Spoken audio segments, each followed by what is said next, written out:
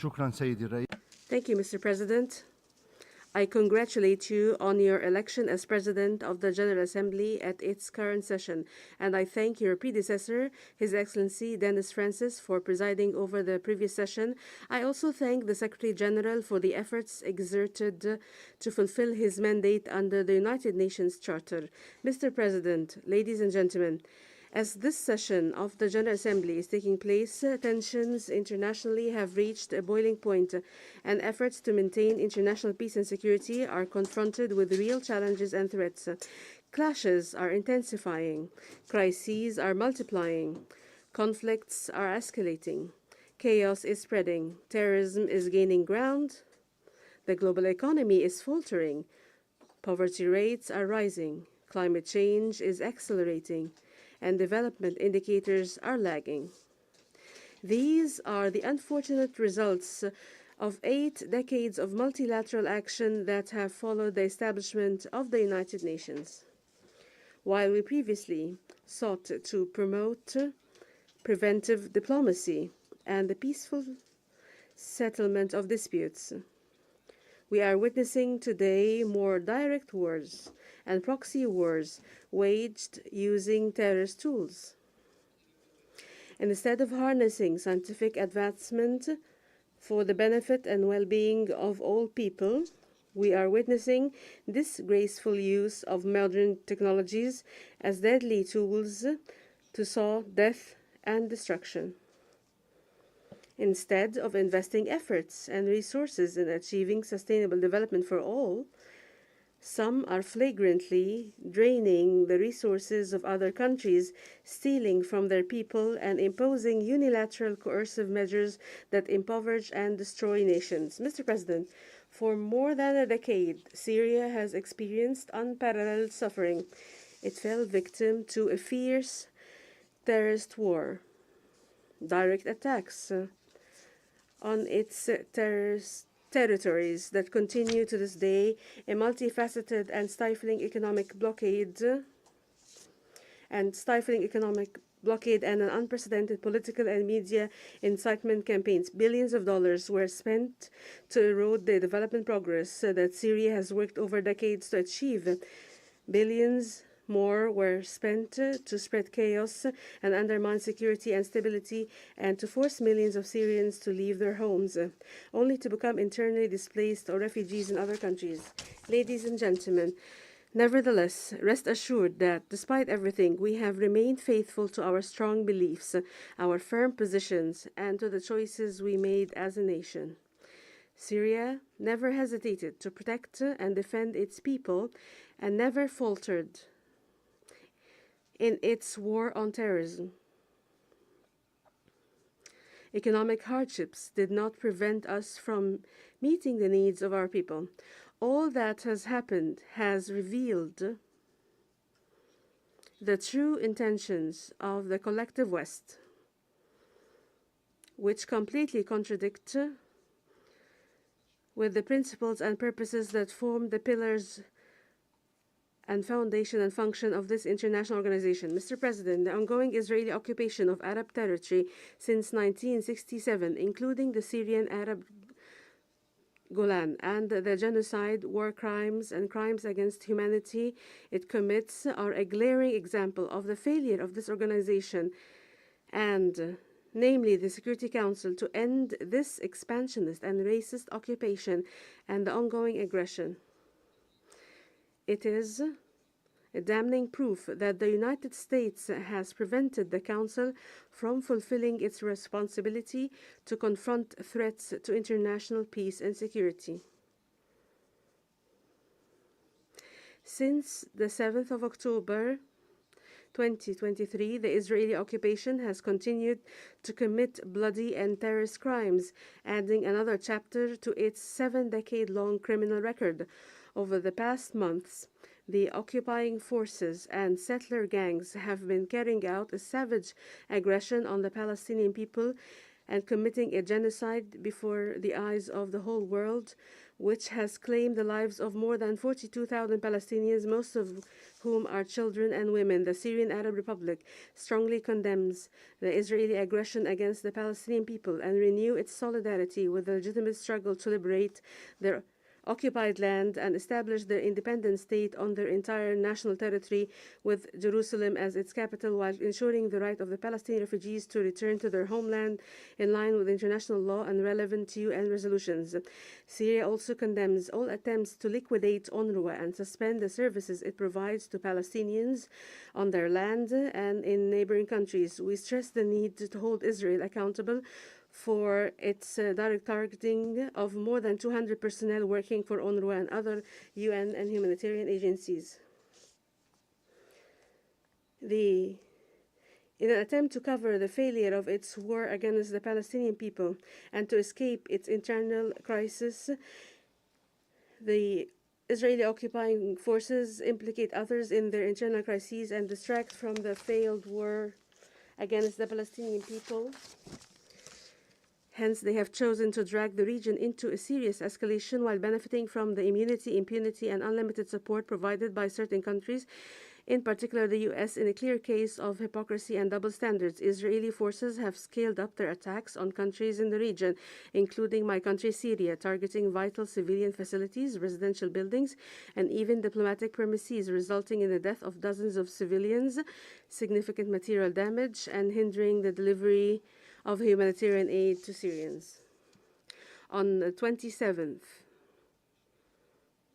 of July 2024, Israeli occupying forces committed another heinous crime against our people in the occupied Syrian Golan when they targeted the Syrian town of Majd al-Shams, claiming the lives of 12 Syrian children.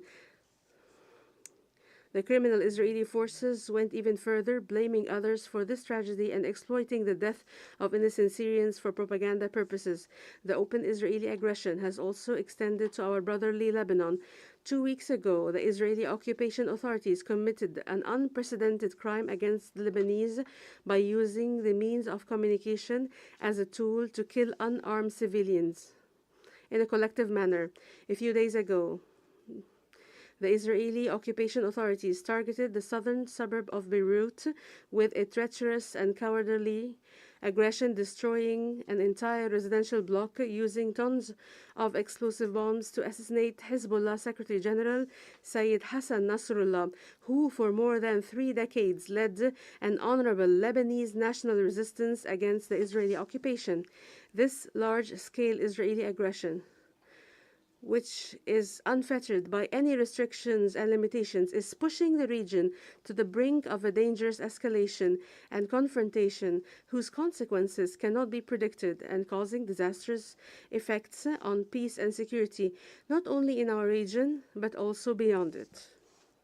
The Syrian Arab Republic calls on all member states of the United Nations to work towards ending the Israeli aggression against Palestine, Syria, and Lebanon, and hold the occupation authorities accountable for their crimes, as well as prevent impunity. The Syrian Arab Republic reiterates that the Golan is an occupied Syrian territory and that its inhabitants are Syrian Arab citizens who are and will always be an integral part of the people of Syria. They have struggled over decades against the occupation. Syria stresses that regaining the full Syrian occupied Golan line with UN Resolution 242, 338, and 497 is an inalienable right and shall never be subject to compromise and will never be affected by the passage of time or be subject to the statute of limitation. Mr. President, the crimes and attacks of the Israeli occupying forces against Syria cannot be seen in separation from the subversive role played by certain Western countries, especially the US, the United States of America, corrects the interpreter. In my country, Syria, these countries have continued to violate Syria's sovereignty, unity, and territorial integrity by illegally deploying their military forces inside Syria's territory, allowing their officials to sneak into Syria and supporting separatist militia and terrorist groups. These countries have also worked to exacerbate the humanitarian situation of the Syrian people by depriving them of the benefit of the resources as a result of their systematic looting of Syria's national riches, as well, and by imposing inhumane, unilateral, coercive measures whose disastrous effects have affected all aspects of the daily lives of Syrians. These measures targeted various vital sectors, most notably the public health sector, energy sector, banks, financial transactions and transfers, transport, as well as the agriculture sector that has been affected by these measures that has led to reduced levels of food security. All the unfounded allegations made by Western countries to justify such illegal measures and to deny or downplay their catastrophic impacts have been laid bare in multiple recent UN reports. In this regard, my country reiterates its call for the immediate, full, and unconditional lifting of unilateral coercive measures as they amount to a collective punishment of the people and a form of economic terrorism and a flagrant violation of the UN Charter and international law. Mr. President, since the beginning of the terrorist war on my country, Syria, the Syrian government has responsibly and constructively engaged with all initiatives aimed at preserving Syria's sovereignty, unity, and territorial integrity, protecting its people from terrorism, improving the living conditions of Syrians. Many measures have been taken to that end, which can be summed up as follows. 1. Mobilizing all efforts to eradicate terrorist groups that are enlisted by the Security Council and putting an end to their dark thinking, extremist ideology, practices based on killing, torture, enforced disappearance, restriction of freedom, recruitment of children, discrimination, and violence against women and girls. The Syrian government continues to confront the remaining organizations to end the suffering of Syrians, and we call upon all countries to repatriate their citizens currently detained in illegal centers in northeastern Syria to end and close them due to the danger they pose to them in the future. 2. Pursuing national reconciliation and local settlement agreements, where 23 amnesty decrees have been issued, which facilitated the social reintegration of those who had lost their way. The most recent of these was Legislative Decree number 27 of 22 September 2024.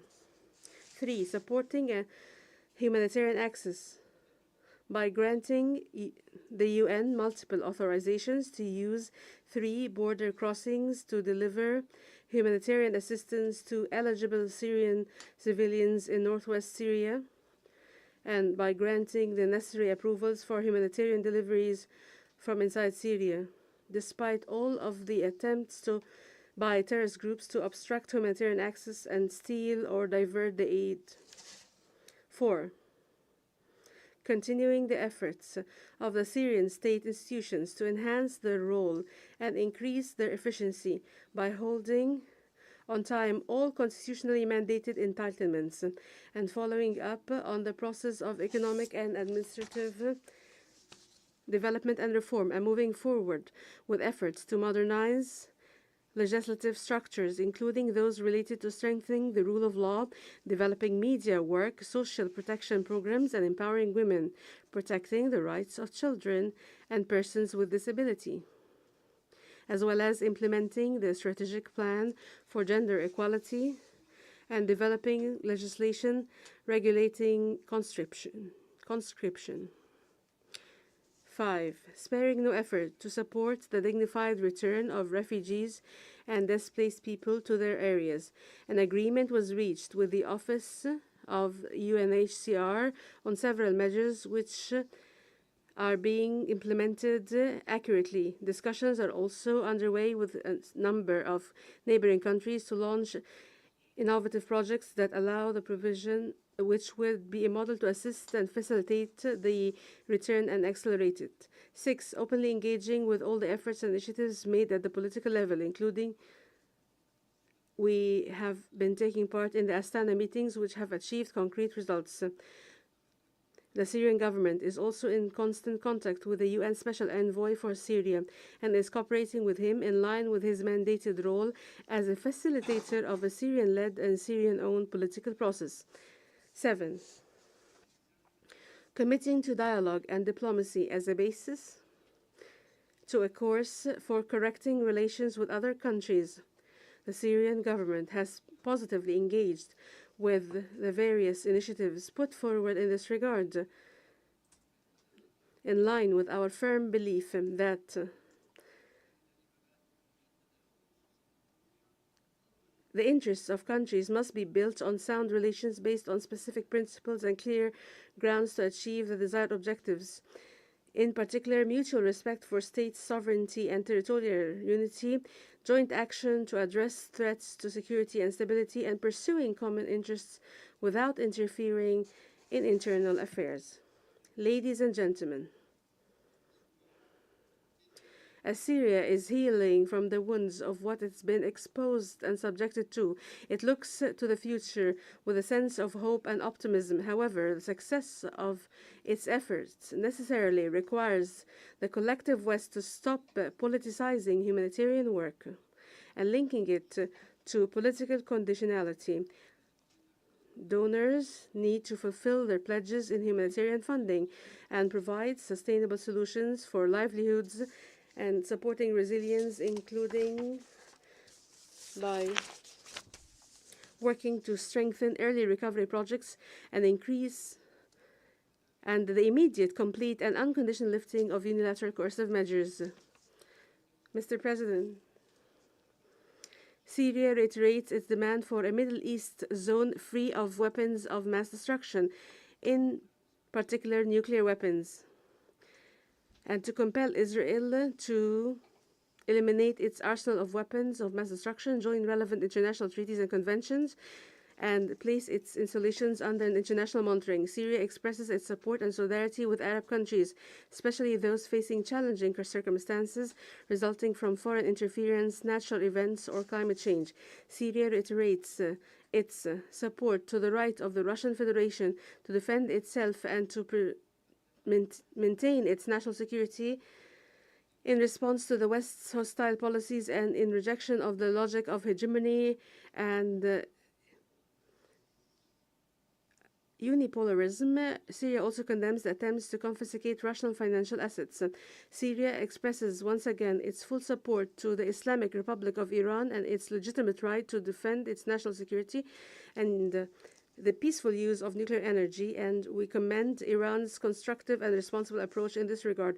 Syria renews its support to the One China principle and the stances of the People's Republic of China as it faces external attempts to interfere in its internal affairs and deems it necessary to defend its sovereignty and confront defend its sovereignty. Syria condemns the decades-long U.S. economic embargo on Cuba and rejects the issuance of the infamous list called the countries sponsoring terrorism. Syria calls for an end to the U.S. military drills and exercises on the Korean Peninsula as they contribute to raising tensions in this region. My country reiterates its solidarity with Venezuela in the face of the flagrant interference in its internal affairs and the hostile policies against it. Syria calls for the immediate lifting of all unilateral coercive measures imposed by Western countries on Russia, Iran, Venezuela, Belarus, Cuba, Nicaragua, and the DPRK, and Eritrea and others, as well as on my country, Syria. Mr. President, in conclusion, I would like to call on the countries of the world to summon the courage and make the right choice to guarantee a better present and future for present and future generations and save humanity from the scourge of all-out wars looming on the horizon by supporting the establishment of a more just and balanced through the reform of political and financial institutions to end the state of hegemony and unipolarity and better attempts to undermine the Charter of the UN and replace it with a so-called rules-based order. The Syrian Arab Republic, while looking forward to the current session of the General Assembly under your leadership to be able to fulfill the promise of its theme. We stress that success in translating this theme into a practical reality requires abandoning the policies of hegemony, exclusion, blockade, and collective punishment of peoples, and adhering to the Charter of Organization, and respecting international law, multilateral diplomacy, and granting developing countries equal opportunities to advance their societies and achieve well-being, prosperity, and sustainable development for their peoples. I thank you, Mr. President.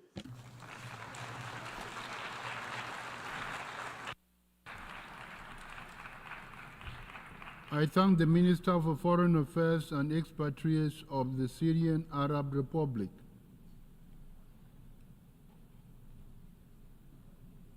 I now give the floor to His Excellency Ludwig Valdrag Ludwig Gentke Wateka, Minister of Foreign Affairs of Nicaragua.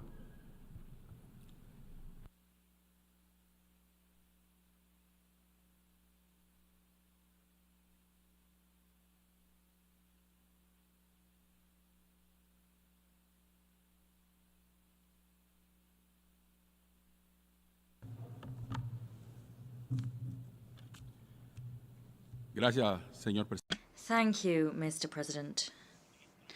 Ministers, representatives, after hearing so much analysis, the description of so much misfortune, so many calamities, and after hearing detailed descriptions of the Holocaust that afflict us as a human family, after watching so much intelligence sparkle before our eyes, we are left in silence, contemplating the void, because whilst we have knowledge, or whilst we think we have knowledge, we do not find, we cannot detect common responses to the weaknesses and pains that beset our society. There are no responses being found to the abuses, aberrations, the aggressions of global powers, to the unjust global order that from every angle seems to increasingly suffocate us.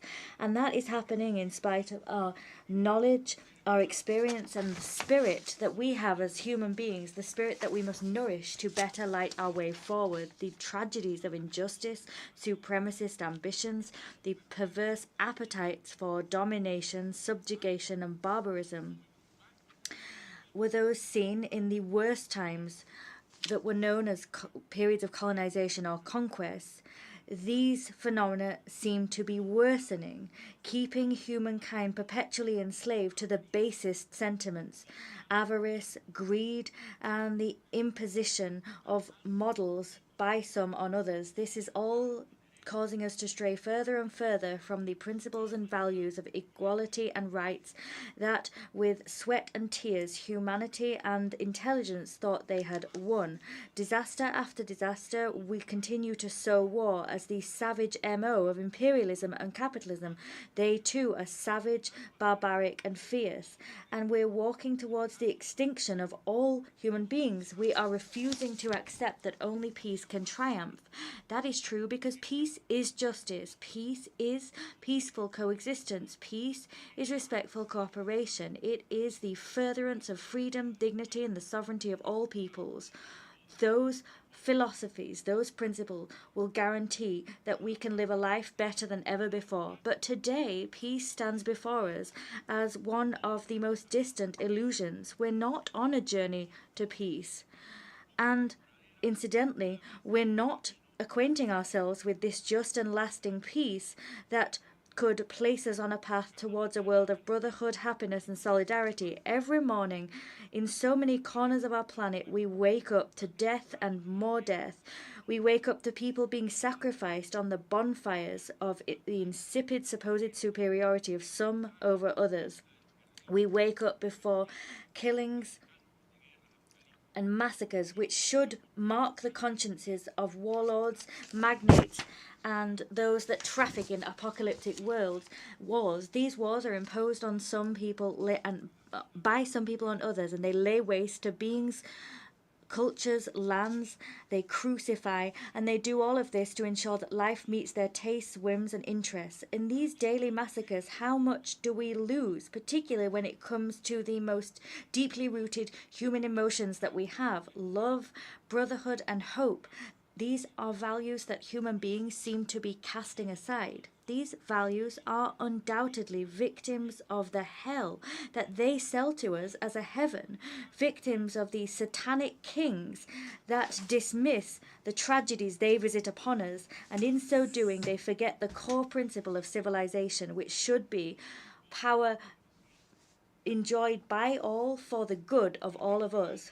Every day we lose heart, we lose our soul, not because we sell it to the devil and his satanic underlings, but rather because our generations that should have learnt so much from the millions of human beings that have sacrificed throughout history on the bonfires of vanity and ambitions, these people are the victims of deadly selfishness, lessons that they failed to learn from. We forget all of that, and instead, enemies of peace try to convert the world into the most arid of deserts, spiritually arid. And we ignore all of this, and we fail to harness our human strength. We're faced with so much aggression, barbarism, attacks, crimes. Satanic assaults are being waged on all of us. Evil seems to be trumping good. But in the face of all of that, peoples are left, those peoples that know how to fight, peoples of culture, spiritual experience, and dignity and national decorum. That is our great asset. That is our most invaluable heritage. That is the kingdom of God on earth. This is the beginning, the dawning of a new world, which is being born, rising from the ashes of anguish, suffering, and pain. All of these things have been imposed upon us by sick minds that do not see, do not wish to see the arrival of this other good world. They continue to try and live in the past, centuries past, for their own benefit. They try to stay living in the old and blood-soaked world. How much pain, how many battles, how many chains, how much in slavery are we going to suffer? Because on the other hand, we have our human condition that goes from strength to strength, from truth to truth. We're increasingly waking up to the truth. We show more and more courage, more and more valor, and every day, in the face of suffering, we enjoy more glory. We see more and more victories of the truth, and our human spirit is prevailing, just as it must. No one can strip us of our certainty of a new world. No one can deprive us of the reality of a brotherly world, a world of understanding, solidarity, and respectful cooperation in the present and for the well-being of all. In the old world designed by the conquistadores, those conquistadores will remain with their ambitions thwarted, sad and alone. They will be condemned and rejected by those of us that have learned to revere love, learned to root out hatred and what it imposes upon us. We've learned to bury humiliation, indignity, and we've learned to dismiss terror, the fear that they use to pressure us and intimidate us, those as the evil of the earth. We will never yield. We will never bow to the enemies of peace or the enemies of common good. We will never be enslaved by selfishness and avarice, and we will never be blind to the atrocities committed by those who sow the mendacious narrative of their hypocritical acolytes, those that use artificial techniques and tactics, and who use technicolor film to sell us a childish world, a fictional world that pretend to be blind, deaf, and mute, paralyzed. And we will never bow to those that acquit those that are guilty of so many crimes against humanity. We will not be silent, ever. We denounce and condemn the genocide that the government of Israel and its First World allies have committed, commit, and continue to commit against the glorious people of Palestine, against the courageous people of Lebanon, and against so many other brave, valiant, dignified people. None of us will yield to brutality. We are not silent. We will never be silent. We denounce and condemn the aggressions against Syria, Iran, and against all other great peoples in their struggles. We stand with our brothers on all continents. We will never be silent. We denounce and condemn the occupation and hijacking of the rights of peoples such as Haiti. We are not silent. We will never be silent. We denounce and condemn the systematic policy of extermination of cultures and rights that colonial imperialist powers visit upon peoples, governments, and countries who, like Cuba, Venezuela, Bolivia, Nicaragua, are members of the Bolivarian Alliance for the Peoples of our America. ALBA is a strategic unit with which we defend our sovereignty, independence, and legitimate models of institutions, our models of self-governance, and direct and participative democracy. We stand shoulder to shoulder with all countries and peoples affected by barbarism and the brutality which was unleashed and is being unleashed against our Mother Earth and our resources. That is causing what we know today as climate change. Climate change is none other than selfishness and the pillaging of our earthly resources. That pillaging has created myriad disasters, disasters which are not natural, disasters which require climate justice, disasters that have been imposed upon us by selfish slave masters, the pillagers of our world, the filibusterers. They've done all of that without regard for what we're losing, without compensation, redress, or reparation for what we've lost. We stand shoulder to shoulder in brotherliness, solidarity, in just struggles for food security, health security, education, rights, human security. These are all rights that we will never give up on. Of course, we are fighting an urgent daily struggle against terrorism in all its forms, against drug trafficking, organized crime, all vices and criminal activities that have been imposed upon us to weaken our institutions, models, and practices, and in order to increase interference into our ways of life. Those doing that are attempting to instill and establish ways of living which are not our own. They're seeking to, in so doing, create an image of us according to which we are incapable, mere beggars. We will never accept that model. There are invaders, those interventionists that are dressed in sheepskin, that have the faces of wolves, and to them we say, we are people rich in culture, resources, and community models. We are rich in values that have been distorted, slandered, or worn down. We will not allow ourselves to be converted into needy beggars, because we're not beggars, and will not allow you to pretend that we are just because you want to be falsely kind and generous. Your interests are patently clear, and you're using them to interfere in our own affairs. That's not only unacceptable, it's despicable and unbecoming. We have a right to our freedoms and the supreme dignity of our spirit and culture. We have a right to our own conscience and our own convictions. We are allowed to learn and continue on our humble pilgrimage, a pilgrimage that means that we learn from everyone. We're able to incorporate the good into how we live, to cast aside and reject everything that seeks to make us into servile machines divided by the strategies of the imperialists of the earth. We defend our highest dreams. We do so alongside Bolivar, Martí, Sandino, Morazán, and alongside so many great figures that preceded us and led the way for our struggles so that we would win, vanquish, and triumph. Nothing is free in this world. We must become more aware, and our heart must grow bigger every day. We must be absolutely lucid, clear, and coherent in our action, because it is only the union of the peoples of the planet that will be able to vanquish the Earth's imperialists. It is only this union that will make them retreat, even though they continue to criminally machinate and they do everything they can to distort us, but we will distort them.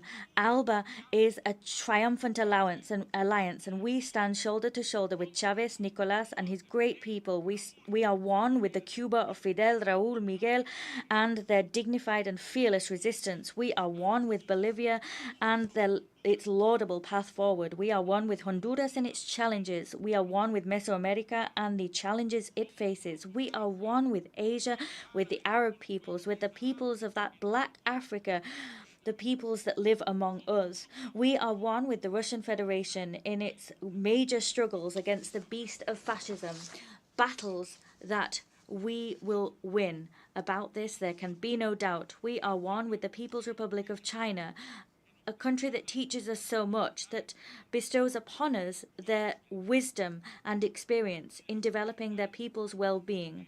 They bring to us lessons of global solidarity for a community of the future. We stand with all the fighters and warriors of the world, and with the strength and dignity that we've always had. And today, we will not allow ourselves to be crucified for these values. On the contrary, we will rise up with pride and happiness. We will fly our flags and standards proud, because we know that humanity and the human spirit must conquer all. We will prevail. It is only by prevailing that we will spread and preserve the highest, loftiest values of the humanity that we all inhabit. Our Nicaragua is blessed, dignified, always sovereign, Christian, socialist, solidarity-based, and from that Nicaragua we embrace you all of you in this world that want peace, affection, respect, rights, and well-being. We will always stand together, and together we will go forward. We'll build upon the legacy of our victorious General Augusto Sandino, and we will do so with the poetry of our great Rubén Darío in mind. And here I quote, "A great flight of crows stains the blue sky. A 1,000-year-old breath threatens plague. In the far east, men are being murdered. Has the apocalyptic Antichrist been born? Omens have been witnessed and wonders seen. The return of Christ seems imminent. The earth is pregnant with pain so deep that the dreamer, imperious, lost in thought, suffers all the anxieties of the heart of the world. Executioners of ideals afflict the earth, locking up humanity in a shadowy pit, along with the brutes of hatred and war. Oh Lord Jesus Christ, why do you take so long? Why wait to spread your hand of light over these wild beasts, and make your divine banners brilliant in the sun? It rises suddenly, pouring out life's essence over so many crazed, sad, or hardened souls, so in love with darkness as to forget your sweet dawn. Come, Lord, show us in all your glory. Come with trembling stars and the dread of cataclysm. Come bringing love and peace across the abyss. Let your white horse, which the visionary witnessed, come in, and let that divine extraordinary clarion sound, and may my heart be an ember of your swaying incense." Today we remember the Nicaraguan father, priest, ambassador of the dignity and decorum of our peoples, Miguel de Escoto Brockman. He fought, and he bequeathed upon us the responsibility to fight for the remodeling of the United Nations, so that the United Nations could serve the cause of debate and the struggle for justice, the right to harmony and happiness of the peoples. The United Nations as an instrument belonging precisely to nations themselves, an instrument to denounce, condemn, reject, and repudiate all abominations and aberrations perpetrated against all of us. It is an instrument to encourage good, affection, to root out evil, opprobrium, and hatred in our relations. Our relations, our ties, should be those of brotherly coexistence. Peoples of the world, go forward. The earth must be the paradise of all of humankind. The world will be different and better. That's what we're working for. That's why we are united, and that is what we believe in. Allow me to bring to you the affection of all of Nicaragua's people, that of President Commander Daniel Ortega and Vice President Rosario Murillo. Many thanks indeed.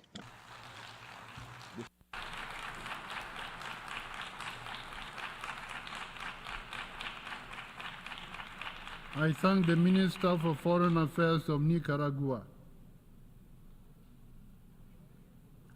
I now give the floor to His Excellency Osman Saleh Mohammed, Minister for Foreign Affairs of Eritrea.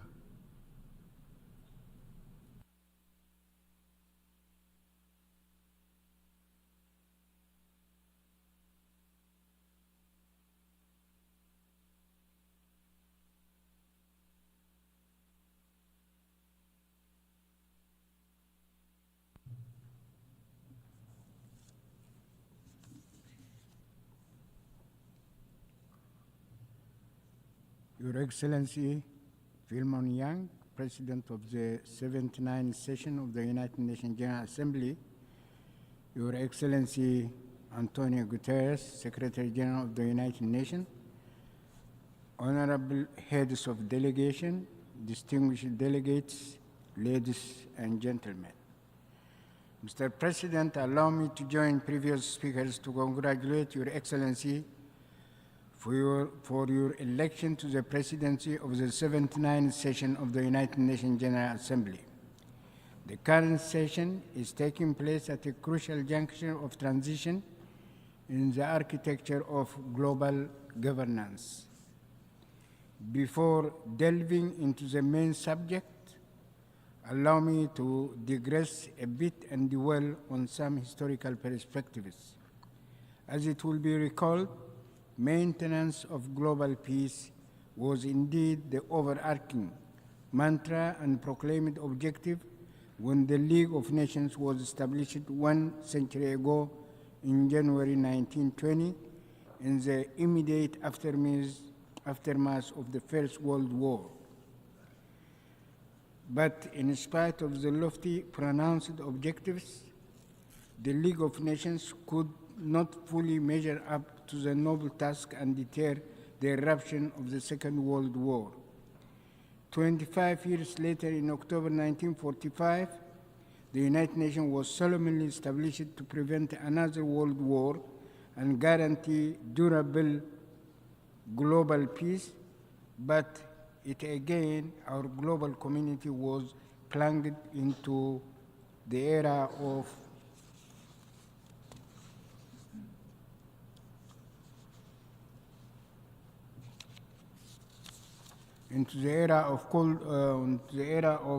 the Cold War, whose hallmark was a controversial bipolar international world order. With all its dynamics and the deleterious consequences to global peace and stability, the Cold War era culminated after 45 years in 1991 in the collapse of the former Soviet bloc. As it happened, this later phase ushered in a new precarious epoch of the unipolar world order, which was in essence bereft of any new ideology. As a matter of fact, the new dispensation represented a retrograde relapse to and revival of centuries-old colonialism and slavery, indeed the resources and wealth of others were usurped to mollify the insatiable greed of the few through force and other tools of repression. The manifestations of this policy are myriad and include pronounced policies of containment by the architects and proponents of a unipolar world order in the European theater, and especially reckless acts in Ukraine. Provocative containment policies against China pursued in Asia for analogous objectives and considerations. Trends that these policies portend to global peace. In our neighborhood, the ramifications of this policy include the perilous war unleashed to stifle the Palestinian cause and evict them from their land, the commotion that it continues to engender, and the wider regional conflagration that it may trigger. Acts of subversion conducted and multiple crises fomented in several parts in Africa under various pretexts to preserve and maintain colonial slavery. Overt interventions carried out in the same manner in Latin America to install surrogate regimes. Various subterfuges conducted to stifle and roll back bargaining public protests in Europe and the United States against the backdrop of fragmentation of traditional coalitions. All these distressing developments and trends amplify the innate flaws and dysfunctionality of the reckless policies of the unipolar world order. Ladies and gentlemen, efforts exerted during the various epochs to imbue institutional structure and mandate to the global architecture were not ultimate aims and objectives in themselves. As it is indeed palpable, institutional formats are mere mechanisms and modalities for achieving the desired goals and objectives. Peace and stability constitute indispensable prerequisites for the promotion of prosperity and growth and the attainment of the ultimate human aspirations of justice and the prevalence of a just political order. In other words, the assertion and guaranteeing of a just global order where domination, deceit, coercion, and intimidation, plunder, and monopolization are not countenanced or tolerated. The unequivocal aspiration of the peoples of the world in the past 100 years were precisely the crystallization through the League of Nations and later the United Nations of a just global order. The perplexing question remains whether these lofty aspirations and profound wishes were achieved.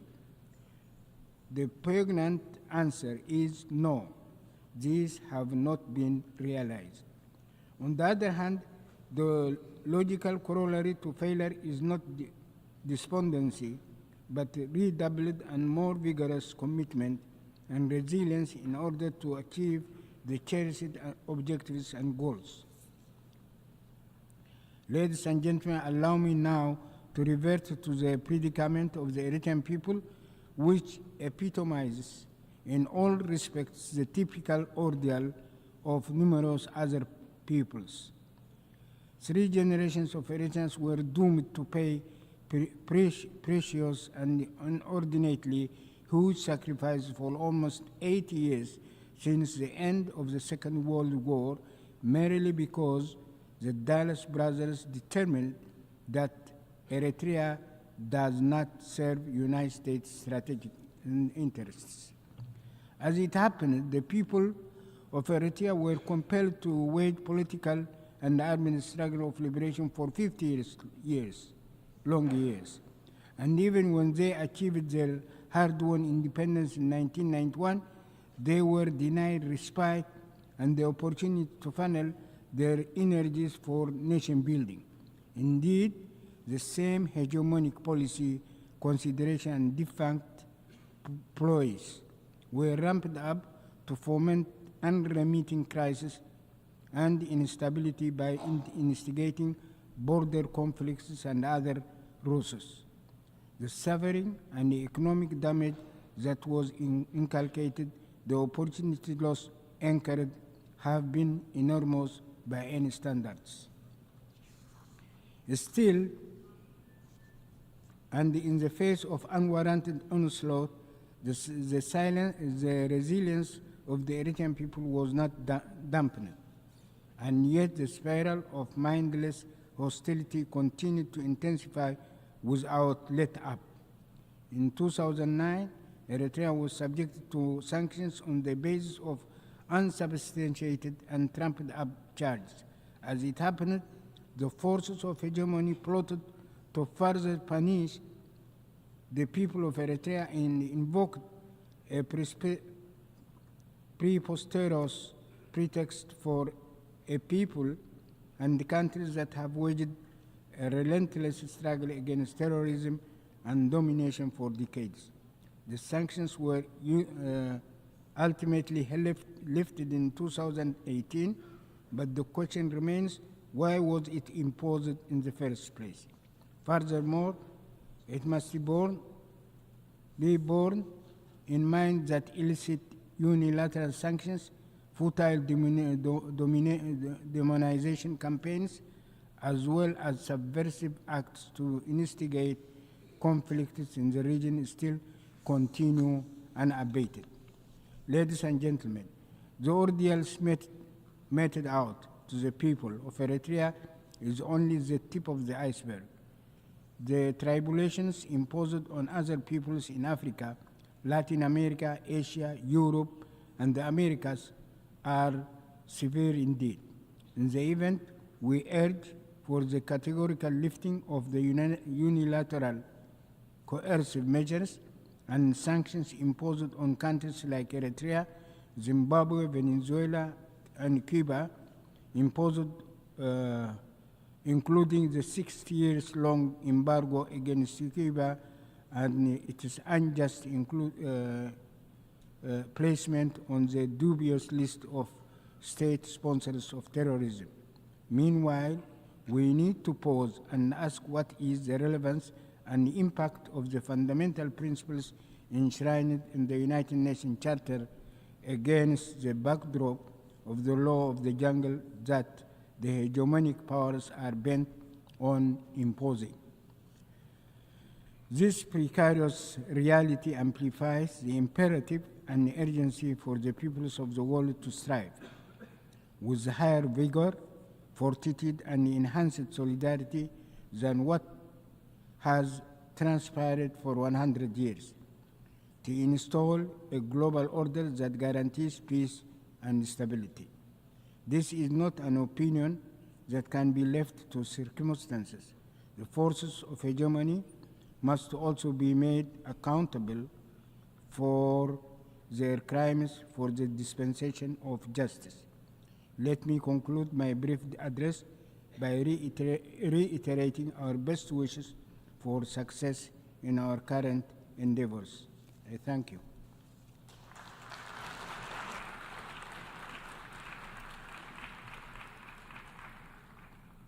I thank the Minister of Foreign Affairs of Eritrea. I now give the floor to His Excellency Bakari Yau Sangare, Minister of Foreign Affairs, Cooperation, and Nigerian abroad of the Niger.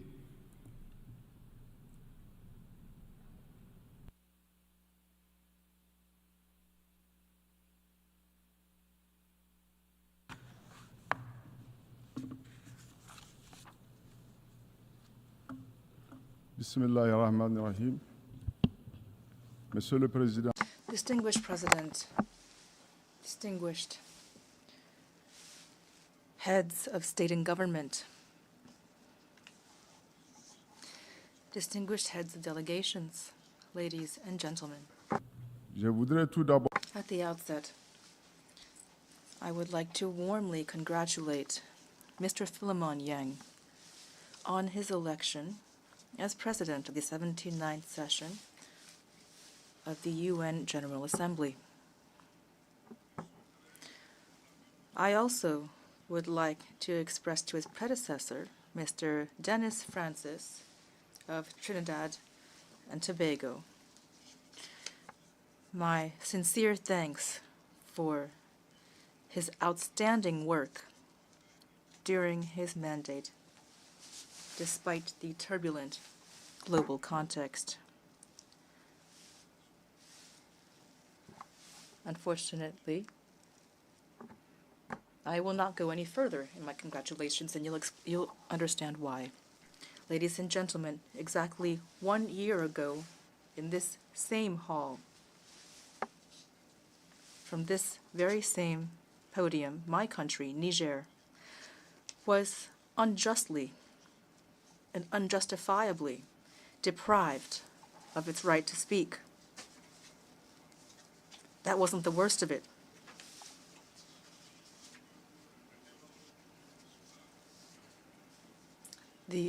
This decision was debated at the time, but the worst was that at the same time, representatives from other countries in the same situation as we were authorized to speak.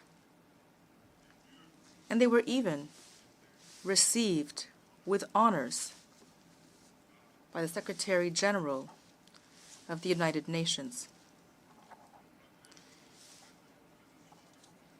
You can easily understand and agree with me that we're looking at double standards. Double standards that tarnish the credibility of our common organization.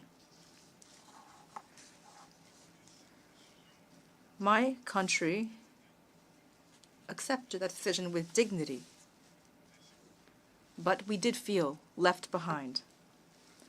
That is why my remarks today will focus on those left behind and on human dignity. Human dignity, ladies and gentlemen, is perfectly in keeping with the ideals behind our transformation in Niger.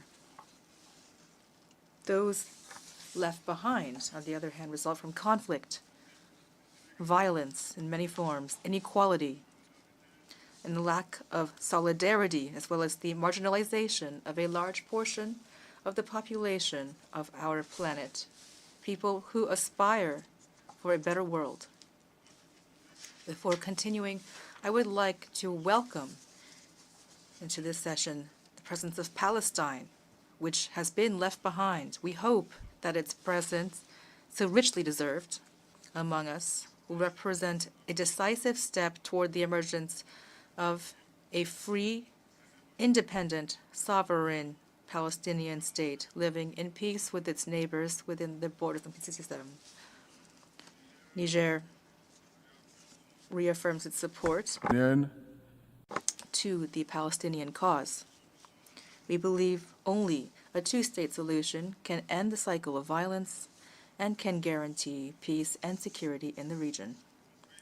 My country also laments the situation in Lebanon and calls for an immediate cessation of hostilities. Ladies and gentlemen, every year we engage in the ritual of lamenting the situation of poor countries and pleading for a more equitable world. But we're forced to observe that we are holding too many meetings and taking too little action. We are stagnating. Poor countries see what is happening. While they founder, the rich are lining their pockets with our resources, continuing to support corrupt and subservient regimes that rig elections and plunge their people into total suffering. Meanwhile, the international community stands aside in silent complicity, which once again demonstrates their double standards.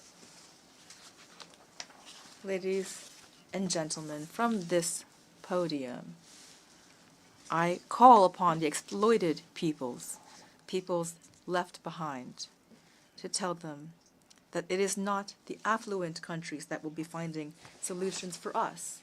I affirm that these solutions are within us. They consist in refusing to demean ourselves by begging for aid. They consist in building worthy partnerships in which our natural resources are paid for at the price that they deserve and benefits invested for a population. It is in this spirit that my country is using its own funds to address the damages and the humanitarian crisis caused by unprecedented flooding that occurred this year. We don't need any lessons about democracy. What's important is the interests the choices and the aspirations of our brave peoples.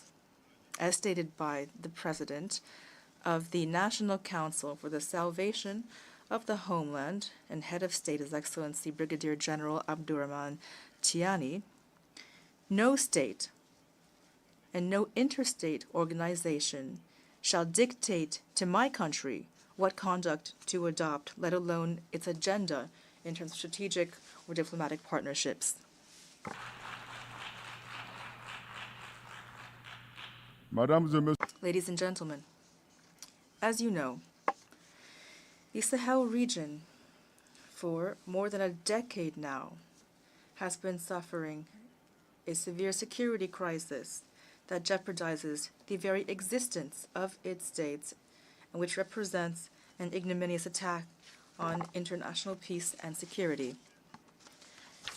To present a united front against the common challenges that we are facing, especially security challenges, the three states led by their excellencies, Captain Ibrahim Traoré, President of Burkina Faso, Colonel Assimi Goïta, President of the Transition, Head of State of Mali, and Brigadier General Abdurrahman Tiani, President of the National Council for the Salvation of the Homeland, Head of State of Niger. Signed on September 16, 2023, the Liptako-Gourma Charter, thus establishing the Alliance of Sahel States, or AES. Today, we can see the strong support of the population as well as the military successes won on the ground by the AES defense and security forces in their battle against terrorism and crime. Here, I would like to commend the creation of the unified force of the AES and the excellent coordination the units have demonstrated. I pay a sincere tribute to all of these civilian and military victims of the violence in the Sahel. Ladies and gentlemen, at the historic summit of the heads of state of the AES held in Niamey on July 6, 2024, the alliance became a confederation based on three pillars, namely defense and security, diplomacy, and development. This new strategic framework for integration has the ultimate goal of becoming a federation. It boasts a wealth of natural resources to attain its goals. This wealth has caught the covetous eye of certain Western powers, which are financing and arming terrorist groups in order to destabilize our countries. Niger reaffirms its strong condemnation of these hostile acts and rejects all forms of support for terrorism, especially the active and public support of Ukraine for the terrorist coalition that perpetrated a cowardly attack on Tinzaouaten in Mali.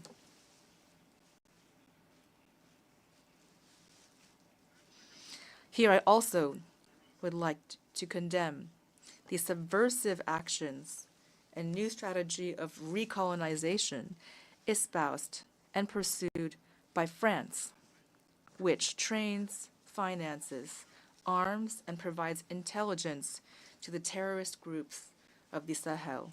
It provides food and lodging to its local lackeys, some of which occupy the diplomatic premises of Niger in Paris in flagrant violation of the Vienna Convention of 1961 on diplomatic relations. So far from halting the momentum underway in the Sahel, these attempts at destabilization are only strengthening our country's resolve to forge ahead as we pursue our goals. In spite of all these adversities, the AES caravan goes on. Mr. President, the Confederation of Sahel States is now,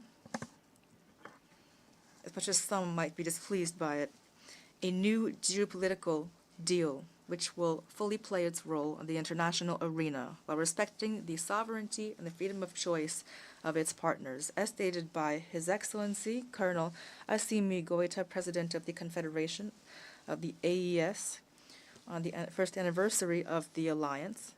Quote, "In our spirit of independence and regained sovereignty, we remain open to cooperation with brotherly and friendly peoples based on fraternity and mutual respect." Ladies and gentlemen, on the national level, the inclusive vision of the President of the CNSP and Head of State, Brigadier General Abdurrahman Tiani, is based on 4 strategic pillars as follows: bolstering security and social cohesion, promoting good governance, developing production bases, and accelerating social reforms. These pillars aim to ensure the security, political, and socioeconomic sovereignty of our countries. They inform all of the actions of the state and its partners to pave the way for a structural transformation of the Nigerian economy and to improve the population's well-being. To guide this transformation, especially in the mining and oil sectors, my country is willing to sign partnership agreements with foreign investors based on the principle of win-win cooperation and while respecting the dignity of our peoples, which have until now been left behind. The goal is to make the Sahel a region of peace and prosperity, as affirmed by President Tiani. In closing, I would like to thank our brotherly countries, our friends, Burkina Faso, Mali, Togo, Morocco, Turkey, Russia, China, Iran, and all others who have supported Niger as it transforms itself. I would like to conclude by asking the diaspora of our countries, wherever they may be, to continue to pray for God to protect the AES, to protect our peoples and our governments. Long live solidarity between peoples. Long live the AES Confederation. Thank you. I thank the Minister for Foreign Affairs, Cooperation, and Nigerian abroad of the Niger. I now give the floor to His Excellency Karamoko Jean-Marie Touare, Minister of Foreign Affairs, Regional Cooperation, and Burkinabe abroad of Burkina Faso.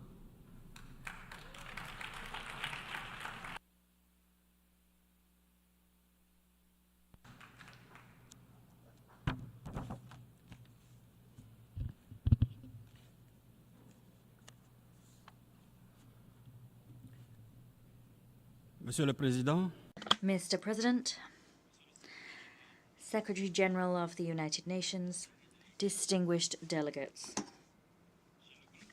I have the great privilege and the honor of conveying to you, on behalf of His Excellency Captain Ibrahim Traoré, President of Burkina Faso, Head of State, the brotherly and friendly greetings of the valiant people of Burkina Faso, a people who, in the face of adversity, namely the heinous acts of aggressors and enemies of peace, machinations and interference in its many forms, a people that, in spite of all of the above, have developed a resilience to continue its glorious journey towards inclusive social and economic development.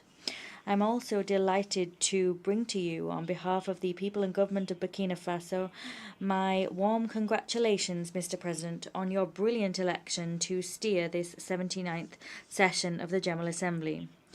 I also wish to convey the congratulations of my delegation to Mr. Dennis Francis, your predecessor, for the achievements garnered over the course of his mandate in an international context marked by deep division.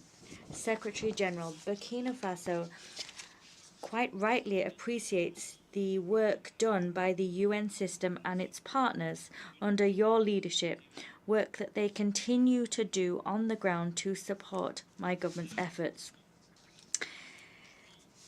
In this connection, indeed, my country is delighted at the choice of the theme for the 79th session of the General Assembly, which calls us to action. It is leaving no one behind, acting together for the advancement of peace, sustainable development, and human dignity for present and future generations. How evocative that title is. By referring to that theme, allow me first of all, to convey to you the aspirations of all strata of Sahelian society in general and the aspirations of Burkina Faso's people in particular.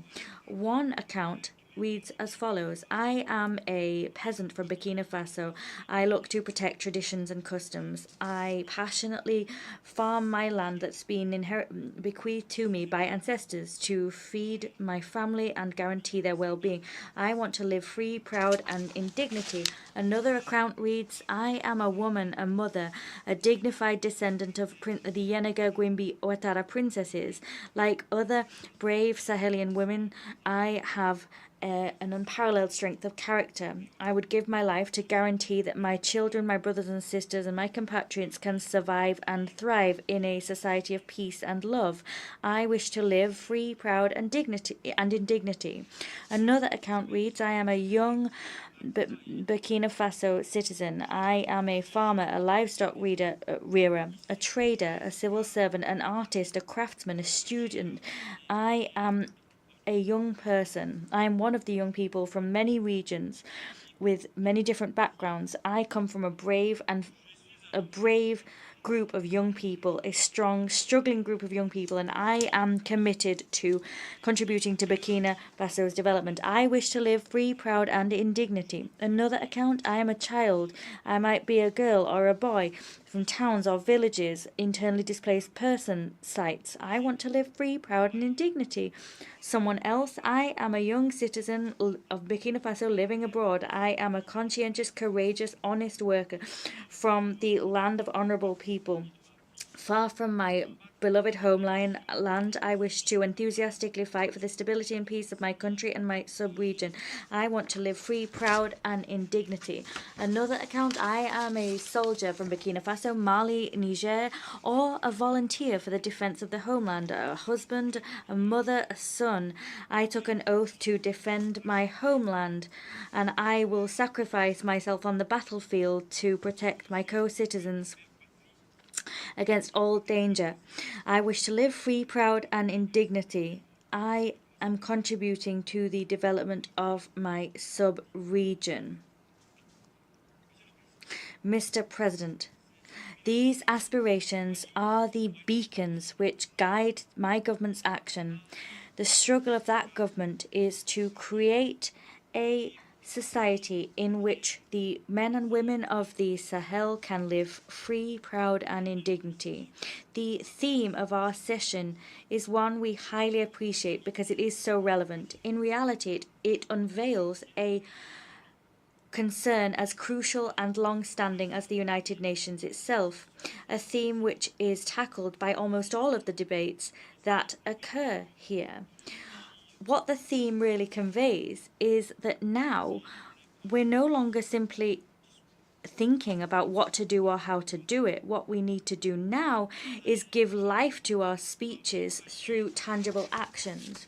We must go beyond words and finally take action to usher in a fairer world rid of prejudice and stereotypes which seek to treat certain peoples or certain parts of the planet as second class.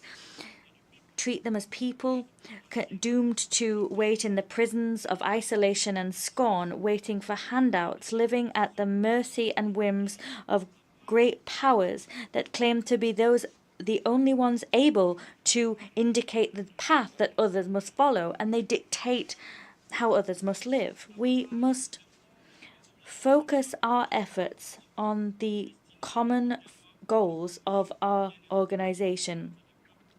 an organization whose primary goal is to promote the well-being of peoples by guaranteeing that they can live in peace and security. This urgent and overriding need to build a new world together and work together to create a fairer world is entirely valid in the current context.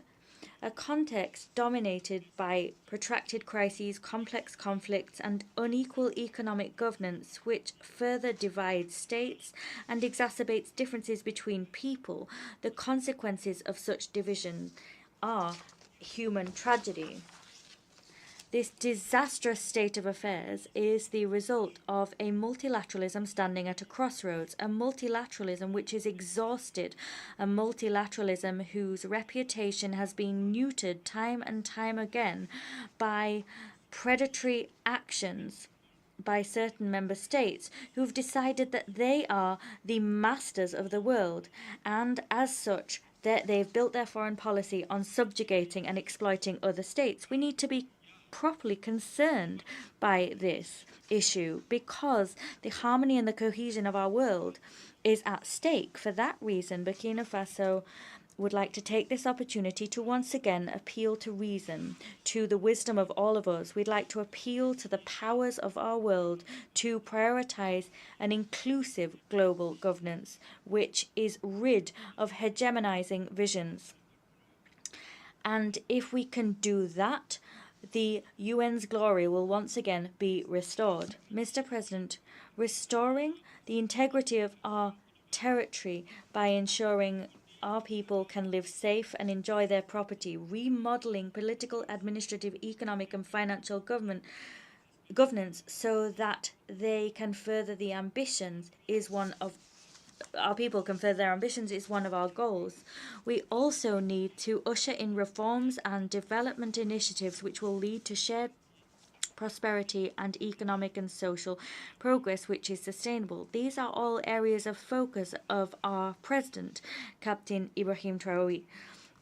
And with his leadership and far-sightedness, we shall prevail. The people of Burkina Faso has decided to affirm and embrace its sovereignty, putting an end to its subjugation. It has demonstrated extraordinary resilience, just as all the people of the Sahel have done.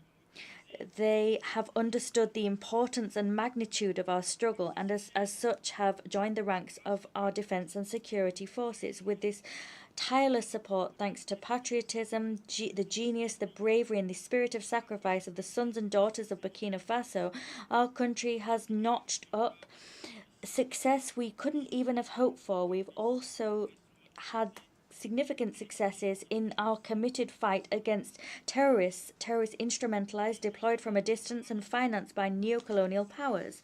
Here I wish to pay a much-deserved tribute to civilians and members of our military who have fallen on the battlefield, and I bow down before their memory. Mr. President, we're seeing strategic reforms and visionary reforms where our troops are concerned. We've built their capacity, we've reorganized our fighting forces on the ground, and in so doing, we've increased our means of our resources to act, and that has been our salvation because ultimately we have won back all of the areas that were overrun by criminals and their allies. Turning now to statistics, almost 70% of our territory is now under state control. That compares to 40% in 2022. That turning tide has allowed displaced persons to return. Schools have been able to reopen in less than 2 years. Our taking back of our territory has allowed more than 700,000 people to return to their villages. That action has allowed almost 1,500 schools to reopen their doors, offering the opportunity to so many pupils to return to school and continue their studies. They've long yearned for that time to come. These results compel admiration and spark great hope. They've been made possible by the endeavours of our defence and security forces, by the patriotic commitment of our volunteers for the defense of the homeland and by the staunch support of the diaspora and the outpouring of solidarity they've showed. This patriotic mobilization of all of our society has allowed us to collect some 99 billion CFA, that is $165 million in 2023 alone.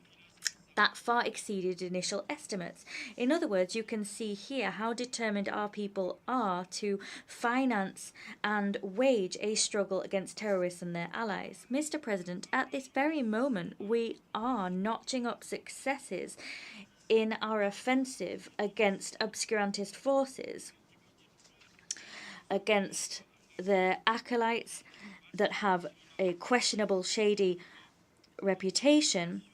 At the same time, we're seeing that we are the victims of a defamation and smear campaign being waged against our soldiers. They are being accused of violating human rights without the slightest smidge of evidence being brought forward. This propaganda has been cobbled together and aims to lower the morale of Burkinabe patriots and to sabotage their legitimate struggles. And that's happening quite simply because the acolytes of chaos have not yet understood the dynamic underway. They haven't yet understood our desire to free ourselves of all paternalism and condescending guardianships. My country would like to take this opportunity to convey its deep gratitude to all countries and sincere partners who have supported us in our glorious journey towards inclusive social and economic development. Here, I'd like to invite all UN member states to pay no heed whatsoever to this media smear campaign, which, and this is patently clear, is none other than the expression of the distress of terrorists and their sponsors because they have been thwarted. I'd also like to reassure you of the professionalism and stellar conduct of our defence and security forces that has been demonstrated through their participation in peacekeeping operations and recognised time and time again at this very podium. The ongoing training and examination of our defence and security forces and volunteers in international humanitarian law guarantee that our professional conduct is unimpeachable when it comes to respecting human rights. Mr. President, we all seem to agree that we need to combat international terrorism. And as such, my country is deeply concerned by the support which state entities seem to be granting to terrorists.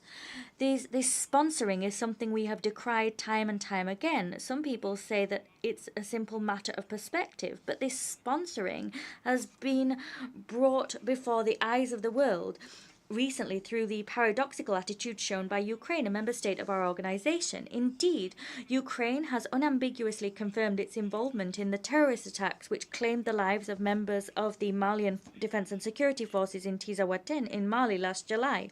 Ukraine has confessed that it supports international terrorism, particularly in the Sahel, and as such, this country has shone a light on the subversive activities it wages in the Sahel, following in the footsteps of other states who have made betrayal their bread and butter.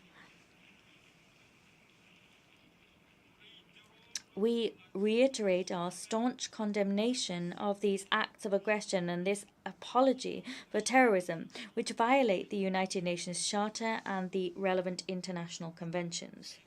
These particularly serious events reveal desires and whims which have time and time again peppered the history of our continent: balkanization, the killing of leaders, interference in the domestic policies of African states, and with the ultimate aim of getting hands on our resources. What means to achieve these nefarious ends range from the manipulation of national leaders and regional and sub-regional organizations, the waging of proxy wars, as is the case in Sahel and Ukraine, and other countries financing and arming terrorists with total impunity. I am vindicated in this interpretation by the worrying proliferation of military bases in our sub-region, and This interpretation also explains how it is that criminal gangs are coming into possession of sophisticated weapons. That this is a new type of terrorism, and as such, the stability and very foundations of our states and our organizations are imperiled. So we need to take resolute action. Turning now to the Ukrainian aggression, and in light of it, the countries of the Confederation of Sahel States already referred this matter to the Security Council. We did so on the 20th of August, and we await an unequivocal response. Mr. President, there is a need to ensure security in Sahel. As such, Burkina Faso, Mali, and Niger took the sovereign decision on the 16th of September 2023 through the Lipto-Gourma Charter to create the Alliance of Sahel States. This is a military alliance. It is a military alliance for collective defense and mutual assistance to combat terrorism and organized crime across our territory. To also appropriately address the complex challenges of development, the countries of the Alliance of Sahel States, the AES, have decided to extend their cooperation to other key areas. It was with this in mind that in Niamey in Niger, on the 6th of July 2024, we held the first summit of the heads of state of the AES. Following this historic summit, Their Excellencies Captain Ibrahim Traoré, President of Burkina Faso, Colonel Assimi Goïta, President of the Transition, Head of State of Mali, and Brigadier General Abdourahmane Tiani, President of the National Council for the Protection of the Fatherland, Head of State of Niger, adopted the treaty creating the Confederation of Sahel States, the aforementioned AES. The enthusiasm sparked by the creation of the AES can be explained by the fact that sub-regional institutions and mechanisms have proven unable to respond to the legitimate security concerns harbored by our people. The creation of this organization will be our salvation, and its primary aim is to protect the people of the Sahel, who've already been dealt such a heavy blow by the security and humanitarian crises.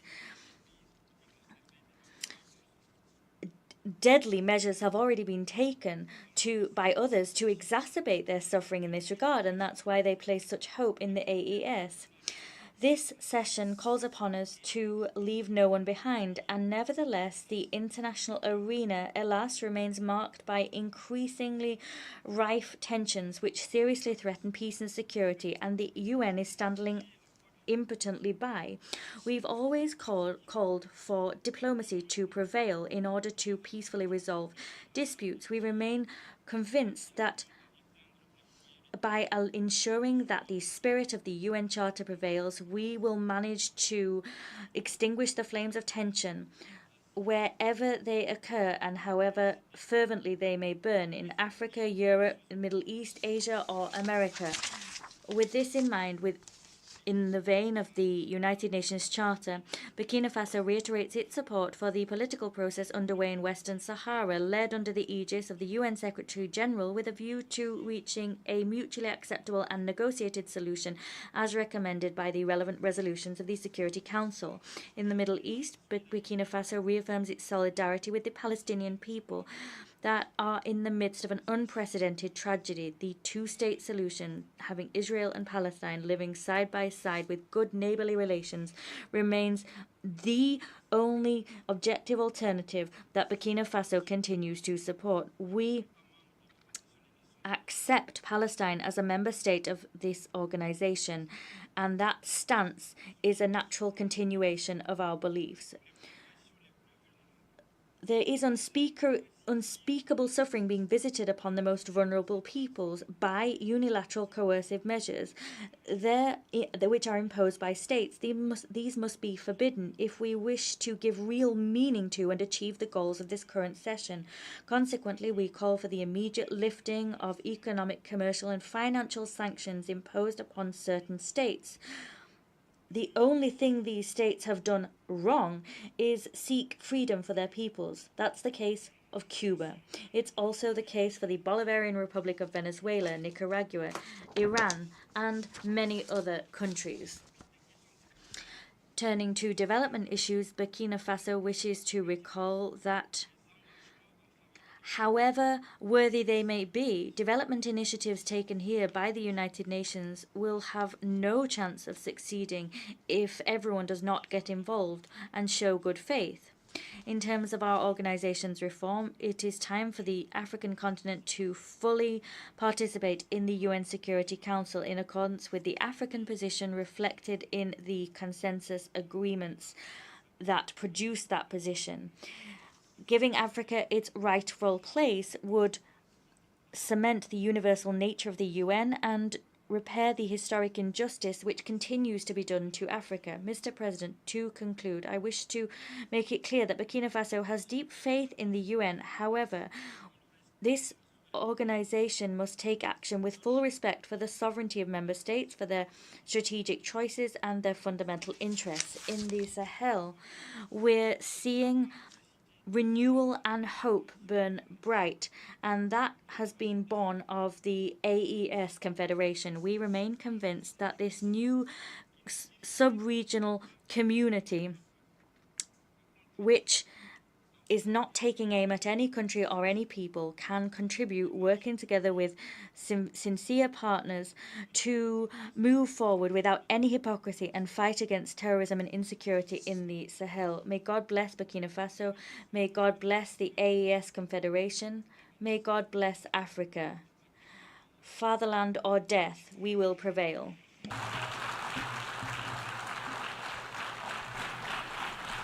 I thank the Minister of Foreign Affairs, Regional Cooperation, and Burkinabe abroad of Burkina Faso.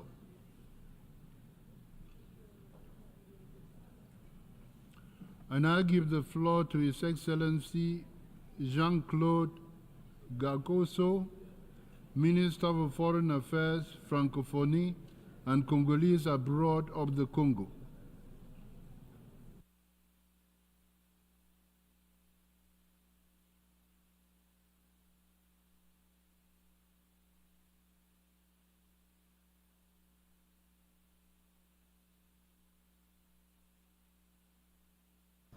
Monsieur le Président, President of the General Assembly, Secretary-General of the United Nations, distinguished heads of state and government,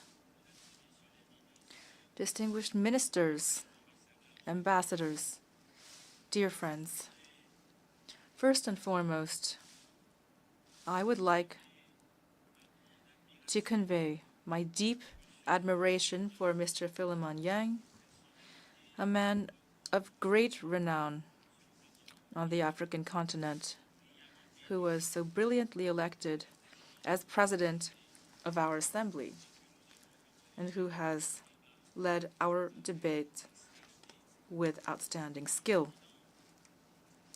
Mr. President, our world, as most speakers have said from this very podium, is indeed standing at a crossroads. It is facing a sort of deadly spiral of overlapping crises and dangerous conflicts, which one might think are all but unresolvable. Indeed, situations involving war and armed violence of all forms in Ukraine, in Palestine, in Lebanon, in Sudan, in the Sahel, in the Horn of Africa, in the east of the DRC. These are situations that I could, unfortunately, continue to list for quite some time. And that is on top of the climate crisis, crippling debt burdens, and of course, the apocalyptic specter of nuclear war. These are all existential challenges, Mr. President, that will require what remains of our human wisdom and will demonstrate what remains to us of our understanding of good and evil. All these situations, all of us in this hall know it, are profoundly revealing at the same time that they are enthralled to human vanity. They faithfully reflect the irrepressible desire of some of us to dominate absolutely and to possess absolutely. This is an insidious vice, surely rooted in the very origin of humanity, which we have yet to eradicate completely. From this podium, speaking for peace, I call for all those with political power throughout the world to hear me. For the sake of peace, I call upon their collective wisdom, this cardinal virtue that was taught by the ancients in all of our societies, in Africa, Asia, Europe, the Americas, and the Pacific. For the sake of peace, I'm calling upon the conscience of all of us to awaken to the fact that we are one single human race, traveling on the same ship, linked as a community of destiny, bound by reciprocal obligations and by shared duties. I call upon universal fraternity, human fraternity, this generous utopia that emerged during the Enlightenment and which in 1948 led to the Universal Declaration of Human Rights, which has become the credo of all humanists. Mr. President, our world is in dire need of rediscovering peace. Otherwise, it is rushing toward its own perdition. Peace is not just an option. It is not an alternative. Peace is an imperative. And this imperative falls upon all of us, everywhere. It is this imperative toward peace, Mr. President, that drives the mediation efforts today of the African Union in Libya, a country where President Denis Sassou Nguesso, on behalf of whom I speak, has been striving tirelessly for years for general peace and for inclusive reconciliation. Through perseverance and force of will, the high-level committee of the African Union on Libya, which he presides, has been able to bring these enemy brothers around the same table. This committee encouraged them to speak to each other, encouraged them to forgive each other, and convinced them to yield to justice, that foundation of the rule of law which Libya has been aspiring to, Libya which is now emerging from its ashes like the invincible phoenix. This peace, so diligently sought and so patiently cultivated for years now, will soon culminate in the official signing by all parties in Addis Ababa of a reconciliation charter. From there, general, free, democratic elections, so long awaited, will be held. Mr. President, the renewal of multilateralism, which underlies the Pact for the Future, which we just adopted, clearly will require the affirmation of a multipolar world, a paragon of the diversity of cultural expressions. It will require a just, stable, equitable world in which all peoples can coexist on an equal footing without discrimination based on race, tradition, or religion.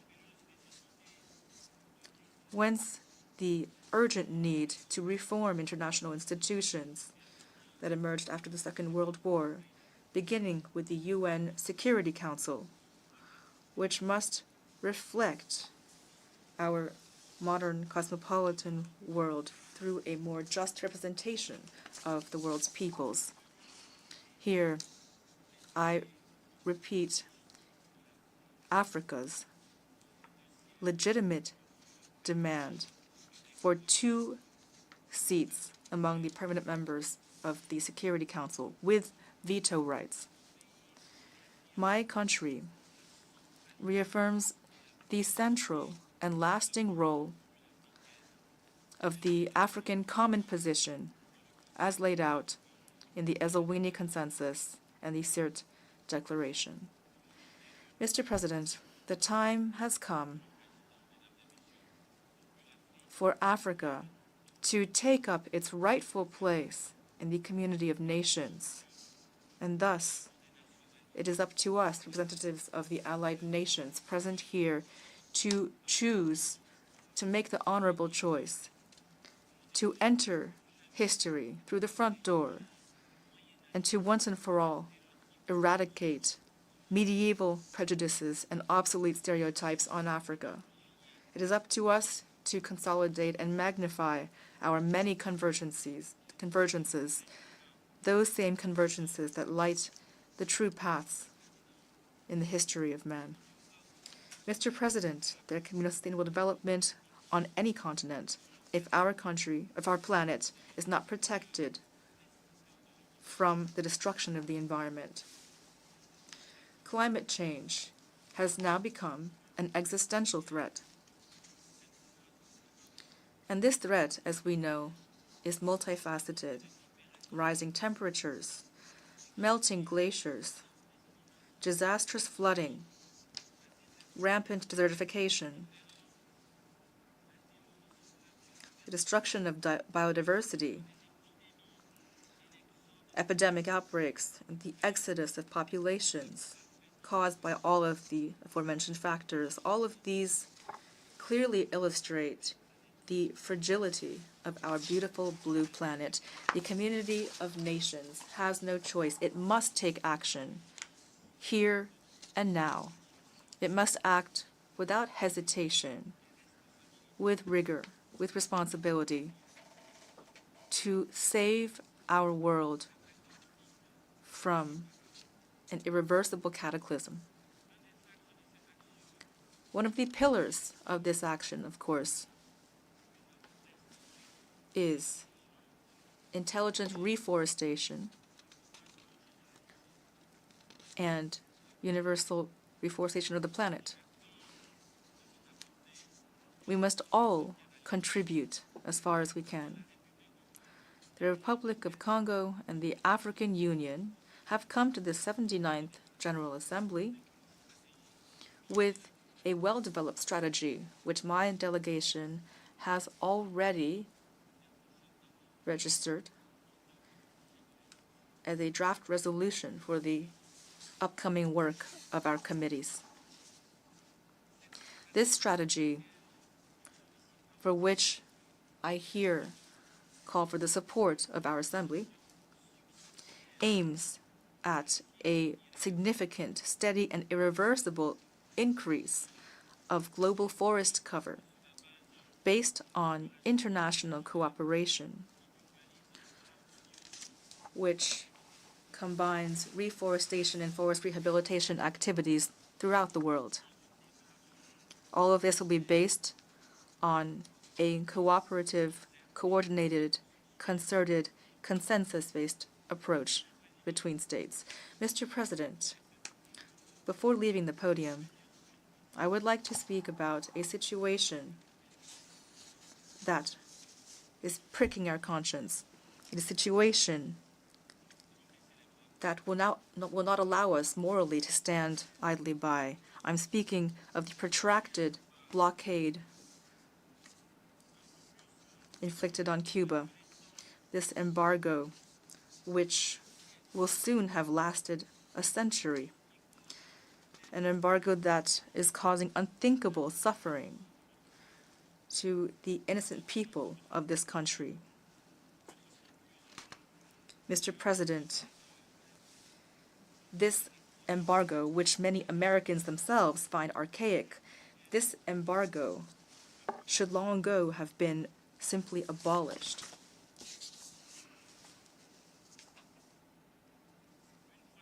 Once again, I would like to call upon the wisdom of the people and leaders of the United States, most of whom, as we know, have had nothing to do with this lingering phantom of the Cold War. I urge the government of the United States to once and for all turn the page on this painful history of two peoples both born of a melting pot, the miraculous cultural osmosis between Europe and Africa. In closing, Mr. President, ladies and gentlemen, I speak on behalf of all the peoples of the world in hoping that we can staunchly fight for the emergence of a new humanity, a peaceful humanity, which turns its back upon war and death, and which stands side by side with each other. An authentic humanity which tirelessly combats endemic poverty, a poverty that is ravaging developing countries, which is a real cancer upon our global society, which is one of the root causes of the frustration and violence that is darkening the horizons, our horizons of hope. A fraternal humanity, as imagined in this very city by the great artist John Lennon. And lastly, a humanity as rainbow, as dreamed of from the depths of his prison cell by the great Nelson Mandela, standing tall and proud as a baobab tree. Thank you. I thank the Minister for Foreign Affairs, Francophonie and Congolese abroad of the Congo. I now give the floor to His Excellency Ahmed Attaf, Minister of Foreign Affairs and National Community abroad of Algeria.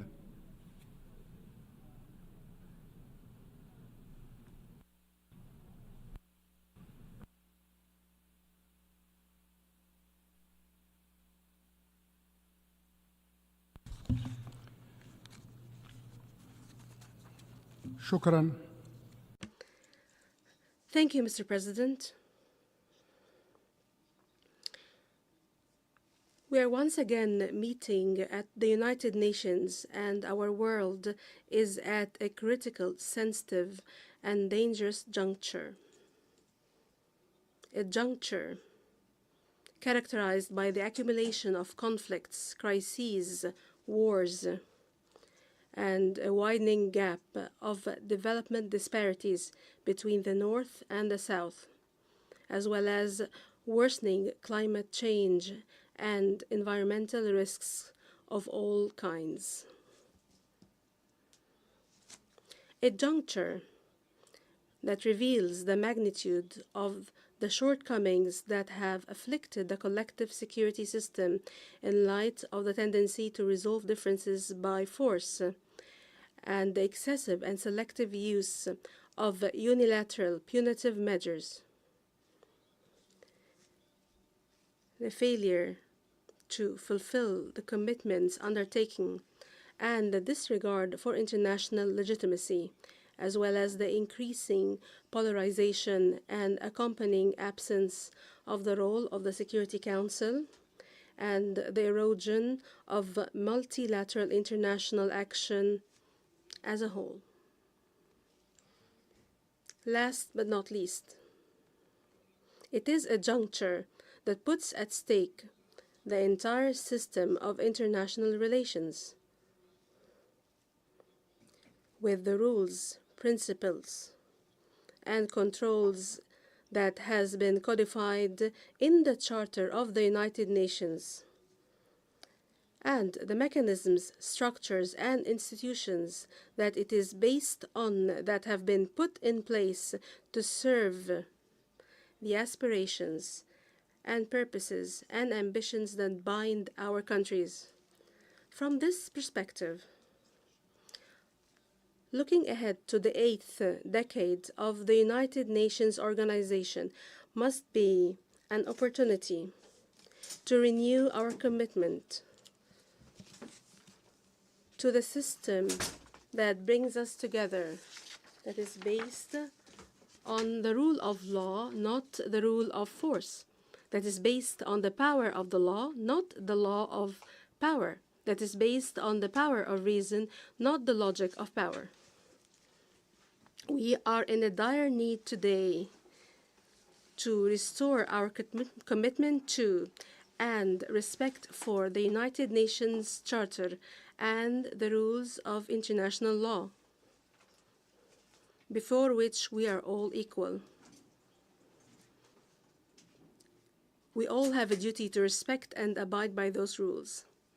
The ongoing genocide in Gaza that has continued for almost 1 year, and the recent spillover of this war into the West Bank and Lebanon,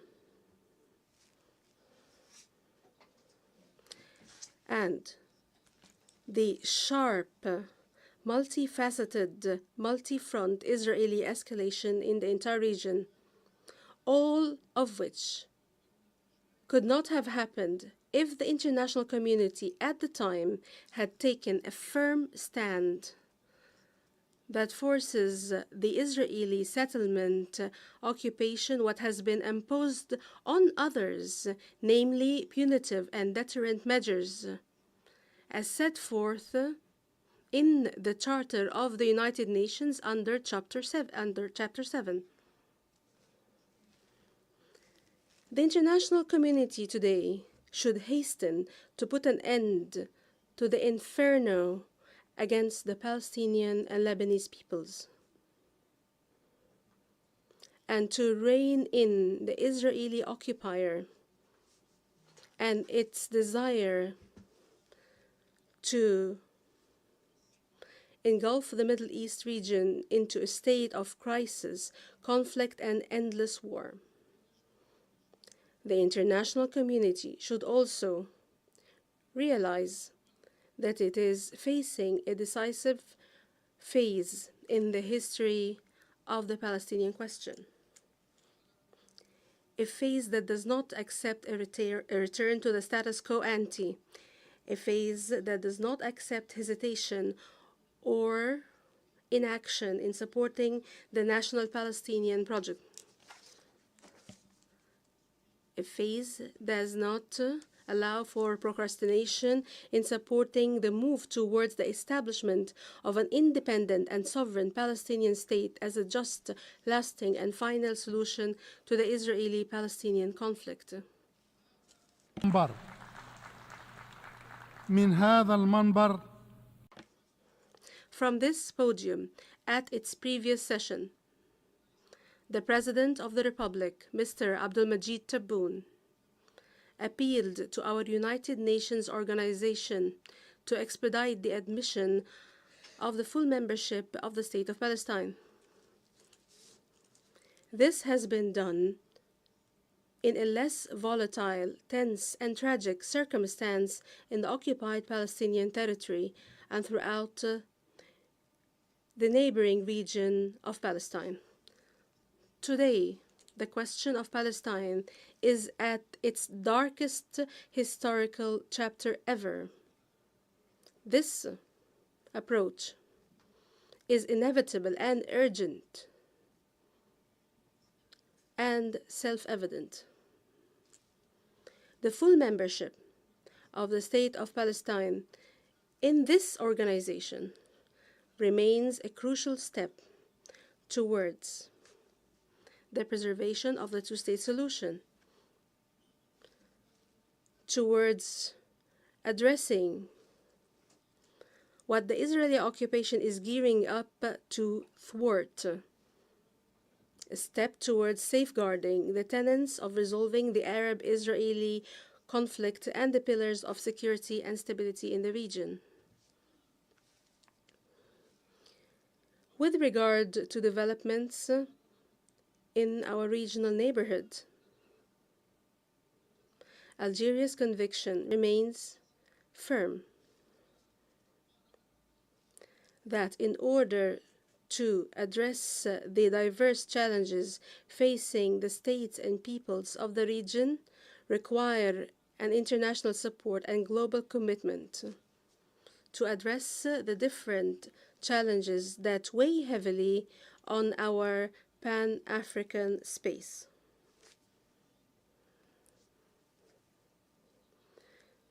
This is fully the case for the Sahel region. Apologies, the interpreter notes. In this same vein, we look forward to ending colonization by turning the last page of colonization, which we see on the territory of the Western Sahara. We provide all support for the Secretary-General and his personal envoy in their efforts to enable the two parties, the Kingdom of Morocco and the Polisario Front, to resume the path of direct negotiation to reach a political solution that would guarantee for the Sahrawi people the exercise of its inalienable right of self-determination that is not subject to the statute of limitation. And as for those that seek to entrench the status quo of colonization by falsifying the clear facts and through desperate maneuvers to distract attention from what is clear, we would like to reaffirm that colonization must end no matter how long the time passes, and that legitimate rights of the Sahrawi people will be implemented sooner or later. As for Libya,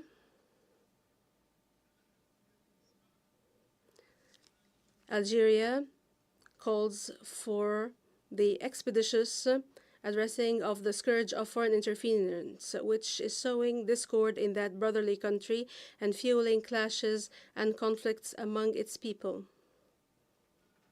Only then can our Libyan brothers come together on a consensus that begins to achieve the goals of national reconciliation and fosters a trend towards the organization of fair and free and transparent elections. All of this in the service of the high purpose that we desire from the bottom of our hearts, which is the unification of Libya, its people, its territory, its government, and its institutions. وعلى الصعيد القاري At the continental level, Algeria is continuing its efforts and endeavors to make a qualitative contribution to the African overarching action in light of the priorities firmly set by the continental agenda.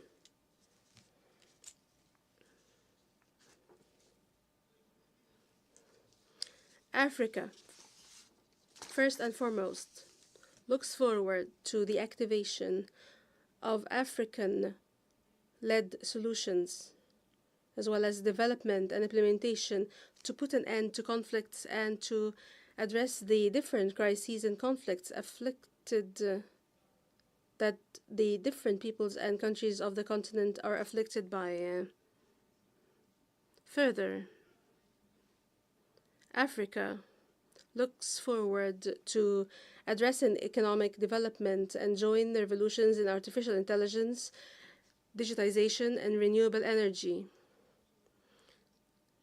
Third, Africa is looking forward to advancing its strategic priorities, which are at the heart of the reform of international financial, monetary, and banking institutions, to improve African representation at these institutions, as well as the structural reform of global indebtedness, as well as international financing that is appropriate to the requirements of development at the continental level. 4. And finally, Africa looks forward to correcting the historic injustice imposed on it at the Security Council and enabling it to occupy its rightful place at this central body of the United Nations, as it has recently joined the G20 as a permanent member. With the same commitment at the continental level, Algeria continues its endeavors to establish a balanced, beneficial, and meaningful partnership in the Sahel region, which is currently undergoing a fragile situation as countries in that region are suffering from an escalation of political unrest and an increase in the threat of terrorism and the absence of sustainable development, as well as the spread of the phenomenon of climate change. Algeria, in the face of all this, reiterates its solidarity with the peoples and countries of the Sahel region. We stress our firm belief that our security and stability and prosperity is part of that of the security, prosperity, and stability of its neighboring African region. لقد تفوه ممثل دولة. A representative of a country from this region and from this space have, in brazen language, attacked my country with base language that should not be dignified with a reply. A reply of this level should not be becoming of this noble podium. This base language, impolite language, will not be met by my country except by a polite language, one that truly reflects our loyalty and sincerity to the deep-rooted, unwavering bonds and deep-seated desires and links in the region, which cannot be shaken by transit circumstances and the triviality of those who are behind it. بلدي إرادة صلبة. My country has a firm and long-standing will, and our hands are extended to our brothers as we seek to build with our brothers a Sahel edifice that enjoys security and prosperity. Algeria today is taking firm steps on the clear path set forth by our President Abdelmajid Tebboune to enhance political stability and institutions and to build a strong and diverse economy that would end our dependence on the oil sector and to promote the social character of our state and as a solid legacy of our noble revolution of liberation. This approach has yielded its first results in the consolidation of the country's security and stability and consolidation of its democratic course, particularly during the recent presidential elections, as well as by laying the foundations for a comprehensive economic renaissance, which has restored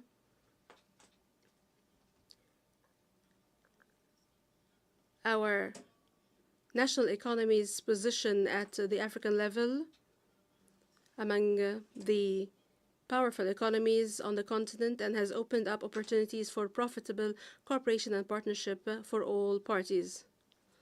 In light of these achievements, Algeria is endeavoring to strengthen its relations with all brotherly, friendly, and partner states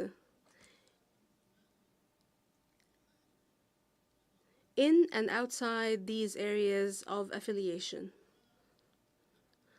My country also seeks to continue to work closely with all member states of our United Nations, which share our same commitment and concern to uphold the principles and values enshrined in the Charter of the United Nations.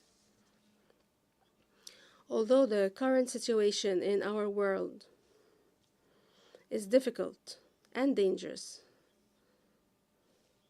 which breaks the strongest of wills and erodes the most solid of determination, we are very confident that hope will survive and that ambition will remain available. From the womb of crises, opportunities are born, and from the depths of suffering, wills are sharpened, and from the heart of hardship, hope is born. We hope from the bottom of our hearts that we will have a better world for present and future generations. I thank you, Mr. President. I thank the Minister for Foreign Affairs and National Community Abroad of Algeria. I now give the floor to His Excellency Albert Shingiro, Minister of Foreign Affairs and Development Cooperation of Burundi.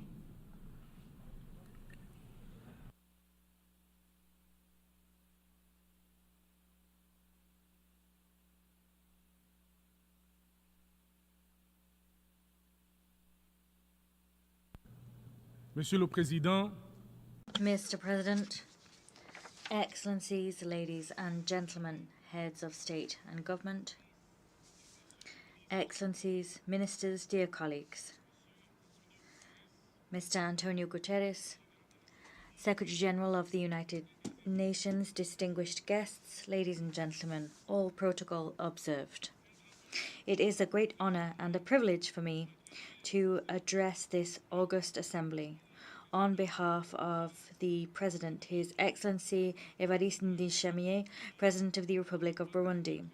He wasn't able to be with you this morning, and he entrusted me with the task of representing him here to bring to you the voice and position of Burundi regarding the global challenges facing today's world. Allow me now, Mr. President, to convey to you my warm congratulations on your brilliant election to the presidency of this session. Your wisdom, Mr. President, your long and rich political and diplomatic career, your qualities as a keen listener, and your experience as a seasoned negotiator are, for us, all things that will guarantee the success of this session. You can always count on the full support and cooperation of Burundi as you discharge your mandate, Mr. President. Mr. President, your predecessor, Ambassador Denis Francis, deserves just as much admiration and recognition because he discharged his mandate with devotion, skill, and brilliance during the session that we have just closed. Allow me also, Mr. President, to pay equally deserve tribute to the Secretary-General of the United Nations, Mr. António Guterres, for his service to humankind, service rendered through his courageous action, still underway to make the United Nations an organization close to the peoples of the world, despite the complex global arena in which the organization works. Mr. President, the theme chosen for this session, namely leaving no one behind, acting together for the advancement of peace, sustainable development and human dignity for present and future generations, is particularly fitting given that today's world is hurtling full throttle towards fragmentation, and we're seeing values of peace, solidarity, and mutual comprehension being called into question. This fragmentation seems to go hand in hand with a new form of radicalization, which is drawing member states further and further away from reaching an understanding about how to address the global challenges facing us in a spirit of compromise and mutual trust. Today, more than ever before, Mr. President, it would seem that the majority of us act as if we were alone in this world. We act as if others did not exist or did not count. Solidarity has become a rare commodity at the very moment where we need it the most.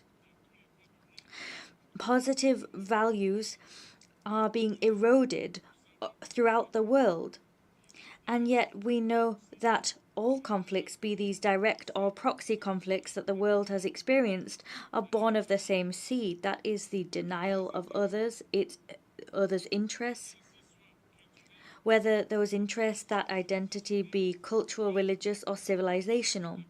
In other words, all conflicts arise from the loss of trust, geopolitical jostling, and deliberate misinformation. All of these polarize countries and paralyze societies in a situation which is increasingly worrying.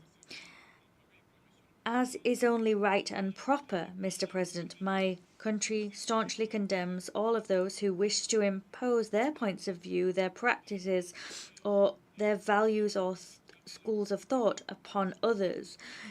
Using the diplomacy of might is right, we condemn all of those who attach political conditions to development aid, whilst at the same time, Mr. President, forgetting that the world is multipolar, that difference in diversity is a driving force for development, economic growth, and the very thriving of our societies.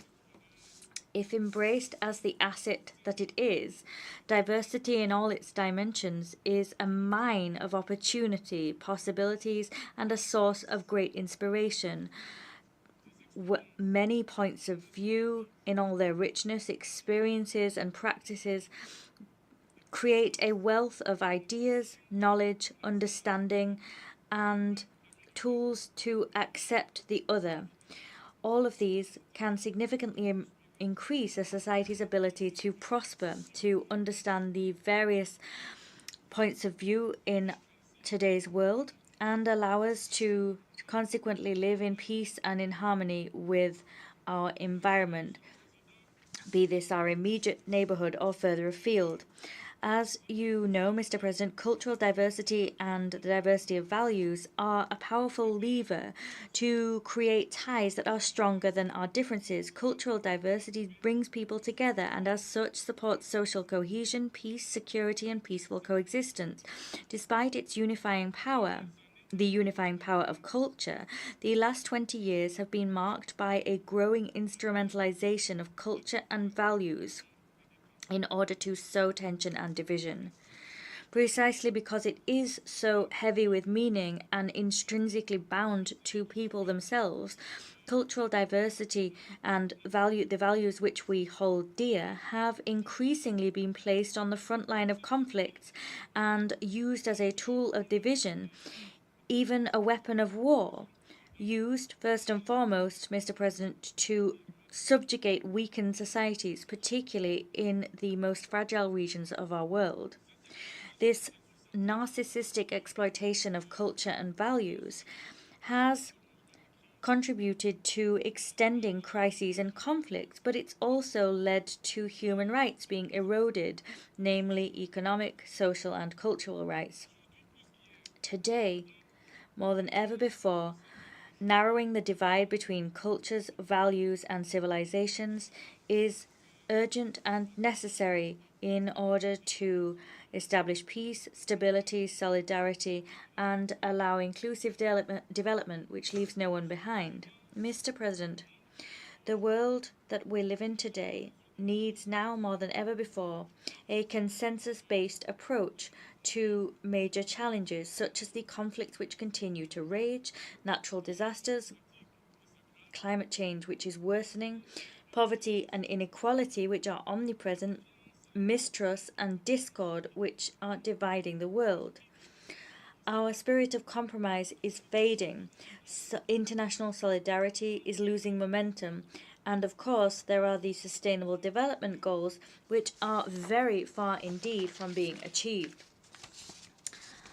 In terms of its role in building a better future and a global order based on the rule of law, a peaceful, equitable, prosperous and solidarity-based world, Burundi, my country, continues to pursue its ambition of building relations of friendship and cooperation based on the principle of sovereign equality and the principle of mutual trust.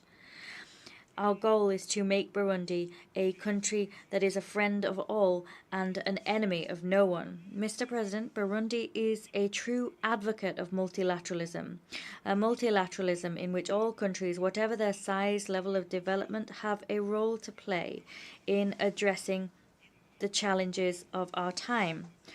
You yourself, Mr. President, and our Secretary-General already said as much, quite rightly indeed.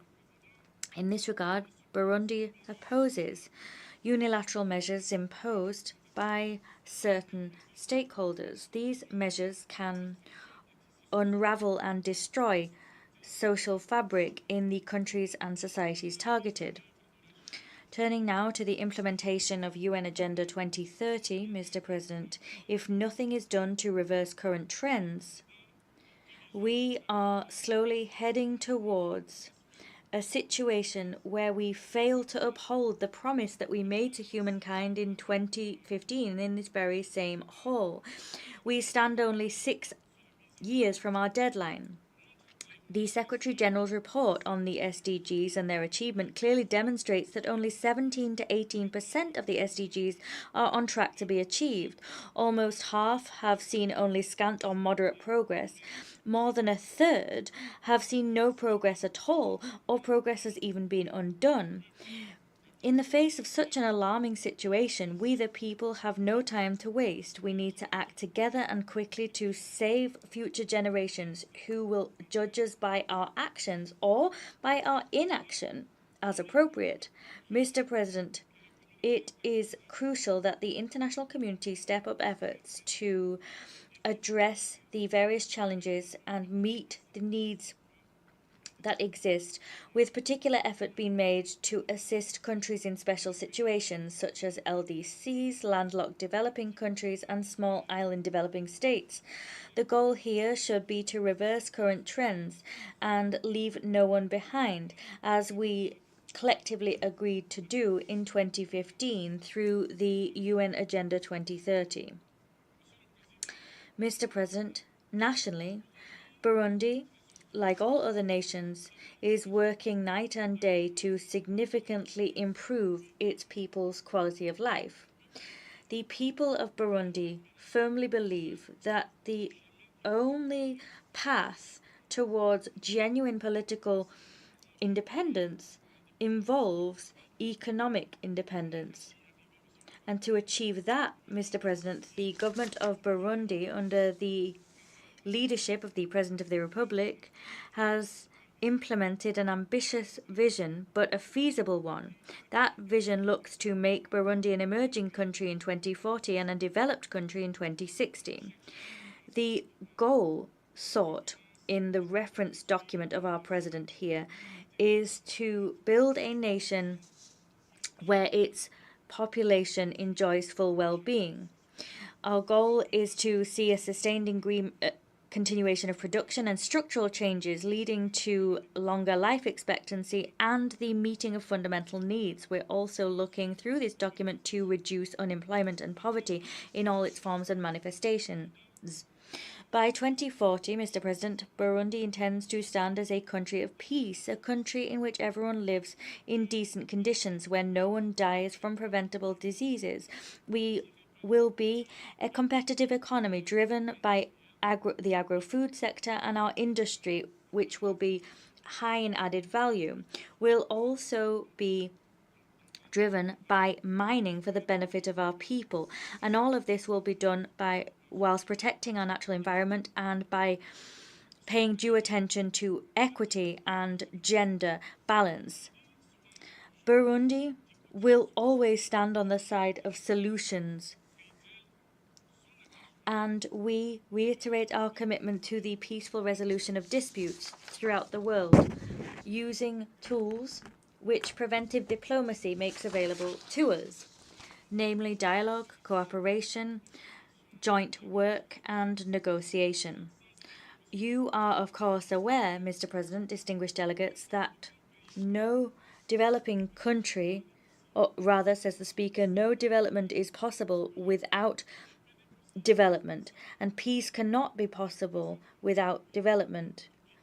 Peace without development is a mere pipe dream. Peace and development are two sides of the same coin. The terrorist threat, Mr. President, and the dangers linked to violent extremism have increased greatly in number in recent years, and this is having an ever more bitter impact at a local, regional, and international level. In the face of this existential threat, Burundi has committed to continuing and strengthening its cooperation with other nations to prevent and combat terrorism and violent extremism. We're doing this by making a substantial contribution to peace operations and counter-terrorism operations, namely in Somalia, Central Africa, and in the east of the DRC. Our goal is to support these three brotherly countries in their legitimate efforts to restore state authority across the full extent of their territory. Mr. President, the climate crisis is pummeling our planet before our very eyes, and sustainable solutions are taking their time because of a lack of financing and climate action in order to help the countries of the global south to face this three-pronged planetary crisis, namely climate change, pollution, and biodiversity loss. Burundi, like all other nations in the sub-region, is increasingly affected by climate change, despite the fact it contributes only minimally to global greenhouse gas emissions. The frequency of adverse climate phenomena such as floods, landslides, droughts, the rising levels of Lake Tanganyika are all demonstrations of how we're facing climate change. These events are affecting agricultural cycles, causing harvest loss, food insecurity, and the erosion of local ecosystems. We're calling for quicker progress to be made to allow countries gravely affected to receive green financing to limit the adverse effects of climate change on the implementation of the SDGs. Mr. President, in order to do its part to stop climate change, Burundi, like other nations that signed the Paris Agreement, made a commitment through its nationally determined contributions document. A commitment to incorporate environmental protection, building resilience to climate change and food security into national policies, and the vision of Burundi as an emerging country in 2040 and a developed country in 2060. As you are aware, Mr. President, climate change do not only have an impact on our physical environment, it also affects the health of our people. With that in mind, Mr. President, Burundi has established healthcare measures and public health measures and incorporated these into our climate change mitigation plan. And we beat the record set in the recent report of the Global Alliance for Climate Change because we're now at the top of the list in terms of countries that have given the most attention to their population's health in their mitigation plans. Mr. President, several initiatives to protect and restore landscapes have also been taken, namely a far-reaching national reforestation program called Ewu Burundi Arambaye, or Covered Burundi in French. This plan looks to promote agroforestry and the tracing of forest cover, and this plan seeks to involve all sectors of society. I'd like now to look at human rights, one of the challenges to be addressed. For Burundi, dignity, as referred to in the theme of this session, begins by promoting and protecting human rights. These are universal, indivisible, interdependent, and inextricably linked. My country, Burundi, firmly believes that human rights must be strengthened and fully incorporate the fundamental principles of universality, transparency, impartiality, non-selectivity, non-politicization, and objectivity, as well as the rejection of two standards as a principle. Special mechanisms sometimes imposed to deal with geopolitical tensions in certain areas of the world must be sacrificed in favor of dialogue and cooperation. And in this connection, Burundi must be given fair treatment within the Human Rights Council in Geneva. We call upon certain stakeholders to avoid continually clobbering us with special mechanisms that are political in nature and have no added value in terms of ensuring the enjoyment of human rights in all of their facets. Here, I encourage those who champion such projects, they know who I'm talking about, I ask them to withdraw the initiative to extend the mandate of the so-called Special Rapporteur for Human Rights in Burundi. That project should not be renewed. The mandate should not be renewed because the attitude of this mechanism creates useless tensions and avoidable tensions, and those that initiate these projects are politically motivated, cynical, and immoral. International migration is a global reality, a phenomenon that has existed since the dawn of our planet. Our country, our communities, migrants and families are affected unpredictably and all in different ways. Burundi recognizes a need for a holistic approach to human mobility. There needs to be strengthened cooperation at a bilateral, regional and global level in order to facilitate safe, orderly and regular migration. Nationally, Mr. President, Burundi is currently in the process of signing cooperation agreements with countries of destination for labour migration. This cooperation-based approach aims to ensure legal, social and human rights protection for migrant workers, and it also aims to significantly curb human trafficking. Mr. President, the issue of multilateralism has received particular attention since the very beginning of this session. After 79 years of existence,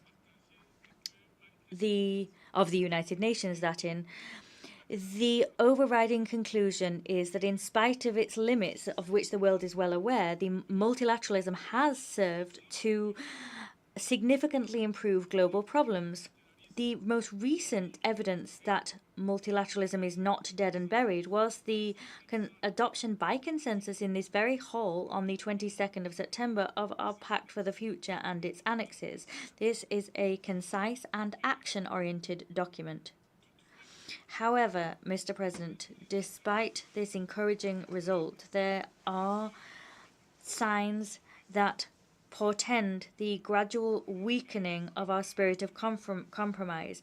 There are harbingers of indifference when it comes to collective rules.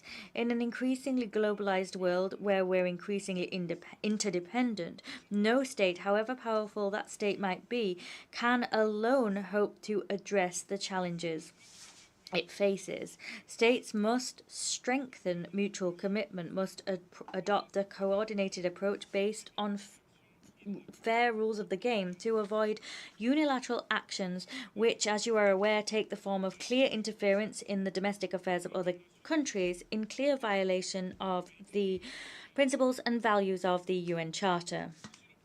Mr. President, I wish to turn now to Security Council reform. Negotiations on this matter have finally become more flexible. We're seeing movement. Through me, Burundi reaffirms its commitment to the common African position reflected in the Esselwini Consensus. Mr. President, we will never be able to hammer home enough the following fact. The multilateral system is demonstrating that its capacity is limited to effectively guarantee proper global governance. Notable injustice, unprecedented injustice is being done to Africa. It's the only continent absent from the Security Council among the permanent members, and we are underrepresented among the elected members. That injustice must stop now.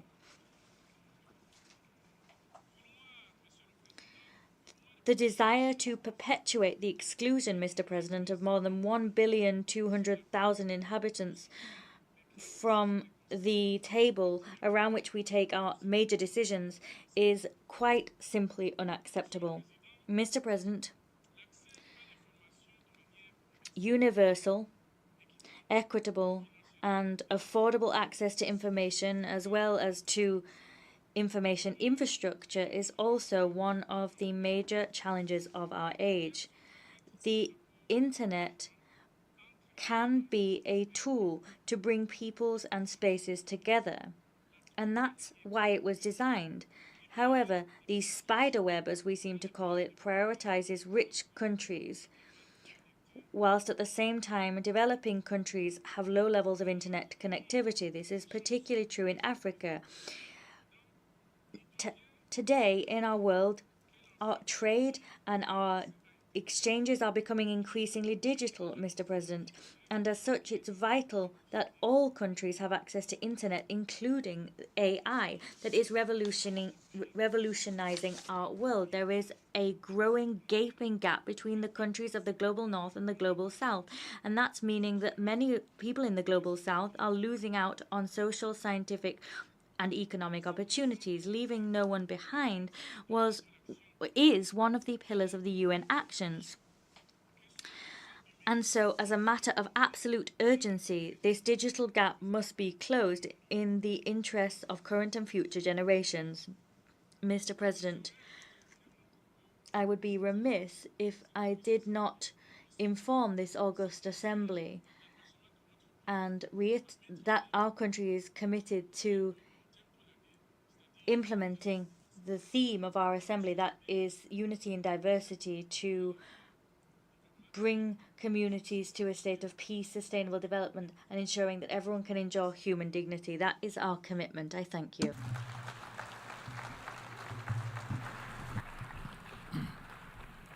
Muchas gracias al ministro. My thanks go to the Minister for Foreign Affairs and Cooperation of Burundi. I now give the floor to Her Excellency Mélanie Joly, Minister for Foreign Affairs of Canada.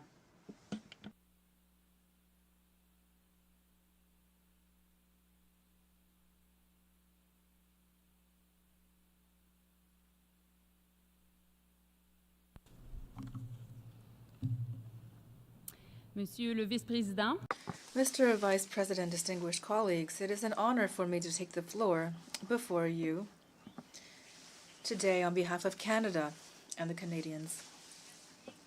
I'd like to underscore that I am meeting with you here on the traditional territory of the Lenape people. This recognition is important because today in Canada we are celebrating the National Day of Truth and Reconciliation, during which we recognize and commemorate the Indigenous peoples who were here before us and continue to live among us. We recognize the pain caused by decades of abuse, negligence, and racism. Here as well, we would like to commit to doing better and to rectifying the errors of the past so we can move forward together. is a country based on the rights and freedoms that are enshrined in our constitutional charter. A core reason Canada is a prosperous society is that beyond offering the freedom to pursue a better life for you and your family, it is also a way for us to provide freedom from the barriers that prevent you from enjoying a better life. Freedom from fear, violence, intimidation, and discrimination. Freedoms that foster a sense of inclusivity and belonging. Freedom that protects the vulnerable and builds stronger communities. Far too often, though, some of the loudest voices claiming to speak for freedom are the ones trying to redefine that word for their own purposes. They claim freedom as an excuse to do as they wish without any regard for the freedoms of others. This is certainly not how we should define freedom. They hide behind the word to tell us everything is broken, to spread disinformation and parrot the lines fed to them by those who wish to interfere in our elections and undermine our democracy. They weaponize the term freedom to further marginalize those in the most vulnerable situations, to justify spreading hate, and even deny people their right to make choices about their own bodies, including limits on reproductive rights. At the end of the day, through all of the noise, what they really mean to say is freedom for some, not freedom for all. Often, the people who claim to speak for freedom are the same people who want the government to decide who people can love, who they are, or even what they can wear. We see it in our country. We see it around the world. At the international level, we see it when groups or countries declare that international law doesn't apply to them. In Afghanistan, we see it taken to its extreme as the Taliban continue to impose inhumane rules against women and girls, banning them from being in public so they're invisible, robbing young girls of the fundamental right to an education. How is that respecting human dignity? How is that protecting the best interests of their people? They need to be held accountable. Last week, Canada joined Australia, Germany, and the Netherlands with the support from 22 other countries to take steps to hold Afghanistan accountable under the Convention on the Elimination of All Forms of Discrimination Against Women. The Taliban cannot make international law disappear through simple decrees. Canada is a country that values freedom from oppression, not the freedom to oppress others. There should be nothing controversial about protecting human rights, including the dignity of all men and all women alike. On Haiti, the world cannot sit idly by as people suffer. La violence des gangs et la corruption incontrôlée. Gang violence and unchecked corruption in Haiti have created a disaster for the population, which has plunged into deep insecurity, with civilians being shot and children dying of hunger. Canada has always maintained that this crisis must be resolved by Haitians, for Haitians. Therefore, the Presidential Council for the Transition and the Government of Transition is striving to restore order, but they can't do so alone. The Haitian people needs a multinational support and security mission that works together with the Haitian National Police, not only to help the police restore order, but also to meet the population's basic needs. That is why Canada has invested more than $100 million to support that mission. It is doing its part. We must show the Haitian people that we will not abandon them. The UN Security Council must send a clear message to this effect, and I'd like to thank them for their decision today. I also would like to thank CARICOM and Kenya for the crucial role they are playing in the response to this crisis. Together, we can bring about lasting peace and stability in Haiti. Mr. President, what is happening in the Middle East is an unspeakable tragedy. Thousands have been killed in Israel, in Gaza, and in Lebanon, including many Canadians. This is a senseless war that goes against the dignity of human beings. The suffering on all sides must end. What the world continues to witness is a repeated cycle of violence where civilians pay the heaviest price. Canada is joining those urging Israel and Hezbollah to accept an immediate ceasefire. We need to create space for peace talks and save lives. There cannot be war in Lebanon, full stop. UN Security Council resolutions must be respected. Families in southern Lebanon and families in northern Israel must be able to safely return to their homes. We have, and always will, insist that civilians be protected wherever they're from. Next week marks 1 year since the terrorist attacks by Hamas against Israel. And last March, I visited Kibbutz Kfar Aza, one of the communities attacked on October 7. I met Ayelet, a mother grieving her son who was brutally murdered in the attack, and he died protecting his fiancée. Ayelet recounted the terror of that day, the search for loved ones in burned homes. As she spoke about the horrors of October 7th, we heard the bombs as they landed in Gaza nearby and felt the ground shudder. In that moment, the duality of the tragedy befalling the Israeli and Palestinian people was profound, and it is a moment I will never forget. The situation in Gaza is inhumane. The level of suffering is unacceptable, and it must stop. Innocent Palestinians, women and children cannot pay the price of defeating Hamas. It must end. And a ceasefire is needed immediately. Hostages must be released. This requires both sides making real efforts. Mr. President, for lasting peace, Canada has long advocated for a two-state solution. We believe both Israelis and Palestinians have the right to exist. We all know a negotiated agreement is the best chance for Israelis and Palestinians to live side by side in peace and security. Unfortunately, Hamas, a terrorist organization, continues to operate in Gaza, refuses to release hostages, and refuses to lay down its weapons. And meanwhile, the government of Israel is against the creation of a Palestinian state. Violence against Palestinians by extremist settlers and expansion of settlements by Israel in the West Bank continue unabated. And this is unacceptable. Canada supports the creation of a Palestinian state. That is why we are providing security and development support to Palestinians themselves.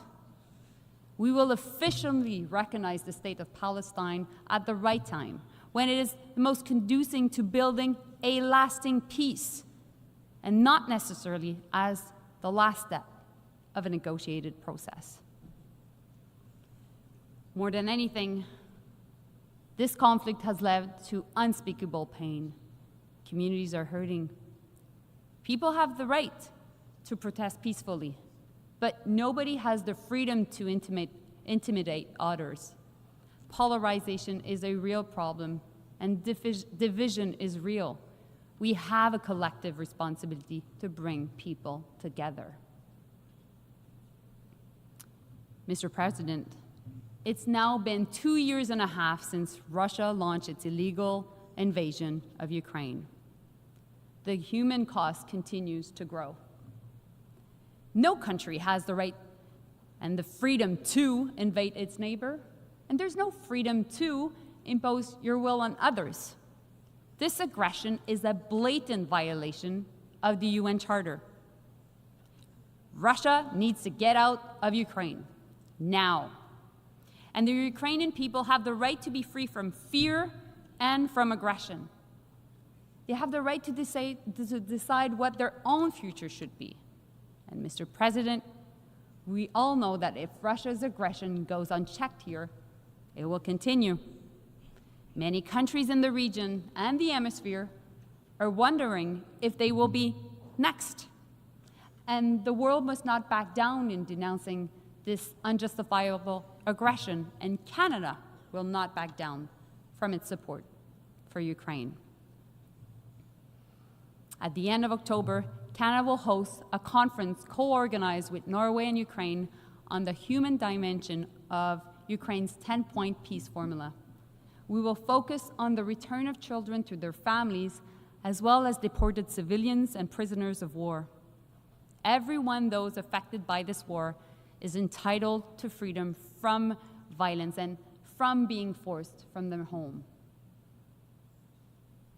Monsieur le Président, Mr. President, the issues I've just spoken about have to do with massive challenges, and this institution has a key role to play to bring us toward solutions together. The UN's detractors accuse it of being unable to resolve the problems that the world is facing today. And worse, some, one might call them conspiracy theorists, even think that the UN is the cause of some of these problems. Both of these groups are ignorant of reality and the strength of this organization. The UN is a unique platform allowing us to come together and speak to each other on an equal footing, to try to reconcile our differences, sometimes profound, through discussion and through seeking consensus. And that is why Canada supported the adoption of the Pact for the Future during the Summit of the Future held last week. The Pact is a starting point, allowing us to work together to ensure the lasting place of this organization.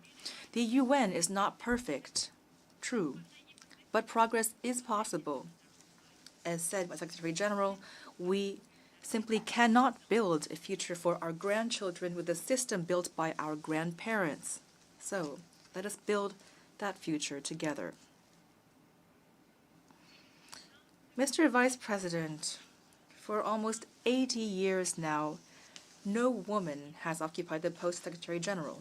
That is unacceptable. Last week, I had the great honor, together with my colleague from Jamaica, to host in Toronto about 15 women ministers of foreign affairs from throughout the world. Our intention is clear. The next leader of this great institution must be a woman. It is high time for us to be able to say proudly from this podium and throughout the world, Madam Secretary-General.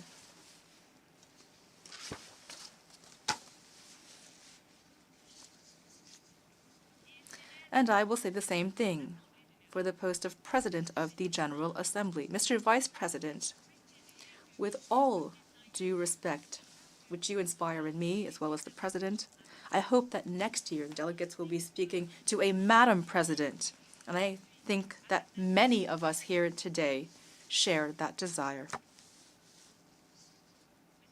Mr. President, let me speak to you about my mother. She will be so pleased to know that I'm speaking about her here at the United Nations. You know, my mother and my grandmother are among millions of women throughout the world who fought fiercely for equal rights. They did so alongside the mothers and grandmothers of many of those present here today in this room. Recently, my mother said that we are now part of the consolidation generation, and she's quite right. Being part of our generation means that we need to consolidate the gains that have been made over time and fight against those who are trying to roll back this progress. It also means that we need to continue to fight so that women and girls everywhere have the right to make choices about their own bodies and their own lives. We see the difference this gap in freedoms creates. When women are robbed of the right to decide when to have children, they lose out on education and job opportunities. And when women don't have access to safe abortions, their lives are put at risk. And when women are denied access to safe contraception and fertility treatment, they lose the power to make choices that have the most profound impacts on their lives. Attacks on sexual and reproductive health rights are an attack on equality rights, and they're an affront to basic dignity. Nous devons toujours avoir le... We must all have the right to choose for ourselves what kind of birth control to use, and we must be able to choose for ourselves whether to resort to abortion or assisted reproduction. We, women, have the right to be equal in everything: education, employment, and every other opportunity. We are women, and we are proud of being women. We will never back down. Together, we'll continue to move forward for our sisters, our daughters, and our granddaughters.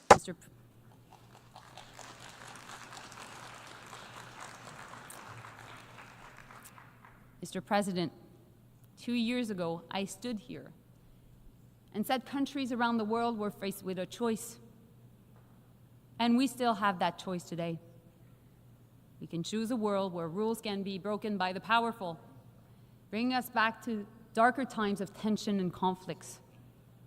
Or we can choose a world to uphold human rights, opportunities for all, peace and prosperity, where people work together to solve problems.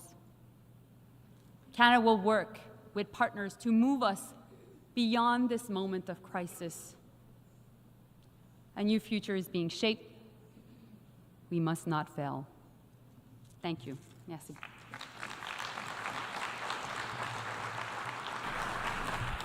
Muchas gracias. Thank you very much. My thanks go to the Minister for Foreign Affairs of Canada. I now give the floor to His Excellency Charles Fleming, Minister of State of Ireland. Sean Fleming, you have the floor.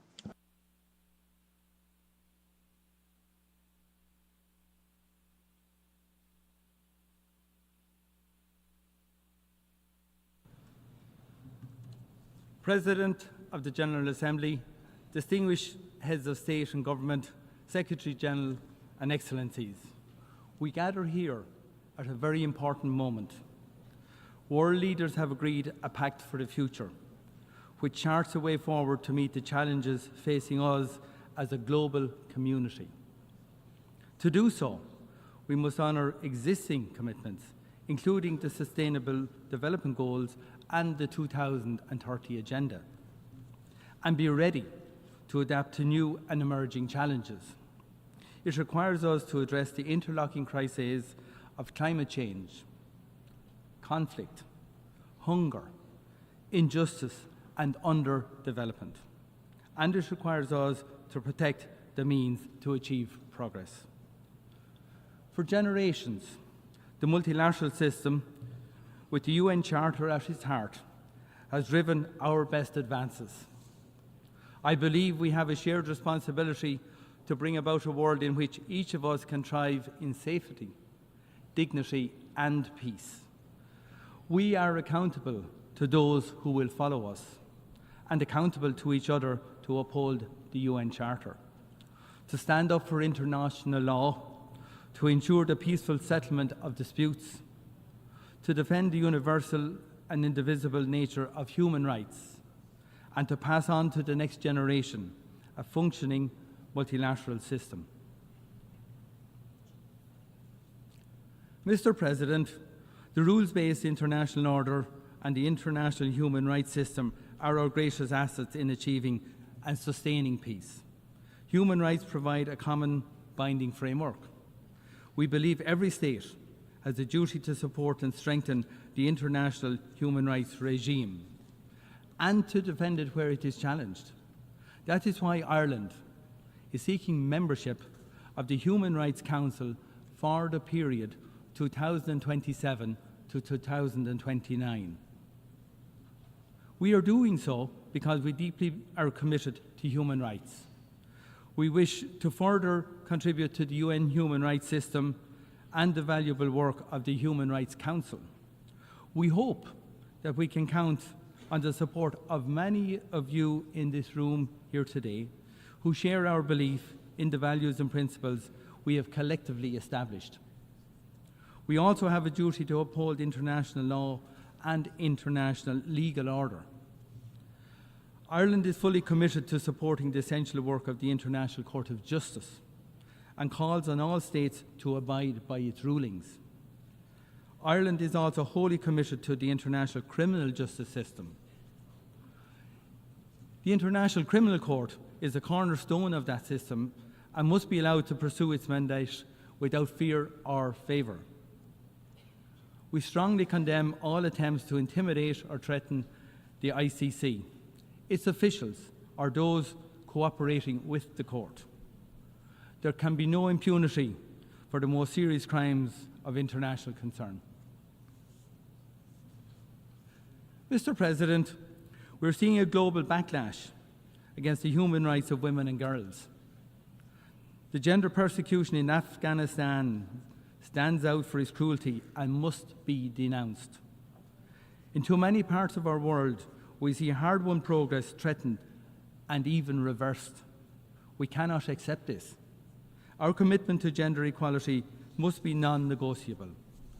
We must also address the unacceptable rise in attacks on the right to life, liberty and security of LGBTQI people in all corners of the world. And we must unequivocally condemn all forms of racism, intolerance and hatred, including anti-Semitism, anti-Muslim hatred and the persecution of Christians. Mr. President, we are already seeing the destructive impact of climate change. It is clear that climate change is the driver and multiplier of instability and conflict. Ireland worked hard to address this during our recent term on the Security Council. Climate change threatens each and every one of us. From small island developing states in the Pacific and the Caribbean and elsewhere to countries in Africa, Asia and Latin America. Those who have contributed least to climate change are among the most vulnerable to its impacts. This is an enormous injustice. As we approach COP29, we must do everything we can to reduce fossil fuel emissions. As a fellow island state, Ireland is working to support adaptation and loss and damage activities. We need collective action at speed and at scale to avert the most catastrophic impacts of the climate crisis. Ireland and our EU partners will play our role. At the UN last year and again at the Pact for the Future, we have recommitted to the Sustainable Development Goals. Now we need to act with urgency as progress on these targets falters. Ireland's international development budget is at record levels and per capita. We are one of the strongest providers of humanitarian assistance on this planet. We are firmly committed to global solidarity and to reaching the furthest behind first. We will maintain our focus on action to end hunger and malnutrition, and especially the needless global scandal of child wasting and stunting. We will remain champions of gender equality and the empowerment of women and girls. Mr. President, we face the very real prospect of a regional war in the Middle East. I am deeply concerned at the spiralling violence and the situation in Lebanon. Hezbollah has long been a malign actor in the Lebanon and in the region. We have consistently condemned its attacks. But massive and ongoing Israeli airstrikes on densely populated areas are causing indiscriminate death of civilians and destruction on a vast scale. Hundreds of thousands have been forced to flee. A ground war would be truly catastrophic.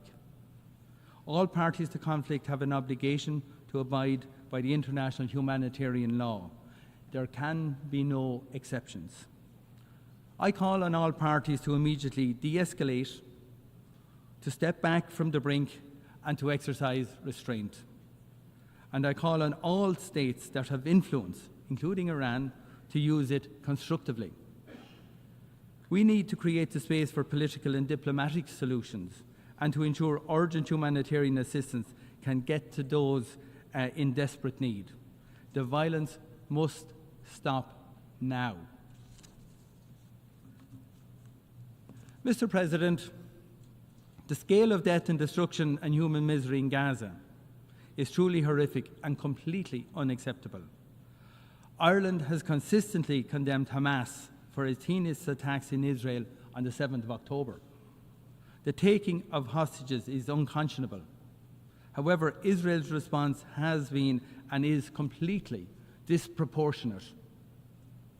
We need an immediate ceasefire and hostage deal, followed by a massive surge of humanitarian aid into Gaza. Instead, we are seeing an alarming escalation of the conflict in the West Bank and now in Lebanon. The violence and killing must stop.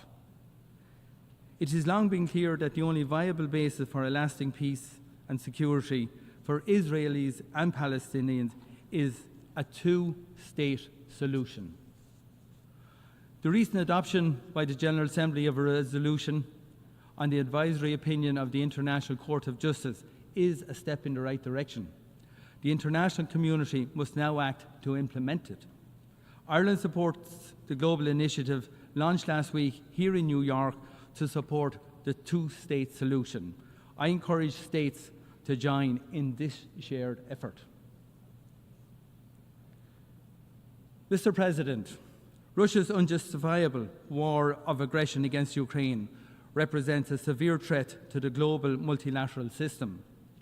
A challenge to the norm that borders cannot be changed by force should concern us all very deeply. We should all be deeply concerned by defiance of the UN Charter by a permanent member of the Security Council. Undermining the rules-based order on which each of us of our security depends should concern us all. The transfer of ballistic missiles by Iran to North Korea to Russia for use in Ukraine is totally unacceptable. These transfers are unlawful and threaten international peace and security, and they must stop. This is not just a European security concern. This is a war with global impacts on food security and on energy and commodity prices. Too often, it is those who are least able to respond who suffer the most. And it is a colonial war about annexing the territory and destroying the identity of a United Nations member state. That is why Ireland is committed to holding Russia accountable for its actions and to bringing about a comprehensive, just and lasting peace in Ukraine. As the global community reaffirmed at the first summit on peace in Ukraine, the UN Charter can and must serve as the basis to achieve that peace. It is shocking that Russia has threatened the use of nuclear power in this conflict. The mere possession of nuclear weapons brings the risk of human and environmental disaster. That is why Ireland will propose a resolution to this General Assembly to further our collective scientific understanding of the dangers of these weapons. I urge all countries to join in this resolution. We cannot allow a new nuclear arms race. We must also act to prevent another arms race for weapons beyond human control, and to do so urgently, given the pace of technological development. Ireland supports the Secretary-General's call to conclude a treaty on autonomous weapon systems by the end of 2026. Mr. President, the Horn of Africa and the Sahel region are beset by multiple overlapping crises, from food insecurity, drought and flooding, to actual conflict. Addressing them means working for sustainable development and human rights. The situation in Sudan is appalling. 12 million people forced from their homes. Widespread reports of abuse against civilians, particularly against women and girls. 25 million people face crisis levels of hunger and are now facing famine. We need to see urgent action. We demand a ceasefire, humanitarian access, protection of civilians, and accountability for human rights abuses. We must do whatever it takes to pressure the parties to come back to the negotiating table and to bring an end to the destructive cycle of violence. and we need to see accountability for those who have committed these atrocities. Mr. President, as we witness these harrowing conflicts, we must not accept this situation. The world as it is now is not the world as it should be. We have seen what can be achieved by cooperation through this organisation, that the fundamental international community has managed to come together in a time of heightened tension to endorse that vision, to agree a way forward, a pact for the future, shows us what can be achieved. We continue to be united in our shared humanity. Ireland will work hard with others during this General Assembly to follow through on our words with action. Thank you very much for listening to me on behalf of Ireland.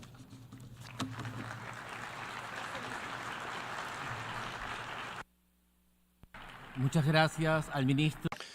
I thank His Excellency the Minister of State of Ireland, and I now give the floor to His Excellency Mr. Manuel José Gonçalves, Deputy Minister for Foreign Affairs and Cooperation of Mozambique.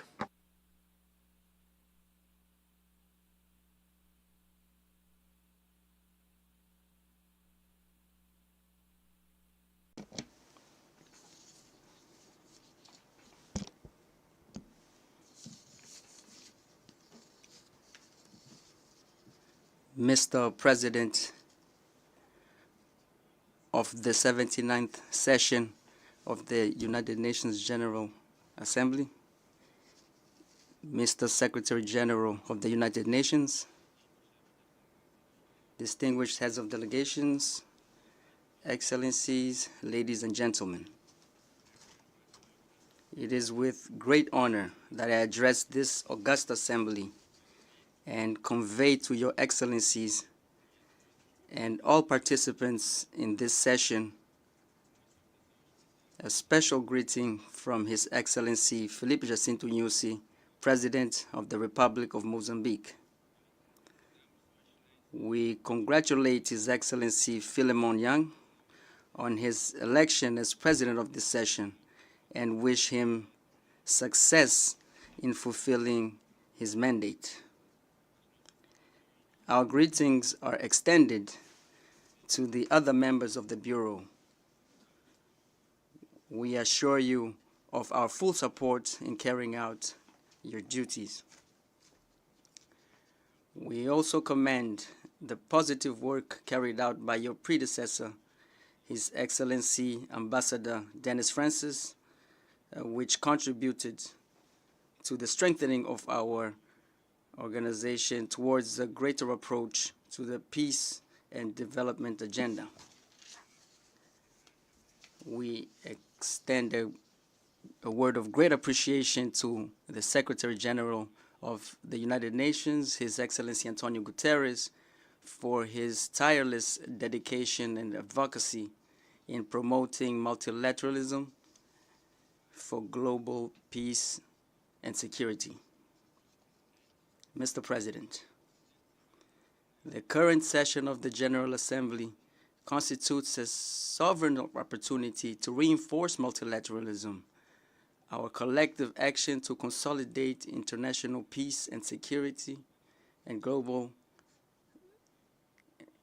security for the well-being of humanity. These renewed commitments are reinforced through the deliberations of the Summit of the Future and other important high-level events recently held. We therefore welcome the theme of our general debate, which has particular importance due to its connection with the future, which requires urgency in strengthening international cooperation so that together we can face the challenges faced by humanity today to build a prosperous present and a promising future for humanity. We are aware that in just 6 years, the 2030 agenda will expire and the progress made on its implementation is still tenuous. It is urgent to mobilize the necessary resources for its financing, as well as for other internationally agreed development objectives in order to achieve the Sustainable Development Goals. Therefore, we encourage all member states to accelerate the materialization of the commitments made, including the reinforcement of mutually beneficial cooperation to respond to prevailing challenges, including the fight against poverty, conflicts, terrorism, and climate change. Mr. President, Excellencies, we express our optimism about our collective future, where an environment of peace and security reigns. The functioning of our global institutions must keep up with the current dynamics that are imposed upon us. Thus, we align ourselves with the voices that defend the urgency of the reform of the United Nations, especially at the level of the Security Council, for greater inclusion, particularly giving a permanent voice to the African continent, thereby correcting the historical injustice to which it has been subjected. We are encouraged by the continued collaboration between the United Nations and the African Union to overcome conflicts within the context of maintaining a peace, international peace and security. Resolution 2719, adopted by the United Nations Security Council on 21 December 2023, is a significant milestone for African Union-led peace support operations.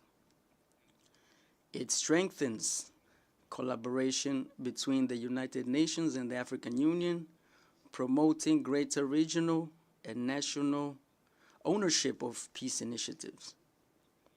We hope that it will effectively ensure access to adequate, predictable, and sustainable financing required for the operations of the African Union. We believe that this collaboration will contribute to giving greater strength to efforts to prevent and resolve conflicts towards a prosperous and peaceful Africa, the Africa we want, as established in Agenda 2063 of the African Union. Mr. President, Excellencies, the concert between nations has been feasible throughout these times due to the collective observance of the sacrosanct objectives and principles of the Charter of the United Nations, including the defense of the right to self-determination of peoples, respect for the sovereignty and territorial integrity of states. It is deeply concerning the escalation of conflicts and tensions in various parts of the world. In Ukraine, unfortunately, there is still no encouraging signs for an end to the conflict. We believe that the safest path is dialogue between the parties. It is up to all of us, as members of the United Nations, to persuade the parties to the conflict to end hostilities and opt for a dialogue towards peace between these two countries. In the Middle East, in violations of the principles of international law and international humanitarian law, the conflict continues to take human lives among the civilian population, particularly children, women, and the elderly, as well as destroying civilian infrastructure, causing the tragedy that we unfortunately witness. We call for the cessation of hostilities and the protection of innocent civilians from the conflict. The vision of the existence of two sovereign states, Israel and Palestine, as full members of the United Nations, is the fairest formula that will ensure sustainable peace and stability in this region. In Africa, we are also concerned about the conflict in Sudan, which has killed thousands of innocent civilians, including refugees, causing an unprecedented humanitarian disaster. We reiterate our calls to the parties to the conflict to end hostilities and the need for dialogue in order to restore peace and stability. Mr. President, the use of sanctions and other unilateral coercive measures does not contribute to the preservation of peace, security, and sustainable economic and social development. Unilateralism is contrary to the multilateralism enshrined in the Charter. In this context, we reiterate our firm call for the total lifting of unilateral coercive measures imposed on Zimbabwe and Cuba, as they have significant negative impacts on the populations of these countries, harming their rights and well-being, so as to allow for more fair and equitable development. Mr. President, Excellencies, in January 2023, Mozambique assumed the biannual 2023-2024 term as a non-permanent member of the United Nations Security Council. With 3 months remaining until its end, we would like to reiterate the honor and privilege we have had in serving in that United Nations body responsible for maintaining international peace and security. In the last 2 years, Mozambique has made its direct contribution to peace and security in the world, collaborating in addressing all topics on the Security Council's agenda, amongst which we would like to highlight peace and security in Africa, combating terrorism, women, peace and security, and the nexus between climate, peace, and security. We presided over the body in March 2023 and in May 2024. We are leading the ad hoc working group for preventing and resolution of conflicts in Africa. We will soon end our mandate. We reaffirm our commitment to continue collaborating with a view to pursuing the goals that guide the United Nations Security Council to strengthen international peace and security. We therefore thank all member states for the support provided to Mozambique during its mandate and reaffirm our commitment to multilateralism and the principles and objectives set out in the United Nations Charter, which have guided our mandate since the beginning. Mr. President, Excellencies, in Mozambique, we continue to consolidate our young democracy and citizenship, strengthening dialogue and seeking consensus in the various fora of participatory representation. In this spirit, the 7th presidential and legislative elections and for the provincial assemblies will take place on the 9th of October. In the fight against terrorism in the province of Cabo Delgado, our vigorous action against this phenomenon has resulted in progress with the support of SADC and Rwanda and international cooperation partners, despite the prevailing challenges. In this regard, we would like to reiterate our appreciation and gratitude to all bilateral and multilateral partners who have spared no effort in supporting us in the fight against terrorism and for the restoration of peace and tranquility to the victim populations and for the reconstruction of economic and social infrastructures in areas affected by terrorist actions. Furthermore, our country has faced multiple and complex challenges that include exposure to risks associated with climate change, such as cyclical cyclones, droughts, and floods. These phenomena cause, on average, economic losses of around 1.1% of GDP per year. Mr. President, Excellencies, finally, we reiterate the commitment of the government of the Republic of Mozambique to international peace and security, which are essential factors for the well-being of humanity and a prosperous world. I thank you very much. Muchas gracias al viceministro. I thank the Deputy Minister for Foreign Affairs and Cooperation of Mozambique. And I now give the floor to His Excellency Sheikh Shakbout Nayan Al Nayan, Minister of State for the Minister of Foreign Affairs of the United Arab Emirates.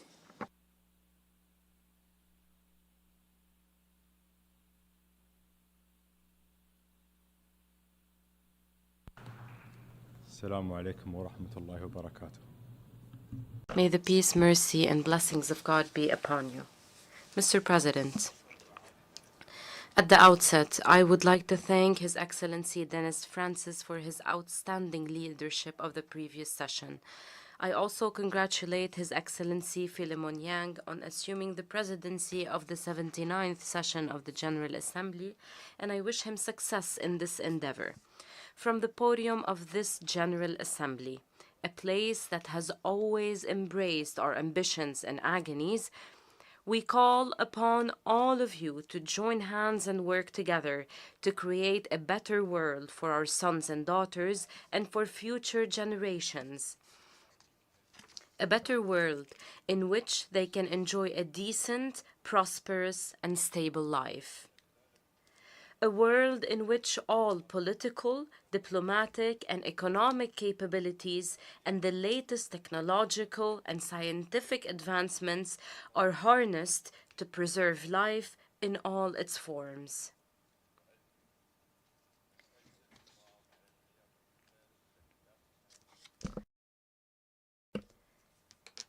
In the United Arab Emirates, we have focused on this vision. We have unleashed the wheel of progress in every field, from development, economy, and education to technology and industry. Since its inception, the UAE has adopted a transparent foreign policy based on credibility and building balanced relations with all countries. This includes supporting regional and international efforts aimed at achieving stability and reducing escalations, encouraging dialogue and building bridges, as well as resolving crises instead of merely managing them. As our world stands at a dangerous crossroads, we must redirect the compass of our international action to focus on a set of fundamental and non-negotiable principles. Most importantly, we must stand united in the face of contentious issues, support all peoples without applying double standards, ensure the protection of civilians, uphold the rule of law, as well as commit to human rights and respect the principles of good neighborliness. Returning to these basic principles has become more urgent than ever, particularly with the serious violations committed in conflicts raging in our region and around the world. These violations have deepened human suffering, erased decades of progress, and caused widespread displacement, creating massive refugee crises. This has also increased the burdens on concerned and neighboring countries, particularly with the ongoing bloody wars on the Gaza Strip, the wars in Sudan and Ukraine, and the crises taking place in Yemen, Syria, Libya, Sahel, Afghanistan, Myanmar, Haiti, and other countries. It must be recalled that even wars have rules. Parties must respect international law, including international humanitarian law. In Gaza, an immediate and lasting ceasefire must be reached. Rapid, full, and unimpeded access of humanitarian assistance at large scale must be allowed, and the hostages and detainees must be released. The relevant Security Council resolutions must also be implemented. We must act wisely in response to the rapid developments threatening our region. It is evident that what we have warned about is now unfolding beyond our control. We regret to see the war spread to Lebanon, at a time when we were hoping for an announcement about reaching a deal to end the war on Gaza. It is unacceptable to ignore the decisions and advisory opinions issued by the highest judicial body of the United Nations, namely the International Court of Justice. This includes the provisional measures issued by the court regarding the war on Gaza. In this context, we call for maintaining the security and safety of people. We must safeguard regional and international stability, including the security of international navigation, trade routes, and energy supplies. This is especially crucial in light of continued attempts by terrorist and extremist groups to exploit people's suffering for their own political goals. In the Sudan, the warring parties must stop the fighting immediately and permanently, and allow unhindered and sustainable access to humanitarian assistance across borders and conflict lines.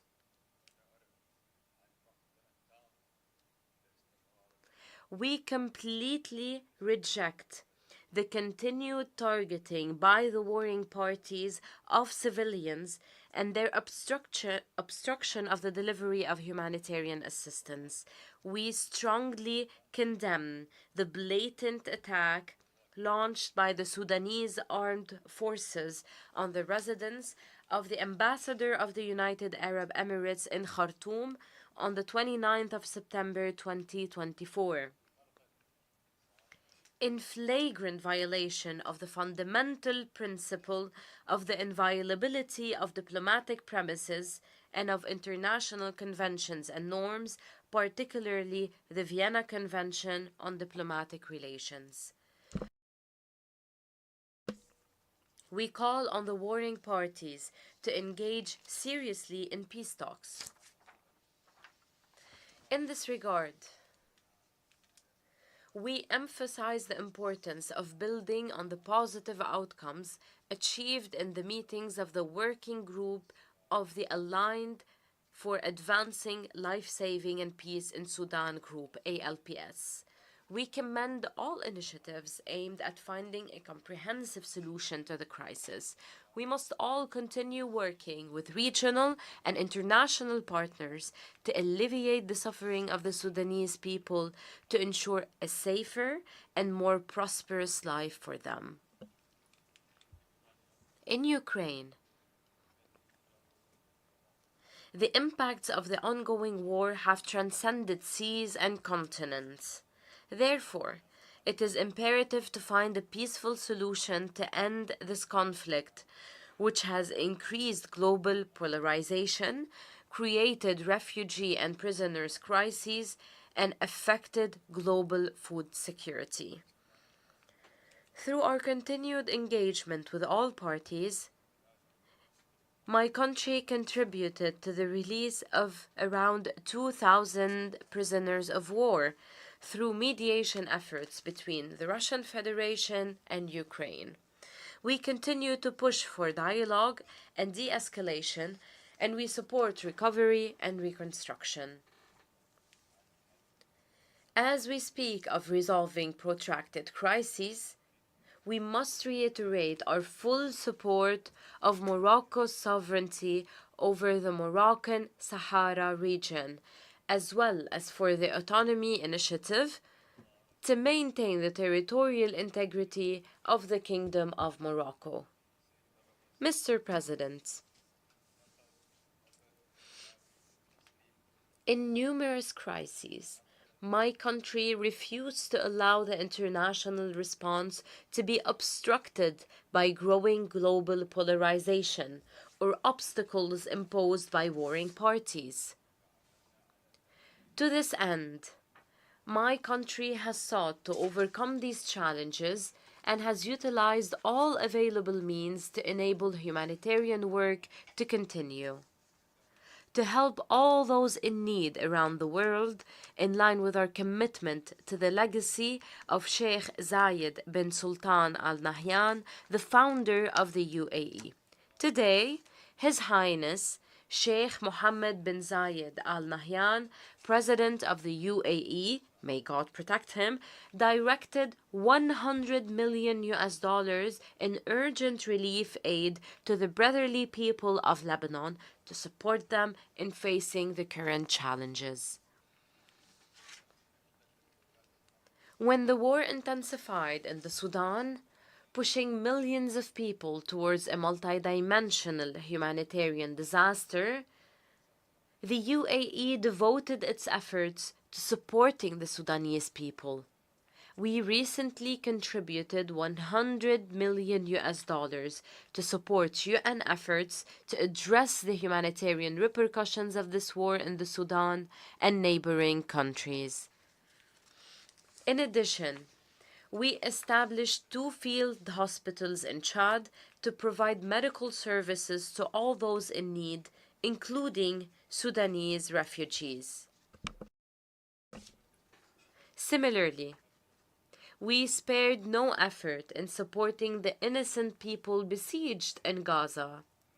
To this end, we have sent urgent aid by land, air, and sea, and provided treatment to the sick and injured Palestinians through the field hospital we established in Rafah and the floating hospital in Al Arish. The UAE also continues to help in evacuating the wounded and sick and their families from Gaza, most of whom are children and cancer patients, to receive the necessary treatment in UAE hospitals. We also maintained our support to UNRWA, which plays a vital role in Gaza. We welcome its recent launch of preparatory programs to resume its educational services in the Strip. We applaud the humanitarian workers for all their efforts, who provide a ray of hope in the dark shadow of war.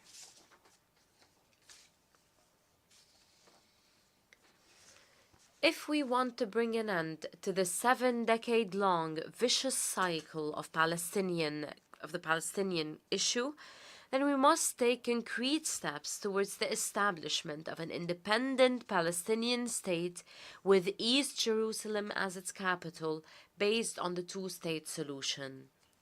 We must also consider the establishment of a temporary international mission in the Gaza Strip upon an official request from the Palestinian government to address the humanitarian crisis, re-establish security and law, and reunite Gaza and the West Bank under a reformed Palestinian Authority. This would enable the Palestinian Authority, after it is reformed, to take firm steps towards reaching a comprehensive and just political solution for the Palestinian issue. My country believes that the state of Palestine, which just a couple of weeks ago took its new seat in this hall like every other nation, has fulfilled the requirements for full membership in this organization. It deserves to be recognized by all states as a fully fledged state under occupation. Mr. President, in parallel with our efforts in these files, my country renews its demand to Iran to end its occupation of the 3 UAE islands, Greater Tomb, Lesser Tomb, and Abu Musa. These islands are an integral part of the UAE. We will continue to urge Iran to respond to our repeated calls to resolve this issue, either through direct negotiations or by resorting to the International Court of Justice. In all other issues, the UAE believes that the best way to resolve crises is through diplomacy. We cannot fight fire with fire. When traditional approaches are no longer effective, it is our duty to renew these approaches to be able to move forward during the darkest moments of our history. Mr. President, building a secure and prosperous future requires renovating the mechanisms of multilateralism to better address the serious challenges surrounding us. Therefore, we must undertake important roles in finding solutions for conflicts and crises, particularly as the current international system has proven ineffective in preventing the most serious crimes or holding its perpetrators accountable. This requires, in the first place, reforming the Security Council through a comprehensive effort that includes all member states of the United Nations. This would allow the Security Council to restore its credibility, fulfill its mandate of maintaining international peace and security, and combat impunity, even in situations where polarization and political considerations prevent the Council from taking action. Developing and poor countries must also be at the center of any international effort. We also must ensure that women and young people are empowered to play their critical and meaningful roles in all aspects of collective action. While we are preoccupied with addressing the current reality, we must not lose sight of the importance of crisis prevention efforts. The deadliest wars in history did not break out overnight. They were a result of extremism, hate speech, and intolerance accumulating over years, if not decades. This requires taking concrete steps to uphold the principles of tolerance and peaceful coexistence and coordinate regional and international efforts to extinguish the sparks of conflict before they even start. Furthermore, collective action is the only way to address the challenges threatening the future of humanity and our planet, including climate change. The outcomes of the 28th session of the United Nations Climate Change Conference, hosted by the UAE, demonstrated what we can achieve when we work together.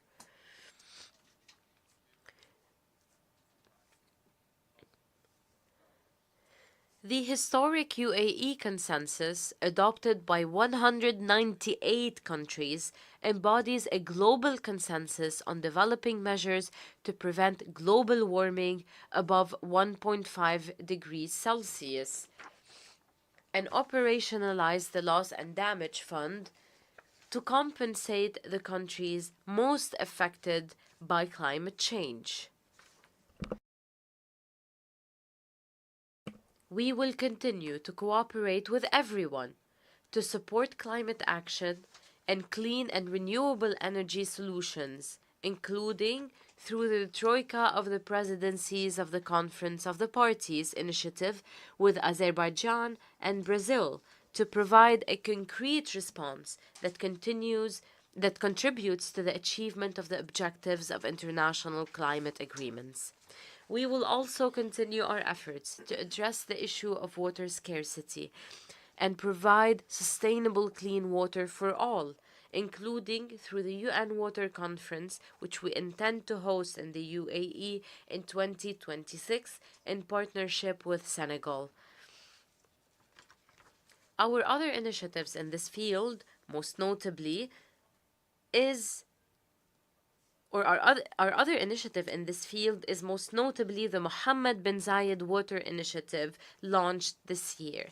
With this forward-looking spirit, we seek to explore and harness the potential opportunities provided by advanced technologies, as well as transform emerging technologies, such as artificial intelligence, to find innovative solutions for our businesses, lives, and government services.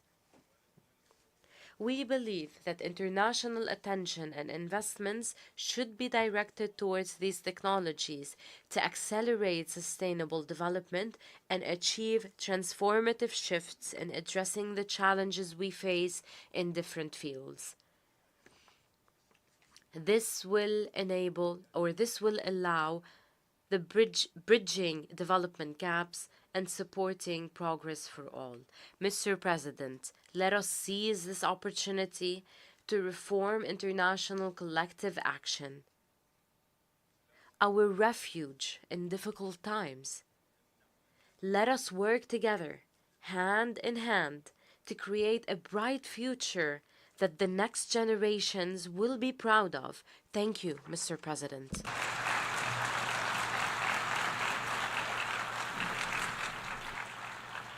Muchas gracias. I thank the Minister of State for the Ministry of Foreign Affairs of the United Arab Emirates. I now give the floor to His Excellency Peter Mohan Maitre Perez, Head of the Delegation of Sri Lanka.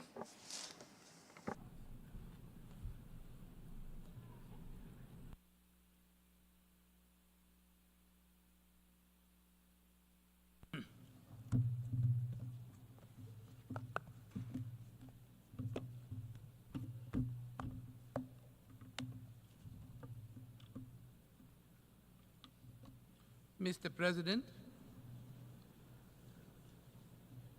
Excellencies, distinguished delegates, ladies and gentlemen.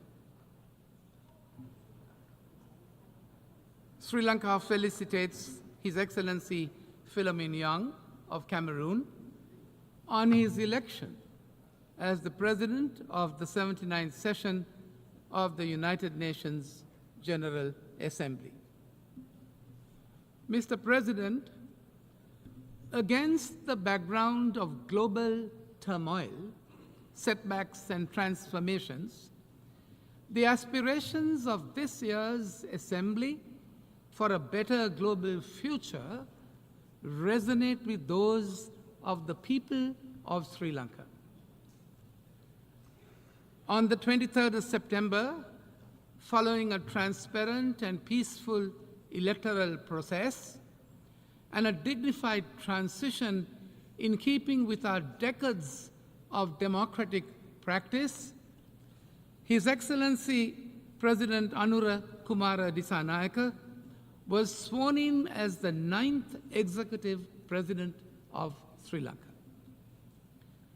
The people of Sri Lanka have vested in him the mandate to realize the people's aspirations for the future and to build a sustainable foundation for future generations.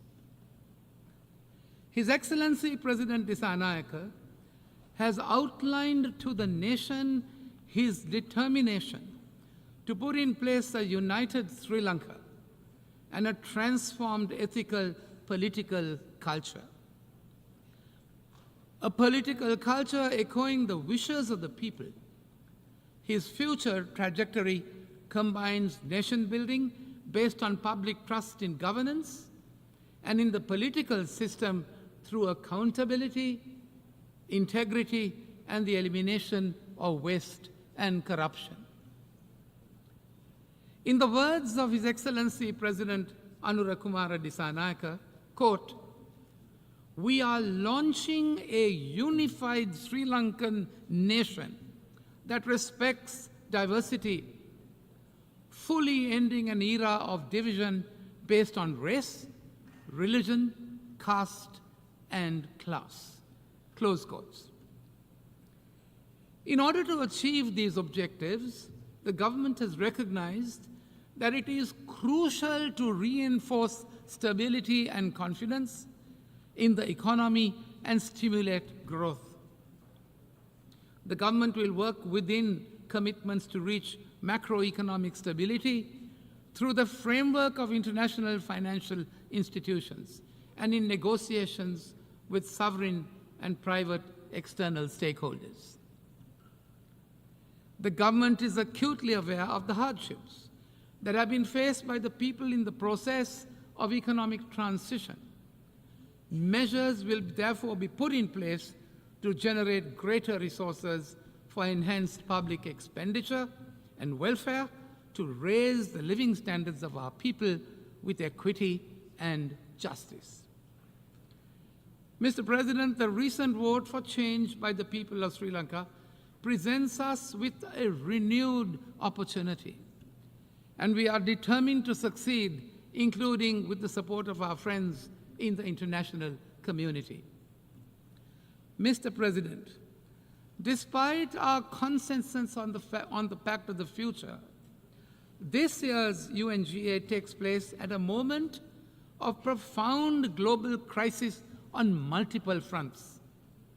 In the Middle East, we are closer to wider regional conflagration than when we convened last week, and the humanitarian suffering in Gaza gets worse by the day.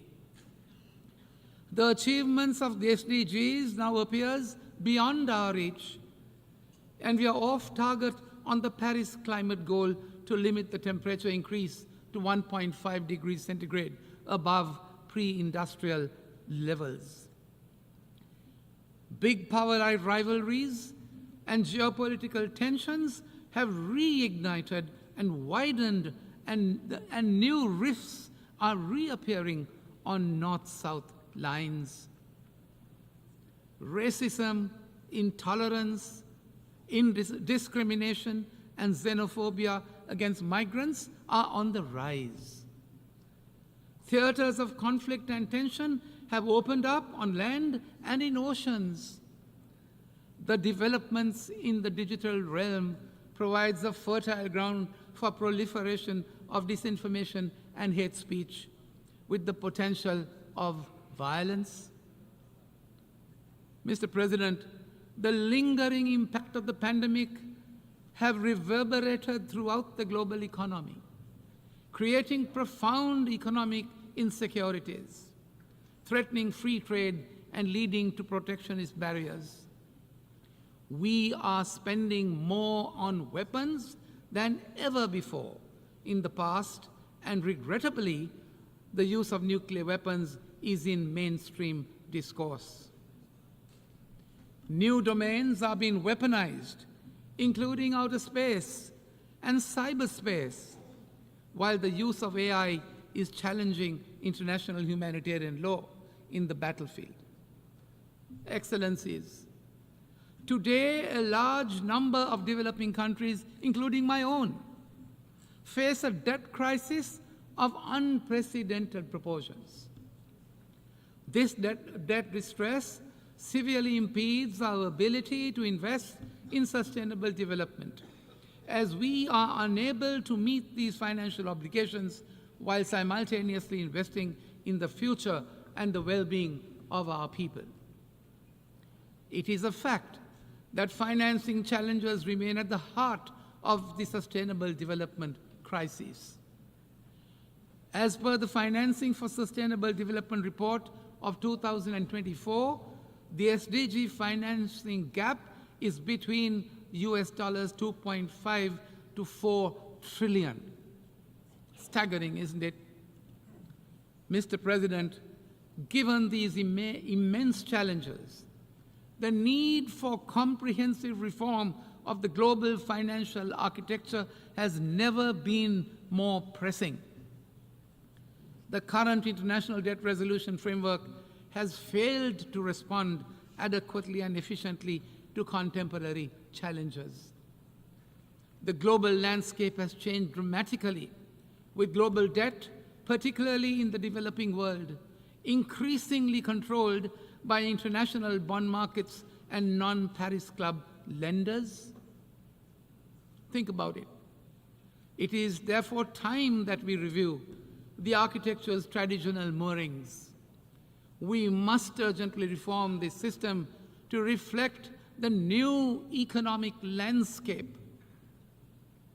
It is therefore necessary, we say, to find a more efficient, comprehensive, and equitable way to address the debt crisis. Mr. President, other institutions of global governance that reflect the world of the past century need to be reformed to meet the challenges of the present and the future. The composition of the Security Council must be expanded to be representative of current global diversity and decision-making. In parallel, the role of the United Nations General Assembly, the most representative primary organ of the United Nations, where all countries have an equal voice, must be strengthened and revitalized. Mr. President, Sri Lanka's commitment to maintaining global peace and security has been unwavering. We recognize that peacekeeping is one of the most effective tools to the United Nations to help member states to manage the difficult phase of transitioning from conflict to peace. Sri Lanka has been contributing to United Nations peacekeeping operations in some of the most hostile and demanding deployments.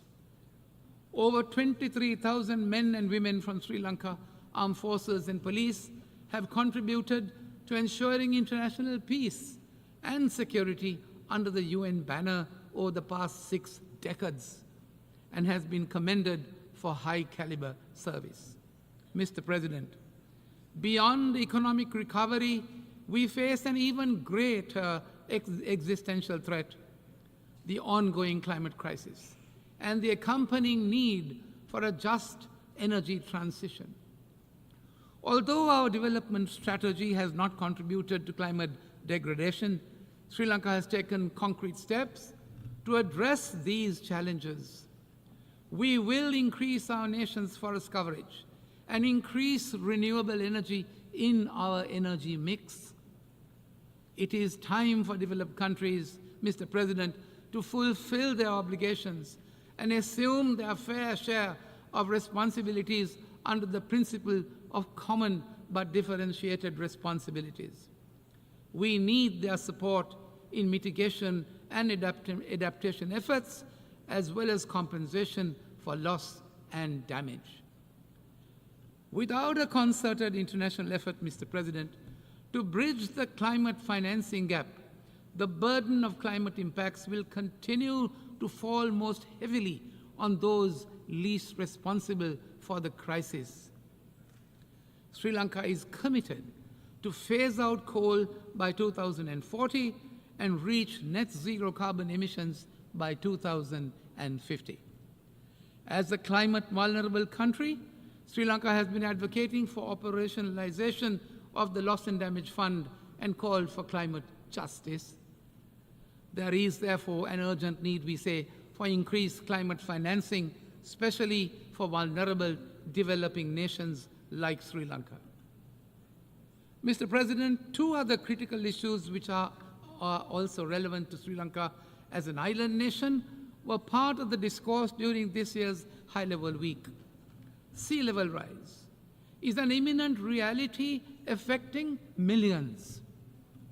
While Sri Lanka has taken mitigatory measures nationally as included in the National Adaptation Plan for Climate Change, it is through concerted international action that solutions can be implemented to halt the global warming that is the cause of sea level rise. Sri Lanka initiated the UNGA resolution on declaring 1st of March as the World Seagrass Day to bring international attention and awareness on a small but significant aspect of universal importance of combating climate change. Sri Lanka has further been recognized for its contribution to mangrove regeneration programs as a 2024 World Restoration Flagship by the United Nations under the UN Decade on Ecosystem Restoration. Mr. President, antimicrobial resistance has become a critical public health issue the world over, with bacterial resistance linked to around 5 million deaths worldwide annually. Alarming. AMR, if not contained, has the potential to spiral into a development issue, as well with life expectancies declining worldwide. We welcome the target of mobilizing US $100 million through the Antimicrobial Resistance Multi-Partner Trust Fund to ensure that 60% of countries have funded action plans by 2030. However, international cooperation, Mr. President, and sustainable financing must increase to meet this goal. Mr. President, as we seek solutions to global challenges, we must harness the power of technology and innovation. Digital technologies and artificial intelligence offer unprecedented opportunities to accelerate sustainable development. Sri Lanka aims for sustained growth by innovation and envisages an equitable digital transformation through the establishment of accessible digital public infrastructure.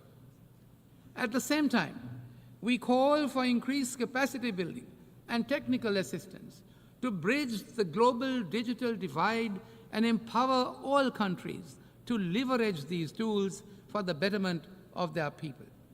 Mr. President, the General Assembly's theme calls on us to leave no one behind and to act together for the advancement of peace, sustainable development, and human dignity for present and future generations. In Sri Lanka, 38% of our total population is youth, which is the most capable and dynamic resource that can contribute to our future development. Sri Lanka advocates for increased youth participation in decision-making processes. After all, the Declaration on Future Generation is theirs. Simultaneously, the new Sri Lanka will realize the aspirations of a just society with greater empowerment for women who make up to 52% of our population. Mr. President, as we look towards the future, we must also address one of the gravest injustices that this Assembly has inherited from the past. Sri Lanka has repeatedly voiced its concern over the dire humanitarian situation in the occupied Palestinian territories. We reiterate our support for the recognition of the legitimate and inalienable right of the Palestinian people to statehood and join the call for a two-state solution based on the 1967 borders in line with all UN resolutions. As a country, Mr. President, that has suffered separatist terrorism for decades, we condemn the terrorist attacks in the Middle East and elsewhere in the world. Sri Lanka calls for complete and unconditional lifting of all unilateral coercive measures imposed against any country, as they hinder free trade, right to development, and have unintended humanitarian consequences. Mr. President, as an island country, we are concerned about the present environmental and geopolitical aspects relating to the oceans. We want our oceans to be free of rivalry, free of conflicts, free of pollution, and to be able to sustainably manage our marine resources. The UNCLOS, with its cohesive and universal nature, provides us with a say in shaping the global maritime system. Sri Lanka remains committed to the balance and collaboration embedded within the treaty, enabling freedom of navigation and sustainable use of the oceans, respecting the sovereignty of the coastal states. Mr. President, we must recognize that global challenges demand global solutions. In our interconnected world, no country can solve these complex problems in isolation. We must strengthen our international institutions, enhance knowledge sharing, and foster strong relationships. We must work together equitably, ensuring all voices are heard in shaping our shared future. It is encouraging, I say, that several developing countries are on the cusp of becoming the leading economies of tomorrow. We must bolster South-South cooperation to foster economic growth, social progress, and sustainable development among us. However, South-South cooperation is not a substitute, we appreciate, for the responsibilities of the Global North as set out in the Addis Ababa Action Agenda and the Paris Agreement. Mr. President, in conclusion, as Sri Lanka embarks on a path of national unity, ethical governance, and economic recovery, and growth with justice and equity under a new leadership, we reiterate our commitment to multilateral cooperation in pursuit of peace, of prosperity, and of sustainability. We must harness the power of international solidarity, my dear friends, to confront the interconnected challenges before us, as well as to explore durable solutions to the generations to come. I thank you, Mr. President. Muchísimas gracias al jefe. I thank the head of the delegation of Sri Lanka. I now give the floor to His Excellency Mr. Song Kim, head of the delegation of the Democratic People's Republic of Korea.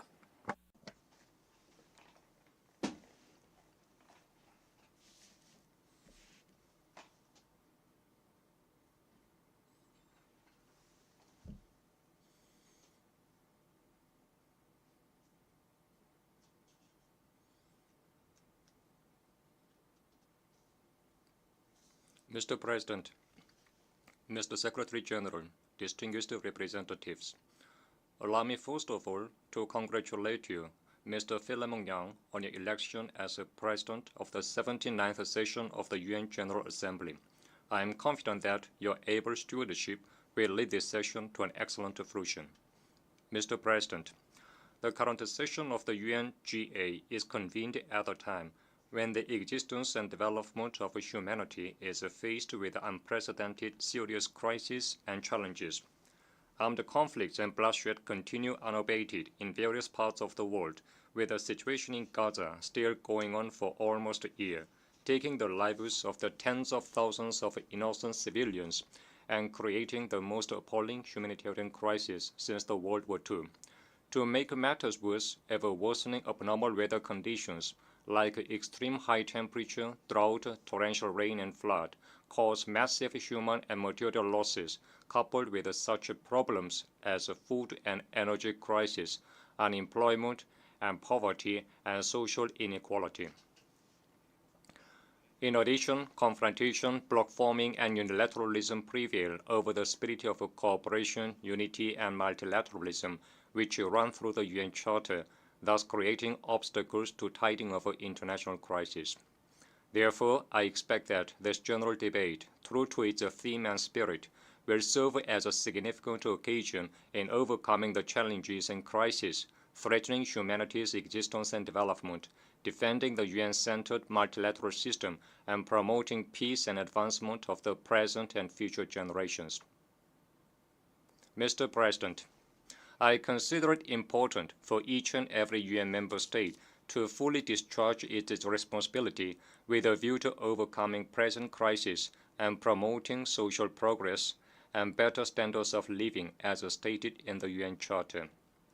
From this viewpoint, I'd like to outline the principled stand of the DPRK government and its efforts directed to achieving socio-economic development, defending regional peace and stability, and realizing international justice.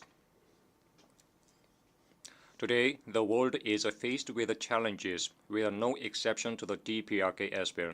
However, valuable successes are being recorded in the socio-economic field, thanks to the correct line of the government and its steady implementation. First, the DPRK government puts it as the primary state policy to keep supplying the children under school age with dairy products and provide the school children with essential stationery at the state's expense. As a result of the strenuous execution of the policy, we witness continued improvement in the quality of childcare and education. We also find an outcome of our effort to achieve a sustainable development of the national economy. The trend of growth continues in various fields, such as light industry and agriculture, and remarkable successes are registered in promoting the welfare of the people, including the work to provide all residents of both urban and rural areas with new dwelling houses free of charge. In particular, the DPRK government newly adopted the policy for regional development and is paying primary attention to its practical implementation. The DPRK government's regional development policy aims to effect epoch-making enhancement in socio-economic, material, and cultural standards on a nationwide scale by bridging the gap between the capital and provincial cities, between urban and rural areas, and develop all sectors and regions of the country in a balanced and simultaneous way within a 10-year time frame. This will be an effective contribution of the DPRK to the attainment of the SDGs on achieving sustainable development for everyone, ensuring no one is left behind. The DPRK's regional development policy is firmly assured of its feasibility as it is based on scientific accuracy and justness. In 10 years' time, the world will witness a completely changed development of the DPRK. Mr. President, aforementioned work for socio-economic development in the DPRK is never done in a peaceful and normal security environment. Peaceful and stable external environment is very dear to us who aspire to overall development and prosperity of the state. And yet, the security threat forced upon us from the outside is all the more increasing with the passage of time. Last year, I stated on this podium that the situation on the Korean Peninsula was nearing to the brink of a nuclear conflict. 1 year has passed since then. Now the security landscape of the Korean Peninsula is quite different from that time and becoming much more acute. From the beginning of this year, the US and its allies have staged joint military exercises one after another with various code names such as Freedom Shield, Freedom Edge, and Combined Air Drill in the vicinity of the DPRK, thus heightening military tension and hostile atmosphere in the region. Much more serious is the fact that the anti-DPRK nuclear war machine, Nuclear Consultative Group, engineered by the US and ROK last year, is now in full operation, and simulation nuclear war drills are conducted to put into practice an actual attempt to use nuclear weapons against the DPRK. Joining here are the member states of NATO, which is an outside force beyond the region and an exclusive military bloc. They are strengthening military cooperation with the US and ROK, abusing the signboard of a UN command, which should have been dismantled decades ago in accordance with the UNGA resolution. They are stirring up military confrontation still further by deploying warships and aircraft in the hotspot region of the Korean Peninsula. Such being the case, they blame us for threatening them and the peace and stability of the region and beyond with the nuclear weapons. Then who had developed and used nuclear weapons against humanity for the first time in history? Who has introduced nuclear weapons into the Korean Peninsula in the last century and posed a nuclear threat to the DPRK over the century? Who on earth is talking unhesitatingly about the end of regime of a sovereign state and maintaining first use of nuclear weapons against the DPRK as its national policy? It is not that the DPRK's position of nuclear weapons makes the U.S. hostile towards us. The truth is that the U.S. hostility and nuclear threat to the DPRK for over 70 years compelled us to make a historic decision to possess nuclear weapons. Our nuclear weapons were just made and exist to defend ourselves. As such, any talk about our nuclear threat only proves a conceived hostility towards the DPRK. The security environment of the Korean Peninsula is bound to be intricately complicated through to the next generation as well, unless the U.S. and its followers change their confrontational and aggressive nature. Under such circumstances, it is an indispensable exercise of sovereign rights for the DPRK to maintain powerful strength capable of defending national security interests and guaranteeing peaceful development. The situation on the Korean Peninsula has not entered into war, even though it is fraught with extreme tension. It is totally attributable to our country's powerful war deterrence, which helps stave off threat of aggression and keep the balance of power in the region. Therefore, we continue to increase our war deterrence capabilities, not only from our obligation to ensure national security, but also from our mission to maintain peace and security in the region and beyond. Comrade Kim Jong-un, president of the State Affairs of the DPRK, said that we can choose either dialogue or confrontation, but we should go further in getting ourselves fully prepared for confrontation. This is the review and conclusion drawn from the 30-year-long DPRK-US relations, he said. When it comes to the right to self-defense, a legitimate right of a sovereign state, we will never go back to the point in the far-off past. When it comes to the national prestige, we will never bargain over it with anyone, for it was gained through the bloody struggle of the entire Korean people. Whoever takes office in the United States, we will only deal with the state entity called the U.S., not the mere administration. Likewise, any U.S. administration will have to face the DPRK, which is different from what the U.S. used to think.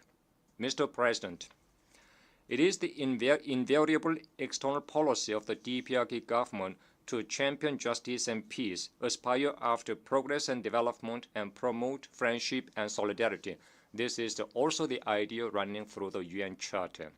From this viewpoint, the DPRK government stands strongly against the acts of dividing international political arena into two camps with unlawful double standards, giving precedence to their hegemonic interests and disturbing peace and stability.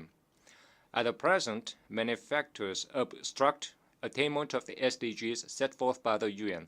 The most critical among them are the high-handedness, arbitrariness, and double standards of the US and certain UN member states.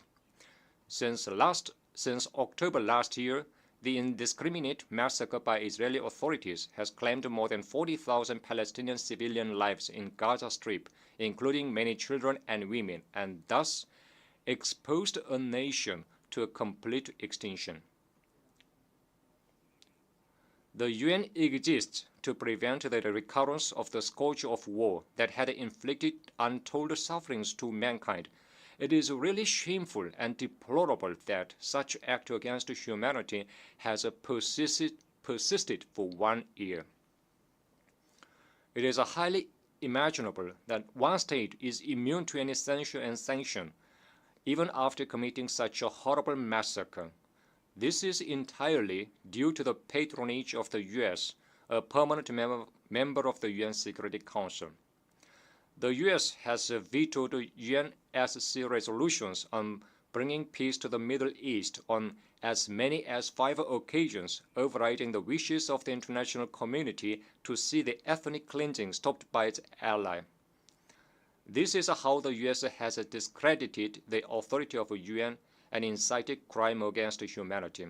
This notwithstanding, the U.S. is branding as a threat and provocation the legitimate exercise of the right to self-defense by a sovereign state, which did not do any harm to anyone.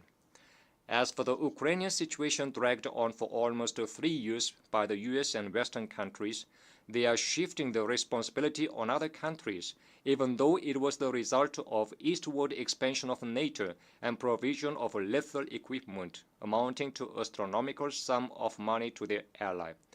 The reason behind the U.S.'s abusive invectives about the normal developmental relations between other countries is in fact to vindicate its unprincipled political and military support to its ally and justify the forming of military alliances on a global scale.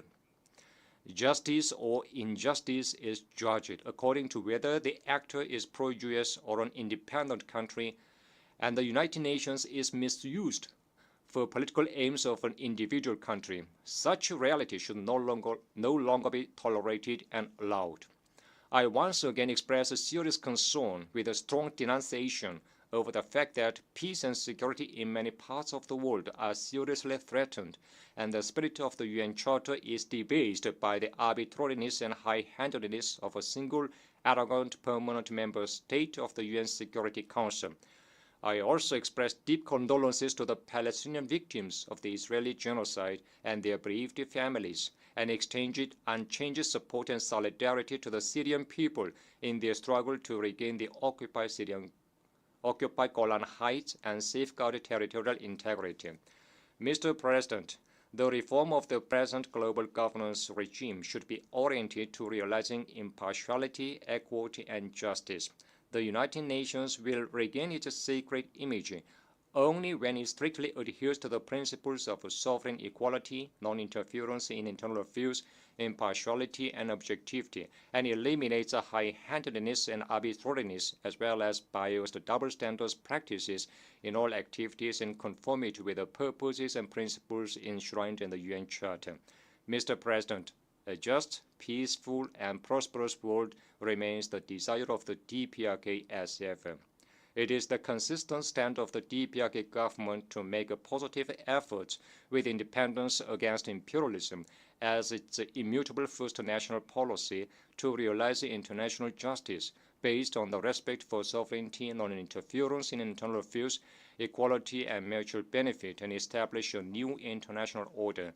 The DPRK will in the future too cooperate with all the countries and nations which oppose and reject aggression, interference, domination, and subordination, and aspire to independence and justice, transcending differences in ideals and systems.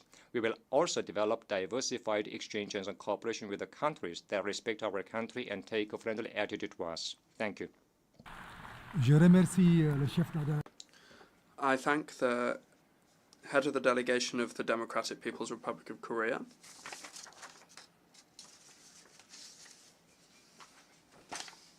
And I now give the floor to His Excellency Tiborori Tito, head of the delegation of the Republic of Kiribati.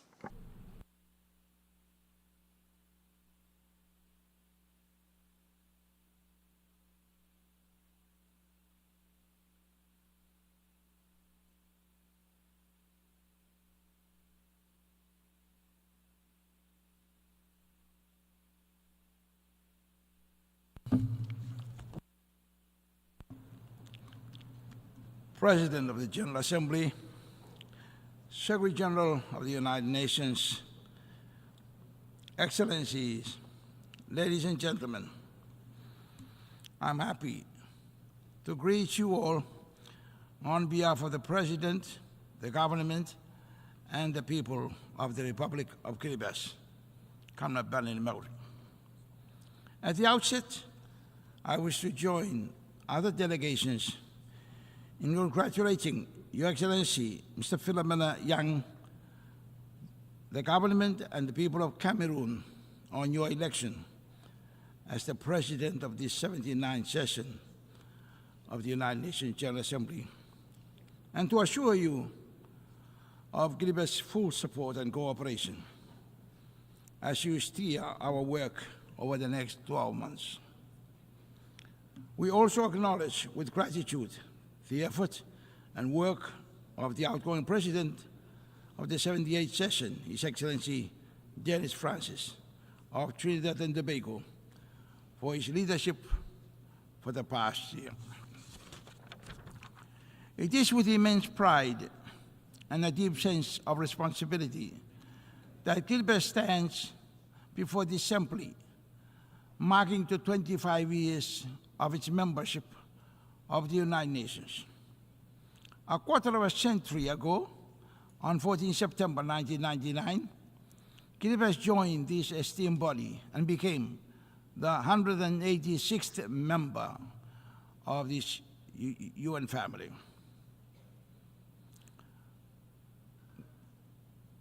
Believing that the challenges we face as a small island nation are inextricably linked to the fate of the global community.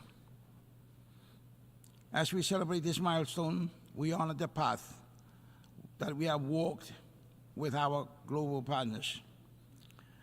And we reaffirm our commitment to the core principles of the United Nations: peace, justice, human rights, responsibility, and respect, and sustainable development. Mr. President, the theme for us now, leaving no one behind and acting together for the advancement of peace, sustainable development, and human dignity for present and future generations, cannot be more relevant and timely as global conflicts escalate, causing widespread destruction, displacing people, and leaving millions neglected and marginalized. The theme reminds us that despite the ongoing crisis, we must stand firmly together as responsible leaders and representatives of the 193 member nations of this greatest multinational organization, and recommit ourselves to do together whatever is necessary to get the world back on the path of peace, progress, and prosperity. Mr. President, what we witness in the world today and for the past 79 years suggests that the Founding Fathers' inspiration for lasting peace is far from being realized.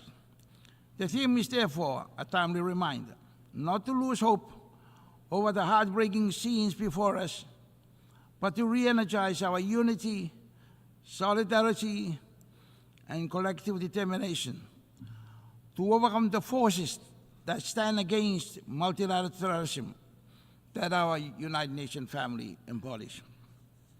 This is why Kiribati reaffirms the critical importance of reinvigorating multilateralism. The United Nations must remain the central platform for collective and global action, as no single nation can address the complexities of today's challenges on its own, be it pandemics, terrorism, conflict, human trafficking, climate change, to name a few. Mr. President, it cannot be disputed that the UN that was created in 1945 by 51 founding members to restore and maintain world peace and security out of the ash and devastation of World War II has now become the largest international organization on earth that deals with all aspects of human livelihood and well-being to such an extent that its core function of maintaining world peace and improving living standards has been greatly thwarted. This is further exacerbated by the lack of unity and solidarity among member states, coupled with a persistent lack of respect for the UN Charter and for the rights and sovereignty of nations under the Charter. The apparent lack of unity and solidarity within the membership of this family is very much evident in the inability of members to stand united on issues of common concern, the increasing polarization of global issues, and the proliferation of exclusive groupings which tend to breed more disunity and distrust among members. Mr. President, the success or failure of the United Nations in its core mission depends not only on the dedication, commitment, and persistence of its leadership and membership, but also on the quality of the collaboration between the two. The theme is a reminder of the need to gauge the performance of the United Nations against its core mission of maintaining world peace, improving living standards, and the promotion of human rights and freedoms. In this vein, our collective deliberation at this 79th session must shape a more effective path for the United Nations, ensuring it meets the pressing challenges of our time and serves all nations equitably. Considering the significant disparity between the United Nations' intended mission and its actual outcomes, an in-depth analysis is needed to explore why the organization has not been successful in preventing and resolving conflicts. It is important that the root causes of these failures are identified and addressed.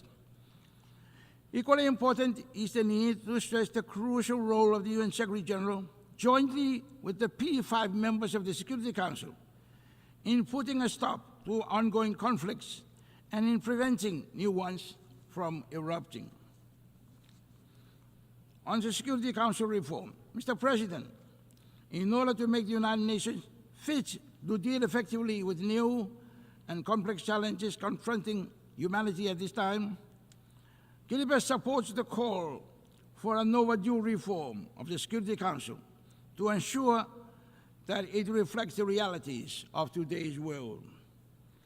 We believe that permanent membership of the Council should be expanded to be more inclusive and representative, including allowing seats for small island developing states and the other vulnerable countries, so as to ensure that the perspectives and needs of the most vulnerable nations are heard and addressed. Mr. President, my country firmly believes that members' respect for the UN Charter and for each other's rights and sovereignty is key to the peace of the world and to the efficient and effective functioning of the United Nations multilateralism.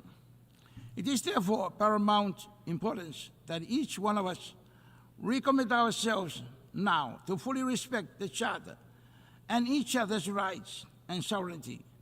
Of equal importance is a renewal of faith and trust in each other as members of this United Nations family.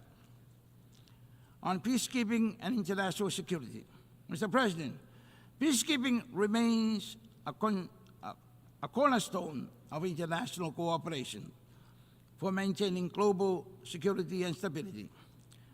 Kiribati is grateful to have contributed to this effort by deploying police personnel to support the United Nations peacekeeping mission in South Sudan.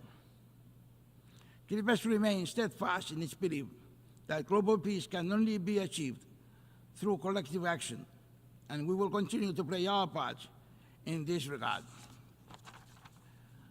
Mr. President, Kiribati firmly believes that a country without peace, as is now seen in the case of countries that are currently devastated by wars and conflicts, cannot undertake any meaningful development while their people are deprived of enjoying a normal way of life and forced to live in refugee camps or as homeless people surviving through charity and humanitarian donations.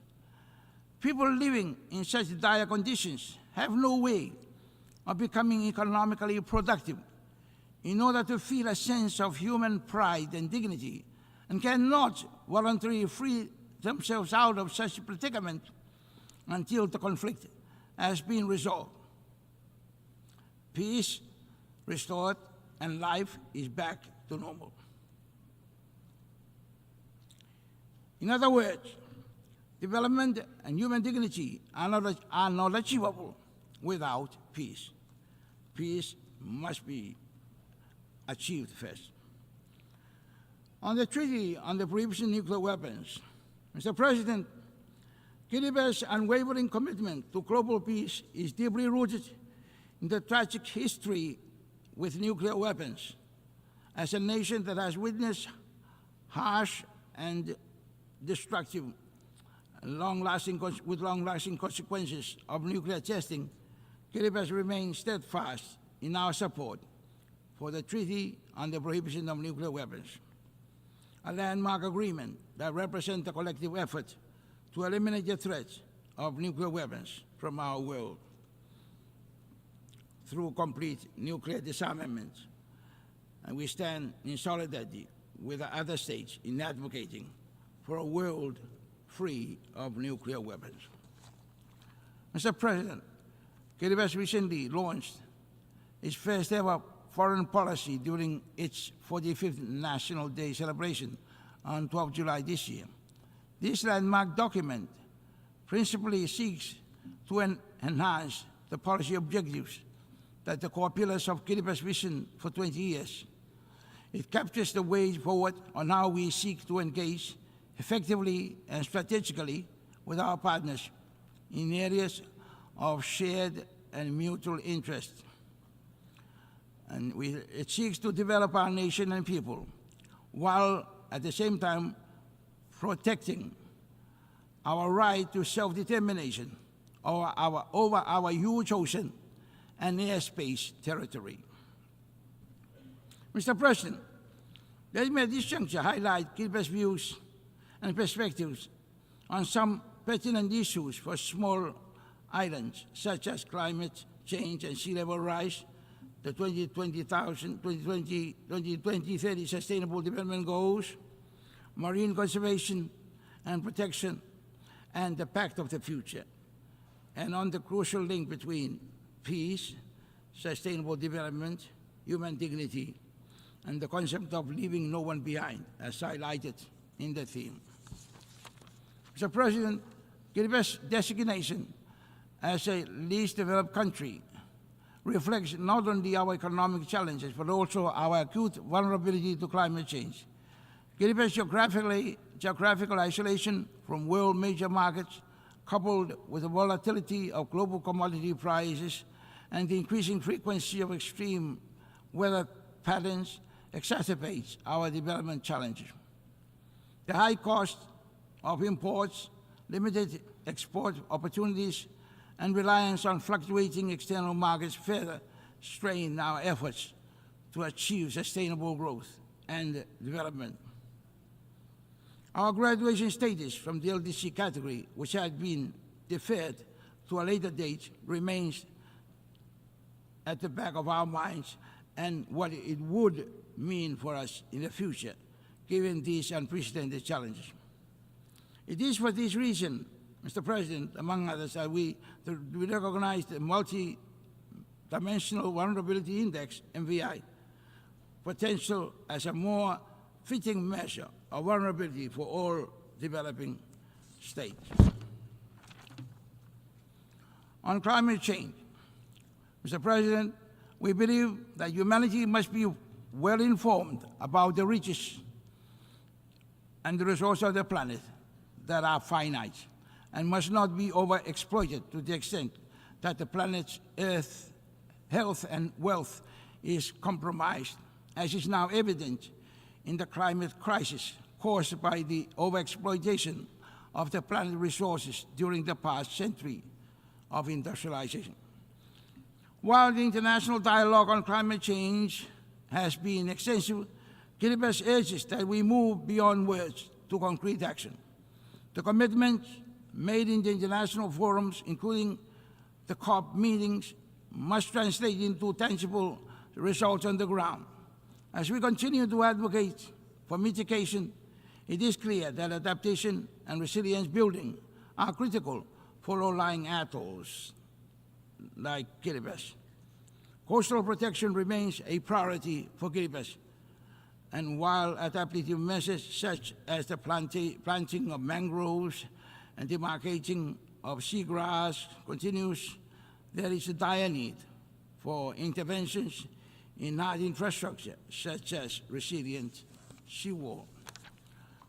Climate change is undeniably the driving force behind sea level rise.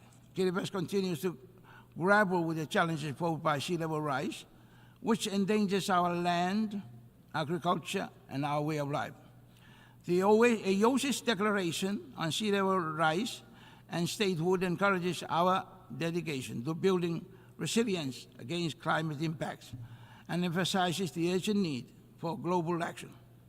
The United Nations recognition of the profound impacts of climate change and sea level rise through the establishment of high-level platform to address sea level rise during this session is a notable and welcome step. It reflects the urgency of addressing climate change and its devastating consequences on vulnerable communities worldwide, in line with the commitment of the 2050 Blue Pacific Strategy. We strongly advocate for global climate action, including maintaining the 1.5 degree Celsius goal and addressing sea level rise as essential to safeguarding the livelihoods, identity, sovereignty, and security of the Pacific Island communities, especially low-lying atolls, which are only 2 or 3 meters above sea level. On sustainable development goals, Mr. President, as we continue our journey towards achieving sustainable development goals by 2030, Kiribati has localized SDG in a 20-year development roadmap or vision called KV20, with its primary aim to make Kiribati a healthy, wealthy, and most peaceful nation by 2036.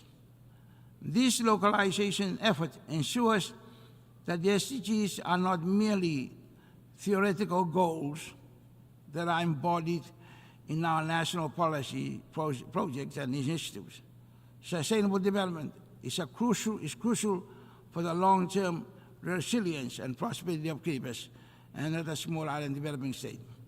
However, the realization of these goals require enhanced capacity development, technology transfer, and stronger data support systems to better meet the unique and special circumstances of vulnerable countries. Kiribati also commits and looks forward to the implementation of the Antigua and Barbuda Agenda, ABAS, focusing several key areas aimed at promoting sustainable development, resilience, and addressing the unique challenges faced by small and developing states, such as climate change, resilience, sustainable economic development, access to financing, biodiversity, conservation, to name a few. ABAS reflects the need for tailored solutions that recognize the unique circumstances of states while promoting sustainable development and resilience against external shocks. On marine conservation and protection, Mr. President, fisheries continue to hold prominence as a priority sector within our Kiribati vision for 20 years plan. Given that ocean resources are significantly contribute largely to our economy. Kiribati's huge reliance on the tuna fishing license revenue, which finances about 70% of the government's annual expenditure budget, makes it mandatory for the government to take special care of the health of the marine environment, as evidenced in its adoption of the marine spatial planning of its entire 3.5 million square kilometer of its tuna-rich ocean resource. In order to promote public awareness and participation in marine protection and conservation, a number of programs have been launched in some villages and communities in which people are encouraged to make village-based rules protecting fisheries in the areas against overexploitation and sanctioning offenders in accordance with well-accepted cultural practices. However, our limited capacity in monitoring the surveillance of our large economic zone are highly susceptible to illegal, unregulated, and reported fishing, IUU, fishing expeditions. Considering our heavy reliance on our fisheries for livelihood and revenue, Kiribati remains deeply committed concerned about the ongoing challenge of IUU, which undermines not only our national effort to sustainably manage marine resources, but also global progress towards achieving the Sustainable Development Goals. IUU fishing significantly impacts our national economy by depleting fish stocks, undermining sustainable fishing practices, and reducing revenue for local fisheries. This threatens the economic stability and the livelihood of our people dependent on fishing. We acknowledge the assistance of our partners rendered in addressing this gap and in providing the surveillance support. Kiribati calls upon the international community to strengthen cooperation and action to combat IUU fishing, ensuring that sustainable fisheries management become a reality for all nations, especially those most vulnerable to its impact. Kiribati is acutely aware of the profound significance of the ocean to our livelihood, culture, and environment. And this is why we invest a lot of effort in the preservation and protection of our marine environment. On the Pact of the Future, Mr. President, Kiribati applaud the Secretary-General for his great initiative for bringing the whole world together to re-energize the United Nations as it approaches its 80th year anniversary, so that it remains relevant and vital for the peace, progress, and prosperity of humanity in the future. The proposed Pact for the Future offers an essential roadmap strengthening global cooperation on key issues including climate change, digital transformation, and peace building. We fully support the development of the Global Digital Compact, which will help bridge the digital divide and ensure that small island developing states like Kiribati are not left behind in the digital age. It is vital that the international community takes bold steps to strengthen global governance mechanisms, fostering inclusive multilateralism that benefits all countries, particularly the most vulnerable. We believe that the success of these initiatives will be key to achieving sustainable development, peace, and security for future generations. Mr. President, as I conclude, I express our hope for the future. Kiribati family believes that together we can unite in action and commitment, ensuring that no country is left behind in our pursuit of a more sustainable and in a world where peace, sustainable development, and human dignity are advanced for the present and future generations. Let us make the 79th session a time to renew our unity, solidarity, and togetherness for the advancement of peace, sustainable development, and human dignity for present and future generations.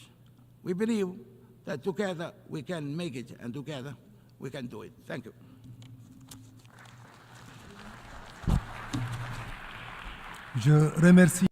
I thank the head of the delegation of Kiribati, and I now give the floor to His Excellency Mr. Mohamed Siad Douale, head of the delegation of Djibouti.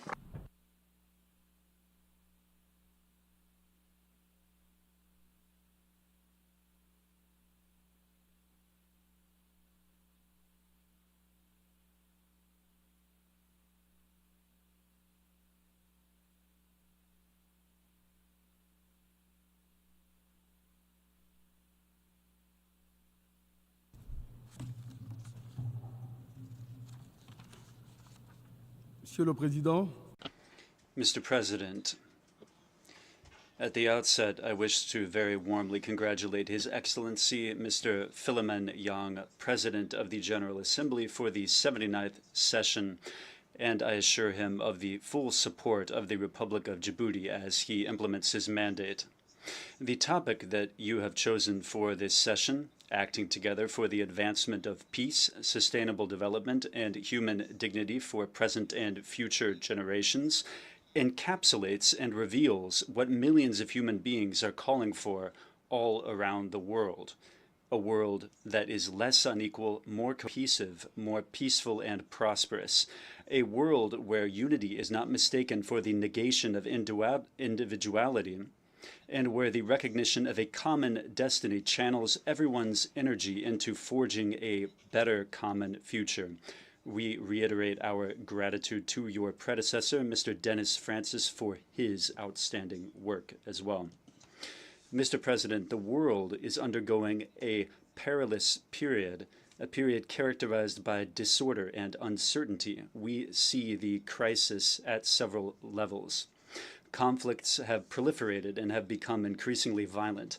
The conflicts in Ukraine and in Gaza continue to rage without us being able to agree on the conditions to conclude a ceasefire agreement. Terrorism has gained ground in several parts of the world, including on the African continent, where the way that it has metastasized is a source of concern for us. The deficit in annual financing for the SDGs has deepened dangerously every day, and many countries are facing a financially difficult situation, which is aggravated by multiple external shocks and the burden of debt. The crisis of confidence among member states has affected the multilateral system while sapping its credibility. The risk of geoeconomic fragmentation and trade wars are a set of factors that negatively impact world economic growth. They produce a chaos that drowns out the interests and the voices of developing countries. We've already taken stock of this situation during the discussions for the celebration of the 75th anniversary of the United Nations. We will not return to that assessment. The question now is to know whether we are capable of utilizing the window of opportunity for renewal that is open to us, because fortunately, such windows of opportunity do exist. We must redouble our efforts, overcome our divisions, and undertake collective action to put an end to conflicts, to put in place policies, investment programs, and partnerships to make up for the delays in the implementation of the SDGs, and to reform international financial institutions so that they are able to respond promptly and effectively to the emergencies and the systemic shocks facing many countries in the world. Mr. President, financial institutions must provide developing countries with greater subsidies and access to financing under favorable conditions while maintaining their risk tolerance for investments in sustainable development. This includes the use of innovative risk instruments. These solutions need to be discussed, and their implementation should be addressed in greater depth at the Economic and Social Council, whose role and position must be strengthened. The United Nations, as stated in the Charter, must play a major role in the work of world economic coordination because it is the organization that is the most democratic. ECOSOC must continue to play a leading role in identifying emergent challenges and in promoting innovation and achieving economic, social, and environmental integration of sustainable development. We take this opportunity to express our sincere gratitude to the member states of the United Nations for the trust that they have placed in my country, Djibouti, by electing it last June as a member country of ECOSOC for the period 2025 to 2027. You may count on Djibouti to champion the priority areas in ECOSOC throughout its mandate. Mr. President, like many developing states, Djibouti faces major challenges due to climate change, including rising temperatures, dwindling water resources, and rising sea levels. Given these persistent threats, the government of Djibouti has put in place a series of ambitious, multidimensional measures aiming to mitigate the effects of climate change and to strengthen the resilience of the country. The COP29 will be another window of opportunity for the international community to avoid a situation where the delay in fulfillment of climate change commitments becomes too great to overcome. This is a vital opportunity to elevate adaptation to the level of an absolute priority and to marshal the required resources. The promise of paying out $100 billion per year has not been kept, it is urgent to reestablish trust by moving toward the swift disbursement of the billions of dollars that are needed. There's a need to put in place measures that are needed for adaptation and for an equitable transition toward renewable energies in low-income countries. There's a need to move urgently to operationalize the Loss and Damage Fund, which was established to help countries and people suffering from the inevitable effects of climate change. And there's a need to mobilize additional resources. This is a question that affects the rights of billions of people. It impedes development and poses an existential threat. We welcome the adoption of the Pact of the Future and its annexes, the Global Compact and the Declaration on Future Generations. We live in an era of disruptive technological advances and complex challenges. Djibouti is grateful to the United States for having spearheaded the effort that led to the unanimous adoption by the General Assembly of the first ever resolution on artificial intelligence to promote safe, secure, and trustworthy artificial intelligence systems for sustainable development.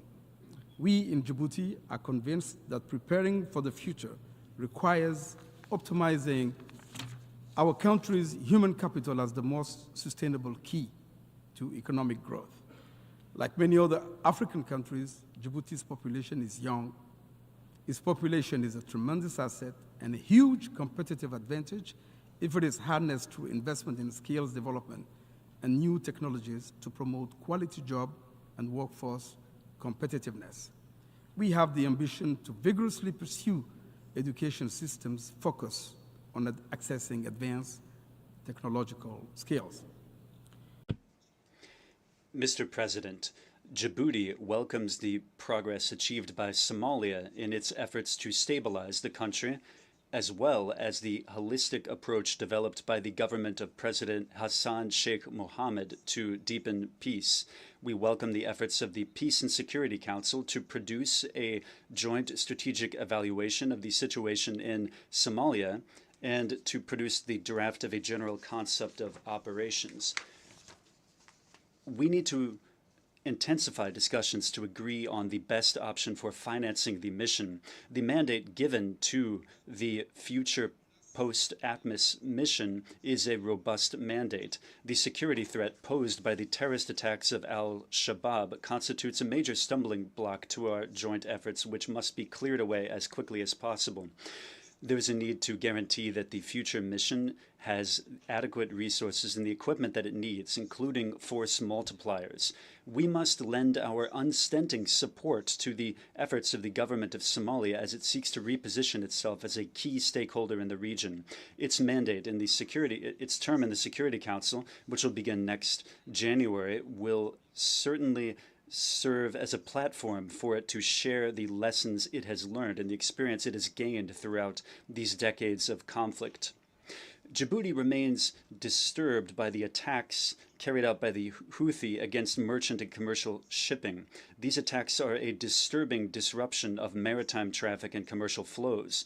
This crisis has already brought about an exponential increase in maritime transport costs, which is reflected in the price index for consumer goods. If this situation continues, the impact on the economy of Djibouti, as well as the environmental repercussions of these repeated attacks, will be devastating. We call for solutions to be found to ease the regional tensions which are causing the deterioration of the situation in the Red Sea. And we want to see diplomatic efforts stepped up to reach a favorable outcome to the peace process in Yemen under UN auspices. We are profoundly alarmed by the continued deterioration of the situation in the Middle East and Gaza and the West Bank in particular. The violence continues unabated. We are profoundly saddened by the continuous loss of lives, in particular children in Gaza, the collective punishment of the Palestinian people, the indiscriminate and continued bombings, and the unlawful occupation in the form of a total siege. The attack on Lebanon has accelerated the regional conflagration we all fear. We express hope that the parties would agree to the 21-day ceasefire called for by the US and France. We must avoid at all costs an all-out war. We welcome the resolution recently adopted at the General Assembly 10th Emergency Special Session by an overwhelming majority, the solution demanded by the Security Council, the General Assembly, the Arab Peace Initiative, and by all the 140 states that already recognize the state of Palestine is a two-state solution. It is the only solution that can lead to lasting peace and security. And this is the very solution that has been blocked by Israel's defiant insisting on maintaining its occupation of Palestinian territory in perpetuity. Mr. President, we are troubled by the continued deterioration of the situation in Sudan, the third largest African country and a founding member of IGAD. We are saddened by the tragic loss of lives, the destruction of infrastructure, and the devastating humanitarian catastrophe that it has caused. Djibouti, under the leadership of President Gele, current chairman of IGAD, has held many meetings at summit level to explore avenues for a peaceful resolution of the conflict. Djibouti reaffirms its commitment to the territorial integrity, sovereignty, political independence, and unity of Sudan. In line with African Union Peace and Security Council decisions, we underscore the importance of ensuring the protection of the Sudanese state, its institutions, and its people. We just recently held in Djibouti, in partnership with the United Nations, a retreat of mediators with the ultimate goal of harmonizing the various initiatives aimed at ending the conflict. We call on the Sudanese Armed Forces and the Rapid Support Forces to honor the commitments made in Jeddah and subsequent negotiations, and further urge them to guarantee full, safe, rapid, and unhindered humanitarian access. We call on Sudanese leaders to have the Sudanese people's best interest at heart.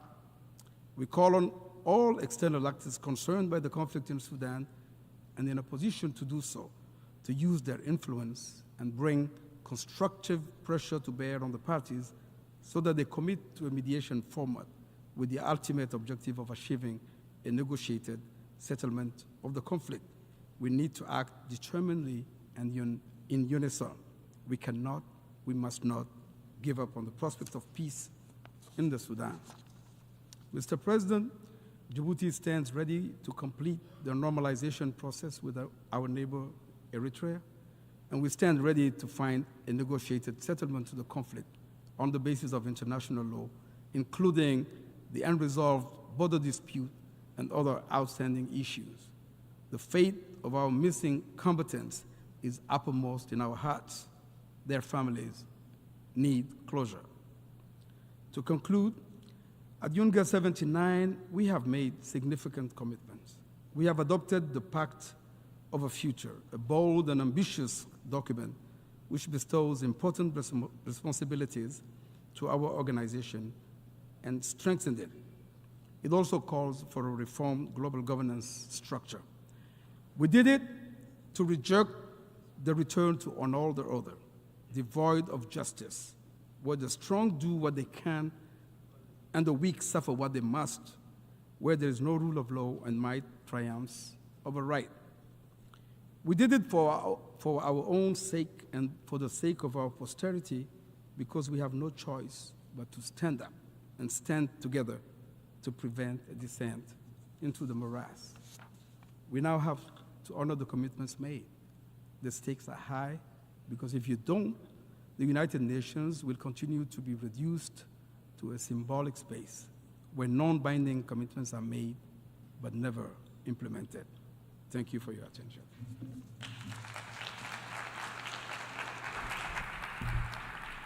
Je remercie le chef. I thank the head of delegation of Djibouti.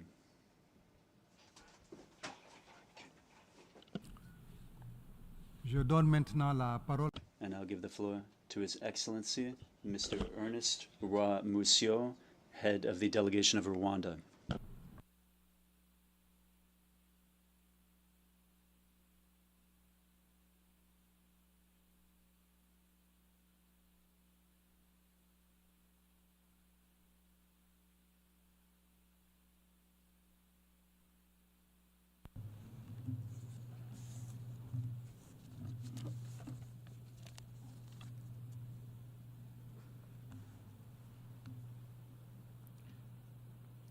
Excellencies, heads of delegations, ladies and gentlemen, at the outset, I would like to congratulate Ambassador Philemon Yang on assuming the presidency of the 79th UN General Assembly and assure him of Rwanda's full support. As we conclude the 79th United Nations General Assembly debate, unity has been a central theme throughout this year's high-level week, and rightly so. Rwanda is of the view that in today's increasingly fractured world, unity is central to addressing pressing issues, most of which transcend borders and national interests. Contemporary challenges require ambitious and coordinated action that paves the way for equal access to opportunity, ensures sustainable development, and contributes to global peace and security. As we approach the second half of this decade, solidarity is key to achieving targets under Agenda 2030 and the Sustainable Development Goals. Rwanda strongly endorses the UN Secretary-General stimulus package as a timely and necessary intervention to address the pressing challenges facing the global economy and the most vulnerable populations. The package represents a crucial step towards creating a more equitable and resilient global financial system, particularly as developing nations continue to grapple with the impacts of climate change and widening inequality. For too long, African countries and other marginalized regions have borne the brunt of global economic shocks without sufficient support from the international community.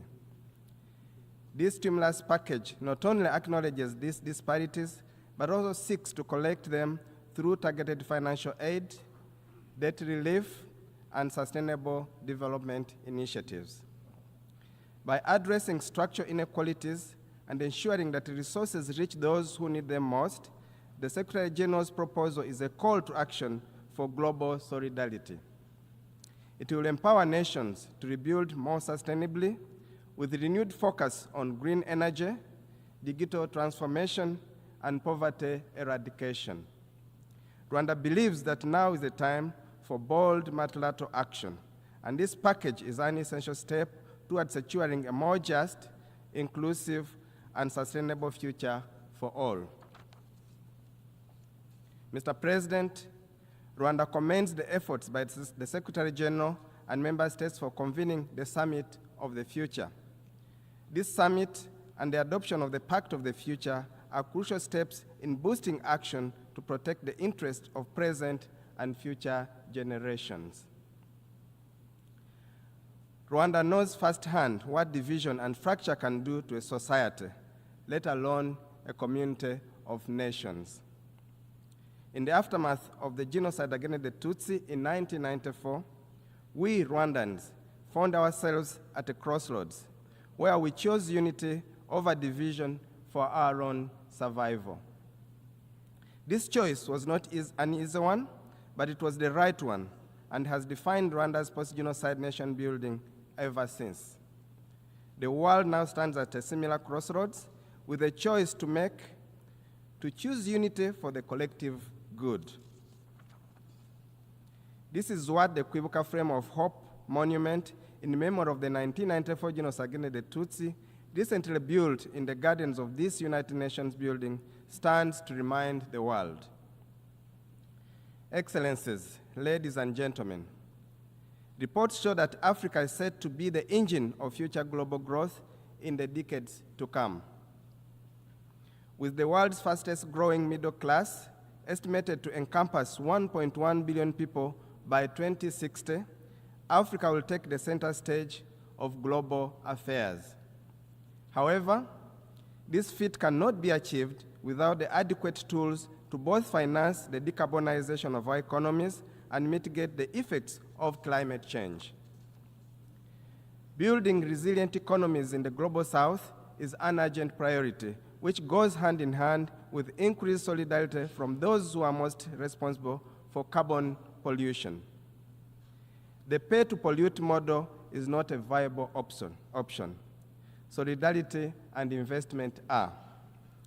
Consequently, advanced economies should reduce their emissions faster and invest more in African autonomous transition. In a few weeks, the world will gather in Baku, Azerbaijan, for COP29. The international community should seize this opportunity to pledge more green investments in Africa. Additionally, Rwanda encourages nations to join hands and conclude an ambitious global plastics treaty based on a comprehensive approach that addresses the full life cycle of plastics at the upcoming INSC5 in Busan. We have a historic opportunity to demonstrate our collective resolve to end plastic pollution for the benefit of current and future generations. Rwanda stands ready to play a positive role in that direction. Excellencies, esteemed delegates, the year 2024 marks 2 decades since Rwanda's first deployment of troops under the United Nations peacekeeping banner. Today, Rwanda is among the top contributors with deployment in missions across Africa.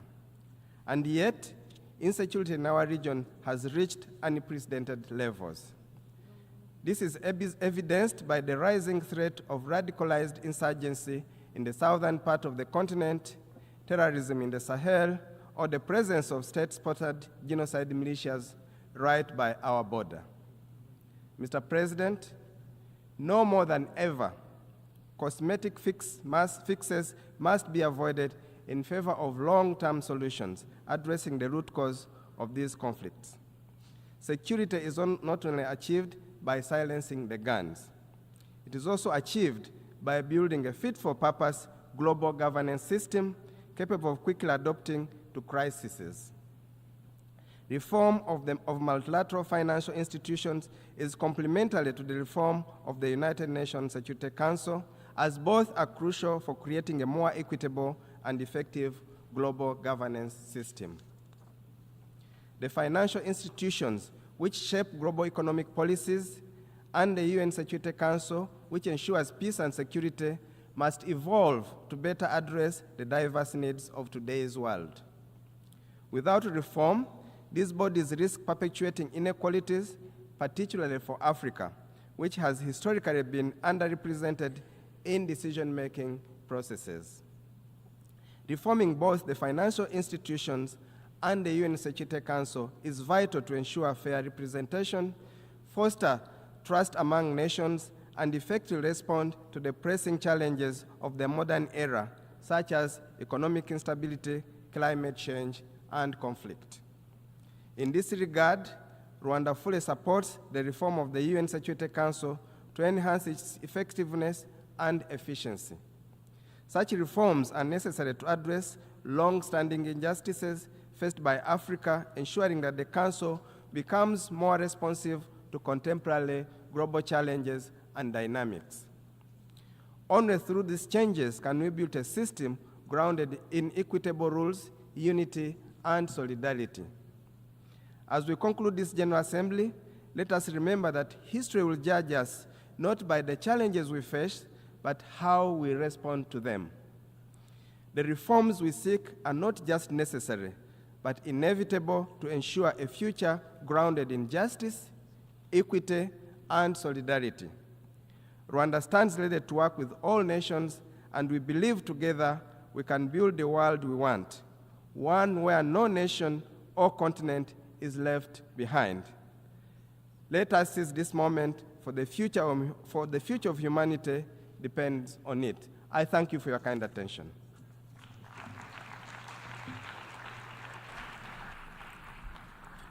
Je remercie le chef.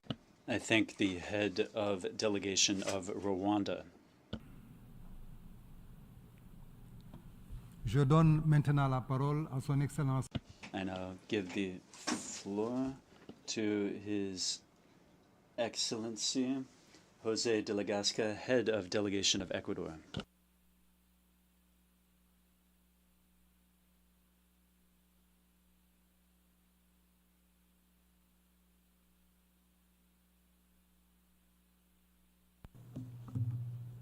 Señor Presidente de la Asamblea General, President of the General Assembly, distinguished representatives, I begin by bringing you the regards of the President of the Republic of Ecuador, Daniel Noboa Asin, who is the leader of a young government and is a young leader who has sought to break the patterns that prevented us from delivering the change that his generation was calling for and that my country is calling for. Ecuador is a country of 18 million inhabitants with huge potential in which young people are fighting on a daily basis for a better future, changing the reality that they inherited.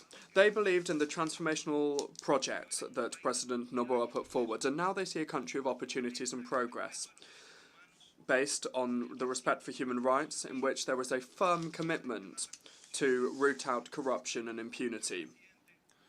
Mr. President, ladies and gentlemen, despite the fact that it might look like the global and multidimensional crises are overwhelming us, international law and the principles and aspirations of the United Nations Charter must remain our guiding light.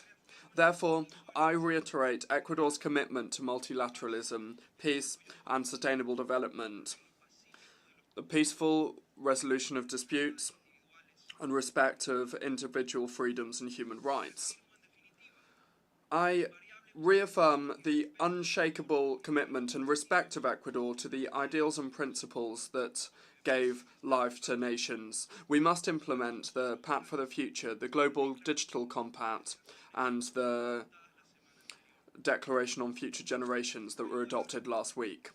This will help the UN from moving on, from no longer being a photograph taken 79 years ago, and rather for it to better reflect the contemporary world.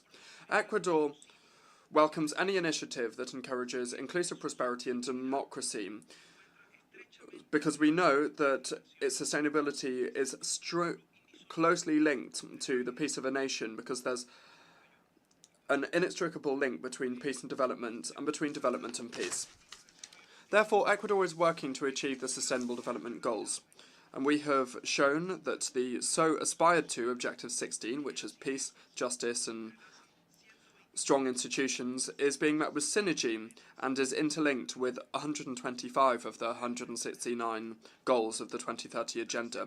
We must understand it. When we strengthen democracy and institutionality, we fight violence in all of its manifestations.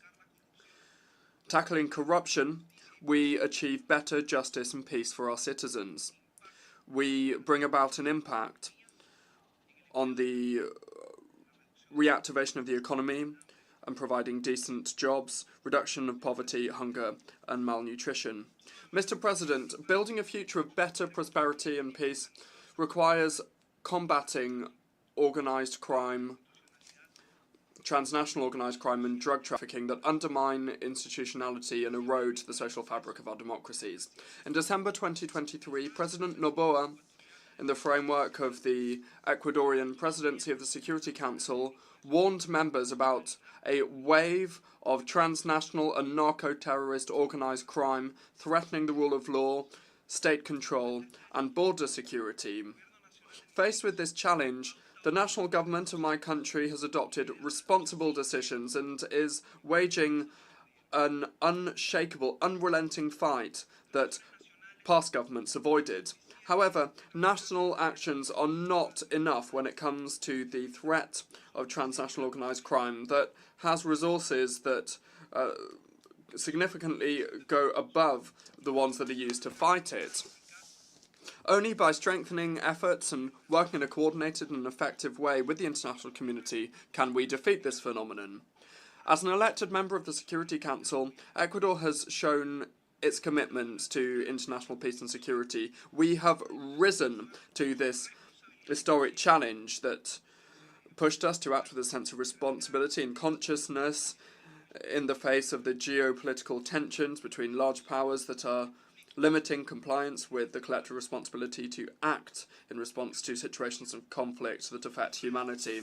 In the case of Ukraine, we were co-pen holders on the humanitarian file, and on the situation in Palestine, we voted in favour of all resolutions adopted by the Security Council to halt the hostilities, to free hostages, to allow a proper flow of humanitarian aid and to advocate for the respect of international humanitarian law.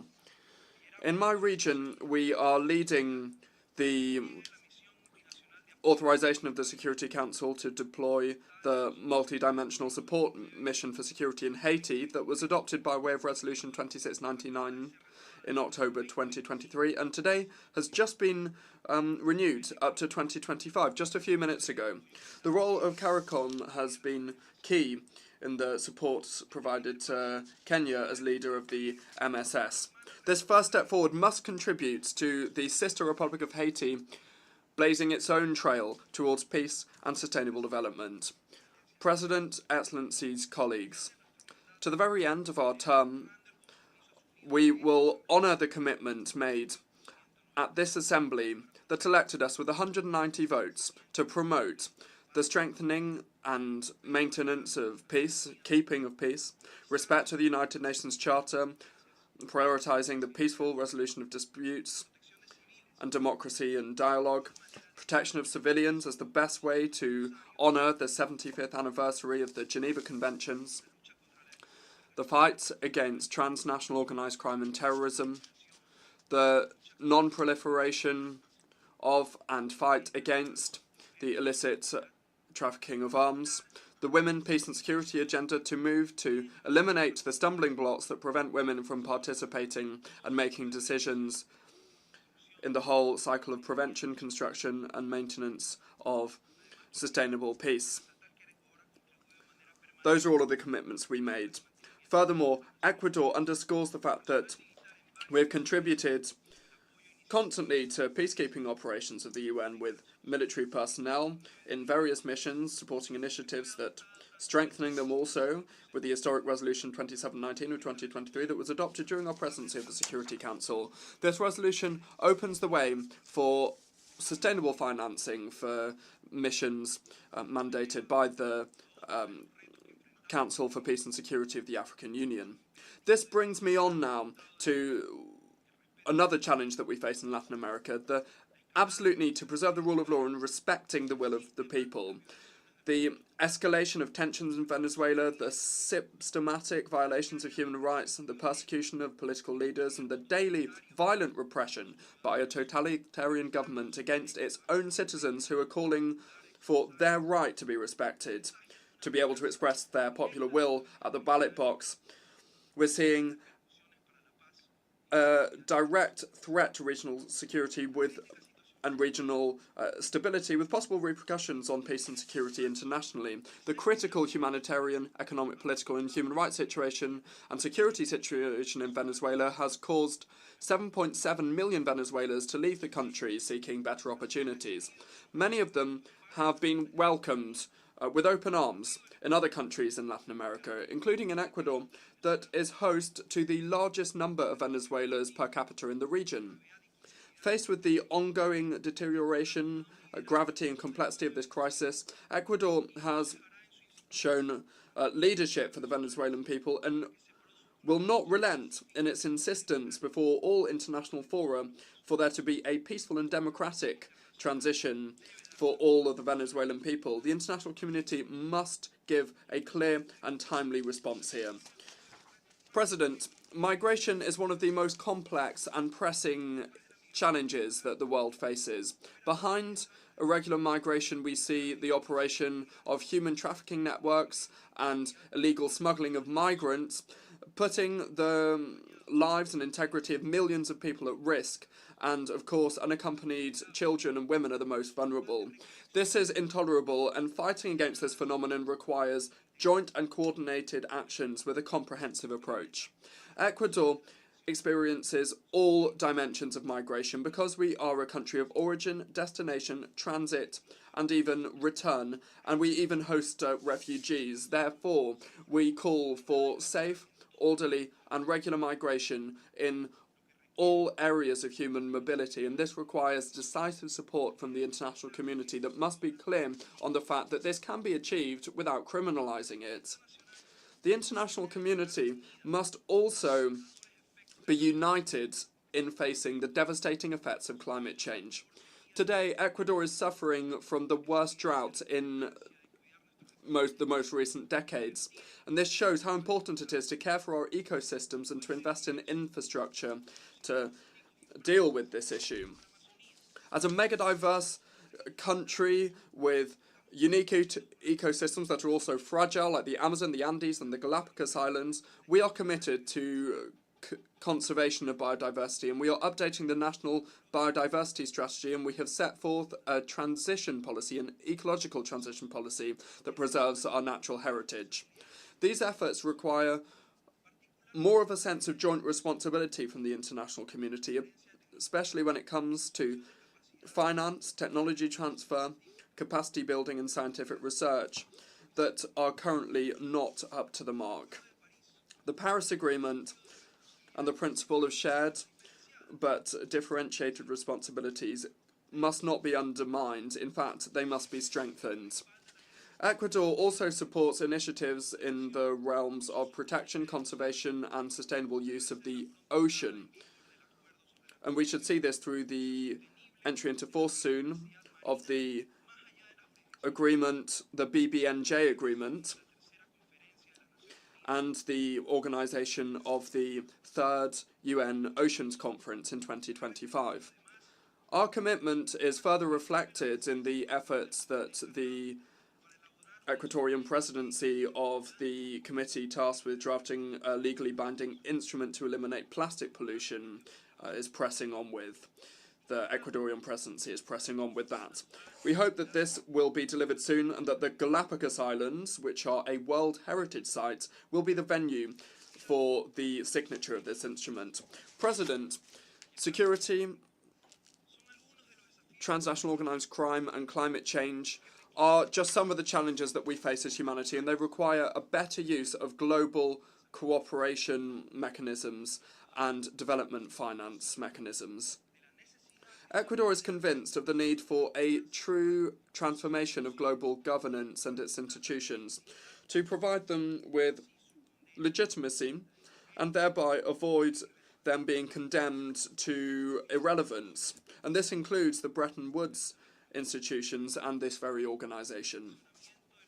Perfecting the bodies of the UN system is not the ultimate goal, but rather just one step forward to achieve the ultimate goal, which is peace and security in the world. Therefore, bearing in mind the relations between the main organs, in order to benefit from a stronger and more effective Security Council, we also require a more modern and effective General Assembly. We must reaffirm the role of this General Assembly so that it can bring about the necessary reform of the Security Council. Ecuador is clear on the fact that we are a non-permanent member of the Council and we are finishing our term in December this year, but we also know the role of the elected members when we act together is fundamental, and we must continue on this front. An essential part of the transformation is the participation of women in leadership positions. Ecuador reaffirms its support for a woman from the Latin American and Caribbean region to be the next United Nations Secretary-General. I conclude by recalling that crises can be overcome with political decisions, willingness and bravery, the courage to make the right decisions, and this will be achieved by strengthening multilateralism, not by weakening it. Thereby, we can achieve the dream of a better world, a world that is more peaceful with more opportunities for all. Thank you very much.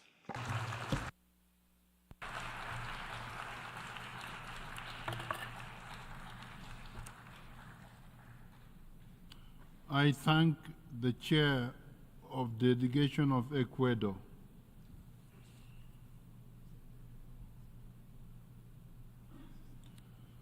We have heard the last speaker in the general debate.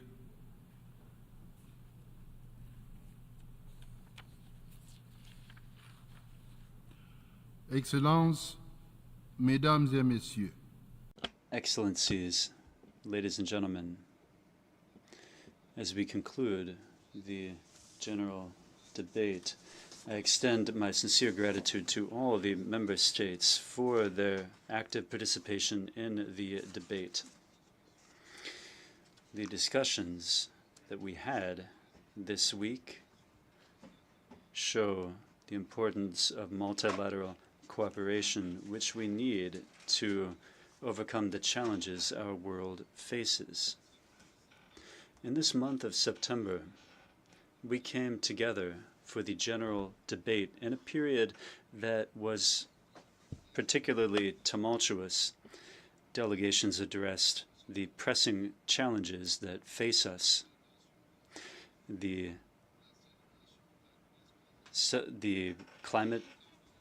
crisis of climate change, the sustainable development goals, abject poverty, and a global international financial architecture that is ineffective, persistent gender inequality, and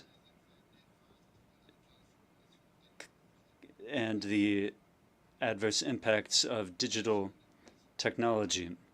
These are the main challenges that have emerged from our discussions. We need to continue to build on the Summit of the Future.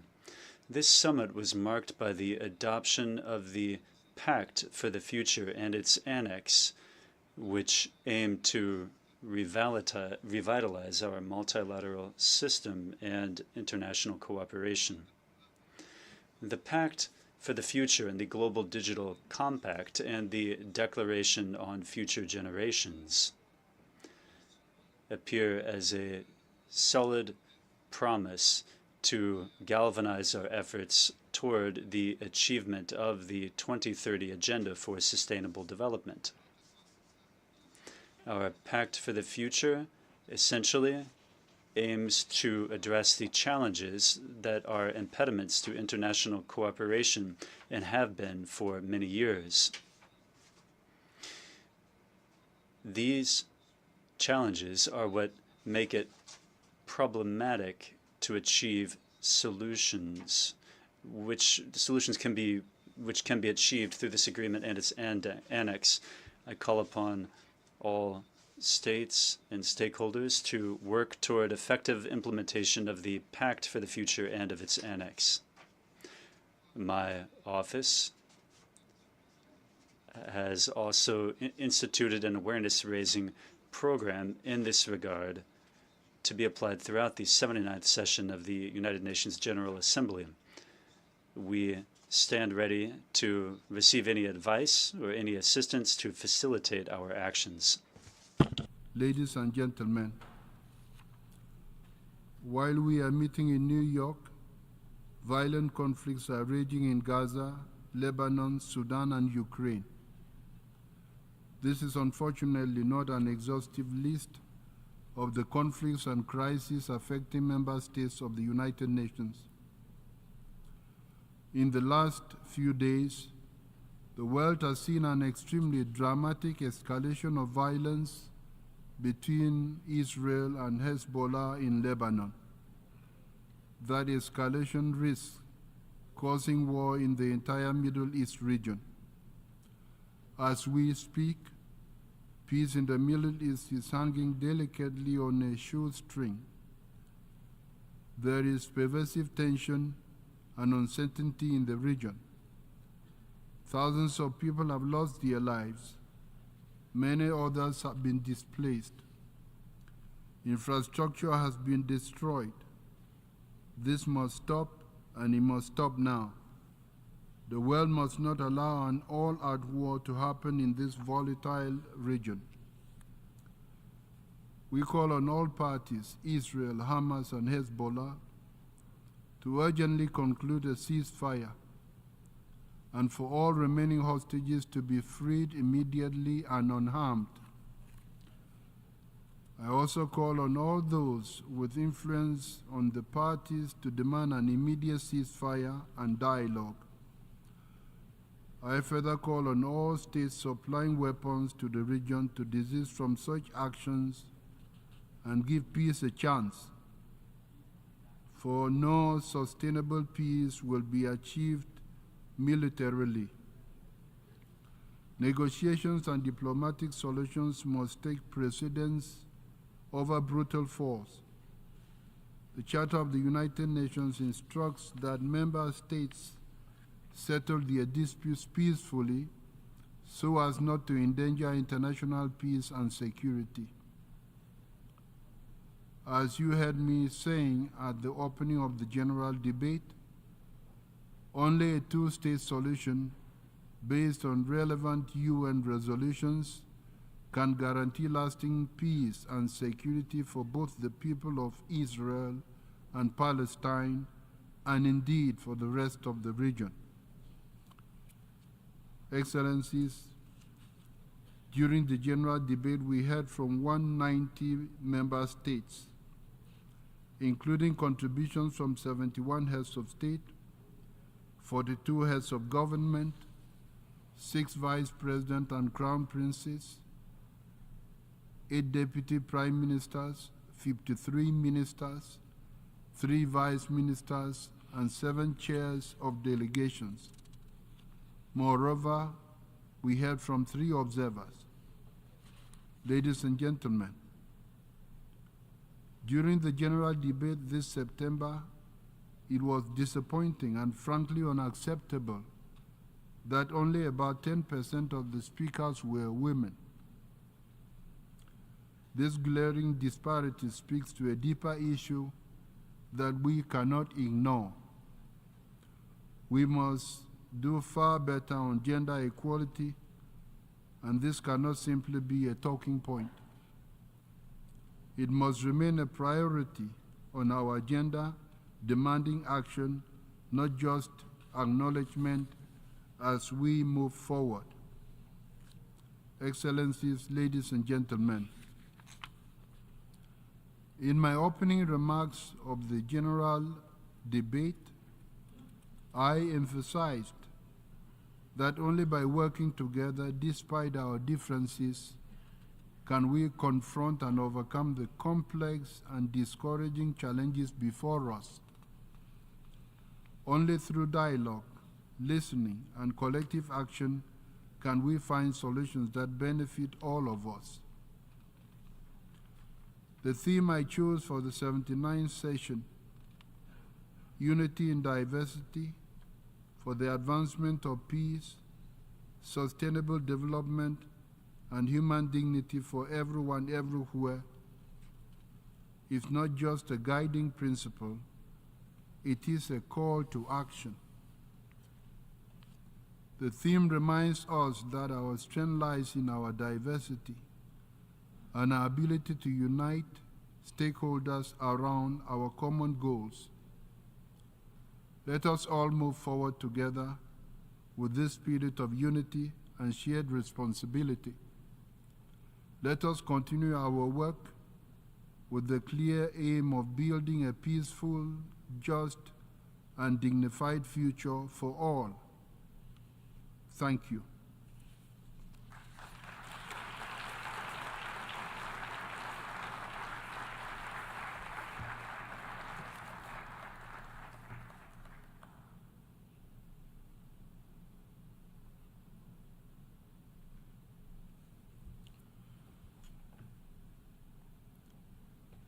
The exercise of the right of reply has been requested. May I remind members that statements in the exercise of the right of reply are limited to 10 minutes for the first intervention and to 5 minutes for the second intervention, and should be made by delegations from their seats. I call on the representative of Egypt.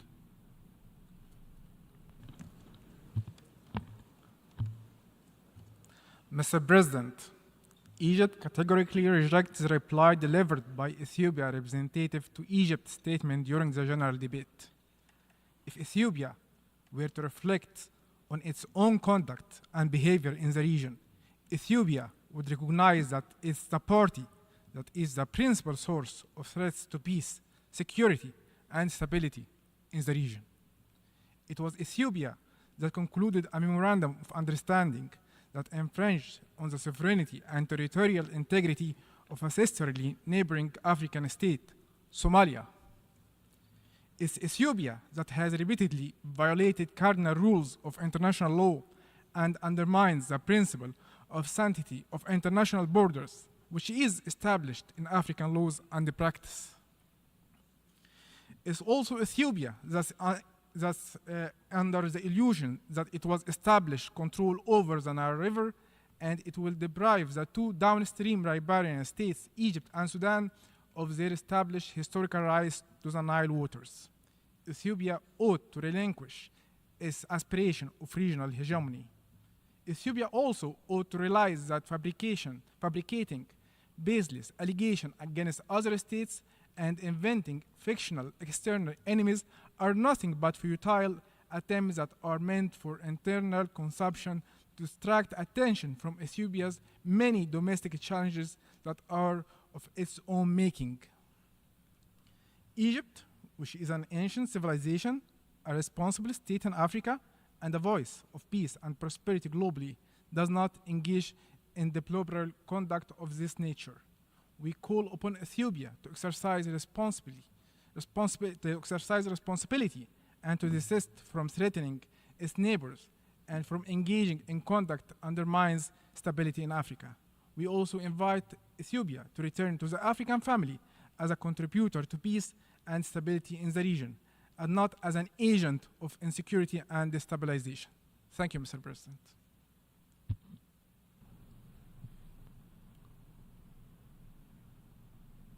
I call on the representative of the Islamic Republic of Iran.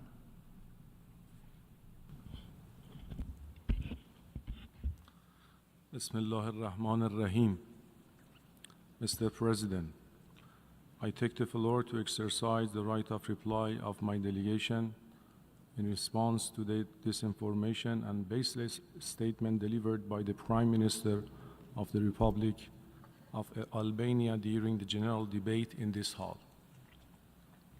The alleged refugees who have been sheltered by the Republic of Albania belong to the Terrorist People's Mujahideen Organization, also known as MKO, of which violence and terror form an integral element of their eclectic ideology.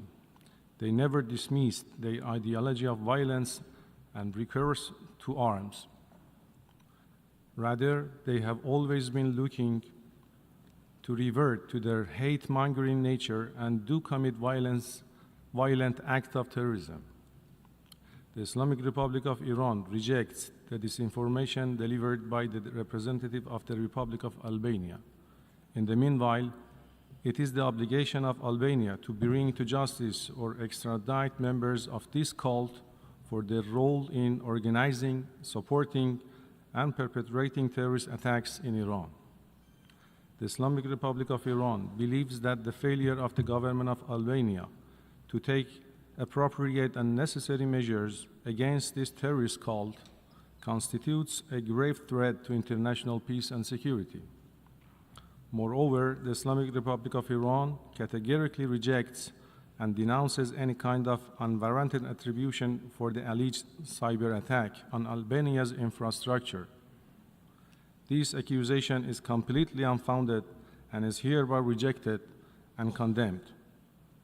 We have already expressed our readiness to cooperate in enlightenment to Albanian government, and we repeat it once again.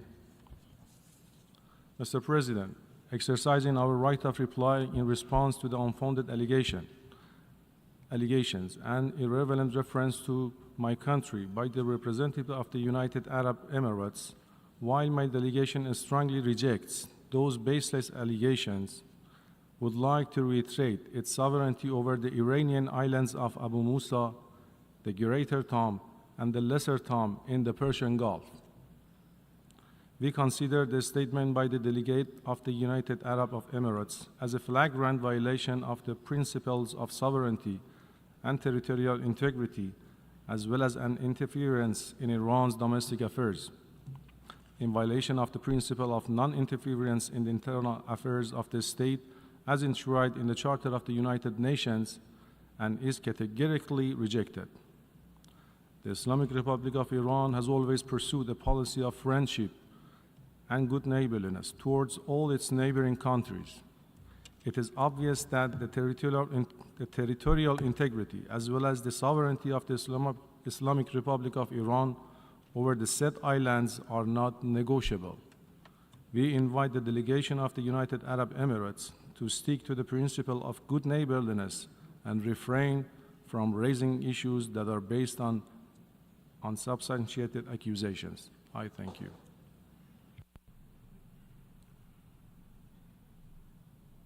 I call on the representative of the Republic of Korea. Thank you, Mr. President. My delegation takes the floor to exercise its right of reply in response to the statement by the DPRK.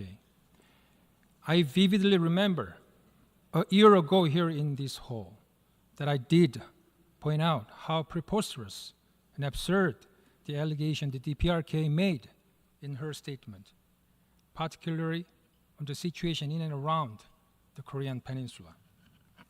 Today, having listened carefully to the DPRK statement and hearing no change made to their position, my delegation feels deeply distressed that we have to repeat our position so that every delegation sees all, understands the facts and truth accurately. The DPRK in her statement demonized the US and its allies to justify their pursuit of nuclear weapons. To be short, it is totally groundless claim. The root cause of the problem is the DPRK's continued advancement of its unlawful nuclear and ballistic missiles in direct violation of relevant UN Security Council resolutions, threatening to undertake a preemptive nuclear attack, thus heightening tensions throughout the Korean Peninsula and in the region. It should not confuse the cause and effect or put the carts before the horses. As a responsible government, it is our duty, like any member state, to protect the lives and safety of our people from the DPRK's military threats by maintaining a robust Republic of Korea-US combined defense and deterrence posture. Again, contrary to the DPRK's claim, the Republic of Korea US defense and deterrence posture is in response to the DPRK's military threat. In the same context, on the recent Republic of Korea-US extended deterrence cooperation, the DPRK's ever-growing unlawful nuclear and missile threats are the very reason why we are strengthening extended cooperation with the United States, not the other way around. Let us make one thing clear. The DPRK's illegal nuclear weapons program is by no means maintaining the regional balance of power as they claim today. In fact, it is the very reason for the regional security turbulence. Lastly, my delegation would like to remind that it is the UN Security Council resolutions, all of which were unanimously adopted, that prohibit the DPRK's nuclear and ballistic missile program. The DPRK should respect and abide by the Security Council resolution as stated in the Charter if it genuinely wishes to be a responsible member of the United Nations. I thank you, Mr. President.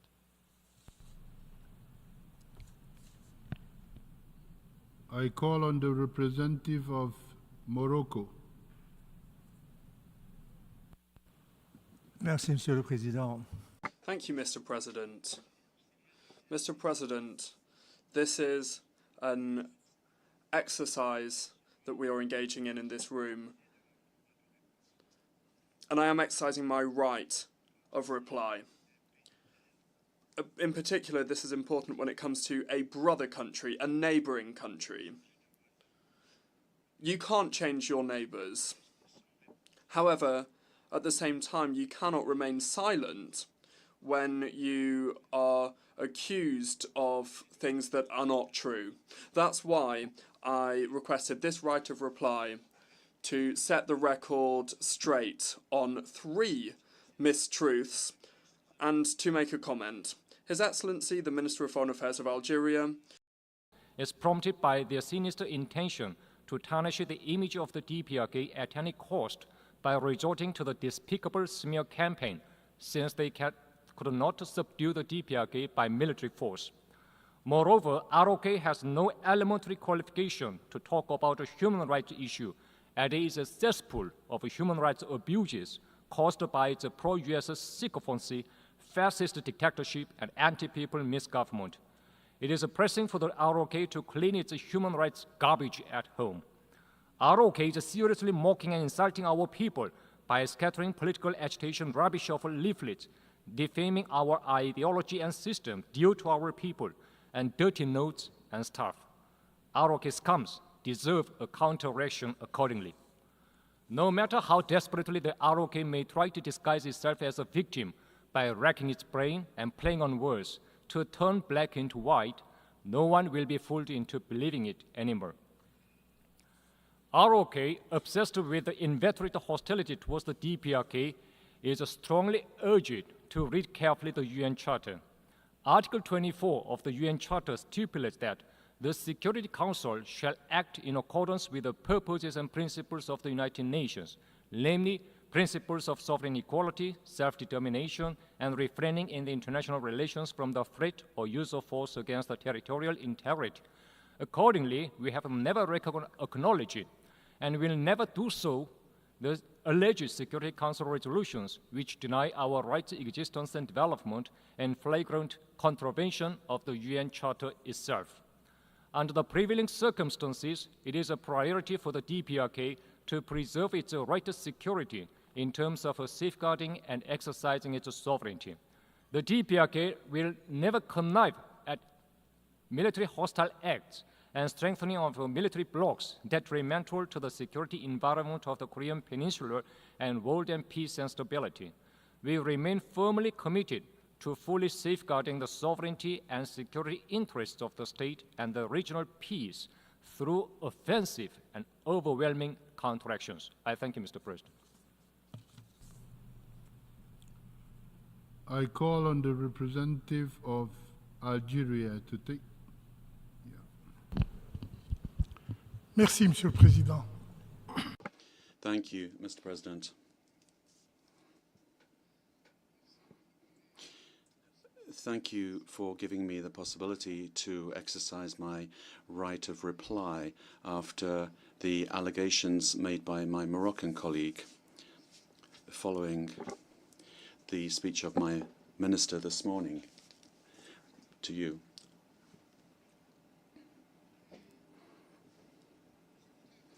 And I would like to remind us all that since Algeria's independence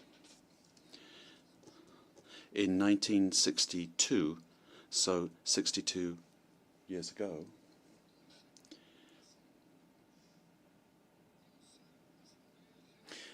there has not been one General Assembly of the United Nations where my country has not claimed the inalienable right of self-determination of peoples still under colonial rule.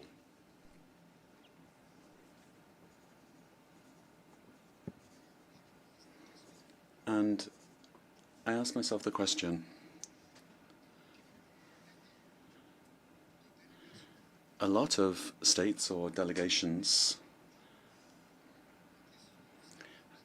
have referred to the issue of the Western Sahara from this very forum.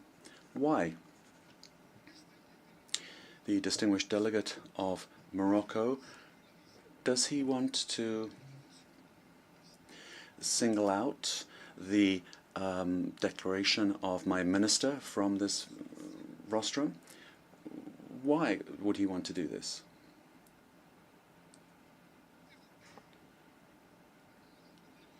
Why would he mention the name of Algeria more than 20 times in 10 minutes? I wonder, this attempt to take a subject on the agenda of this General Assembly and act as if it's just the concern of two countries will not work. And I'd like to stress here 3 points. Firstly, we should reread my minister's statement on the issue of the Western Sahara. The General Assembly might learn something, and I think my Moroccan colleague might learn something in so doing. And I quote, "My country aspires to put an end to the colonization once and for all by turning the final page of this chapter, as we unfortunately see in the Western Sahara." The Secretary-General of the United Nations and his special envoy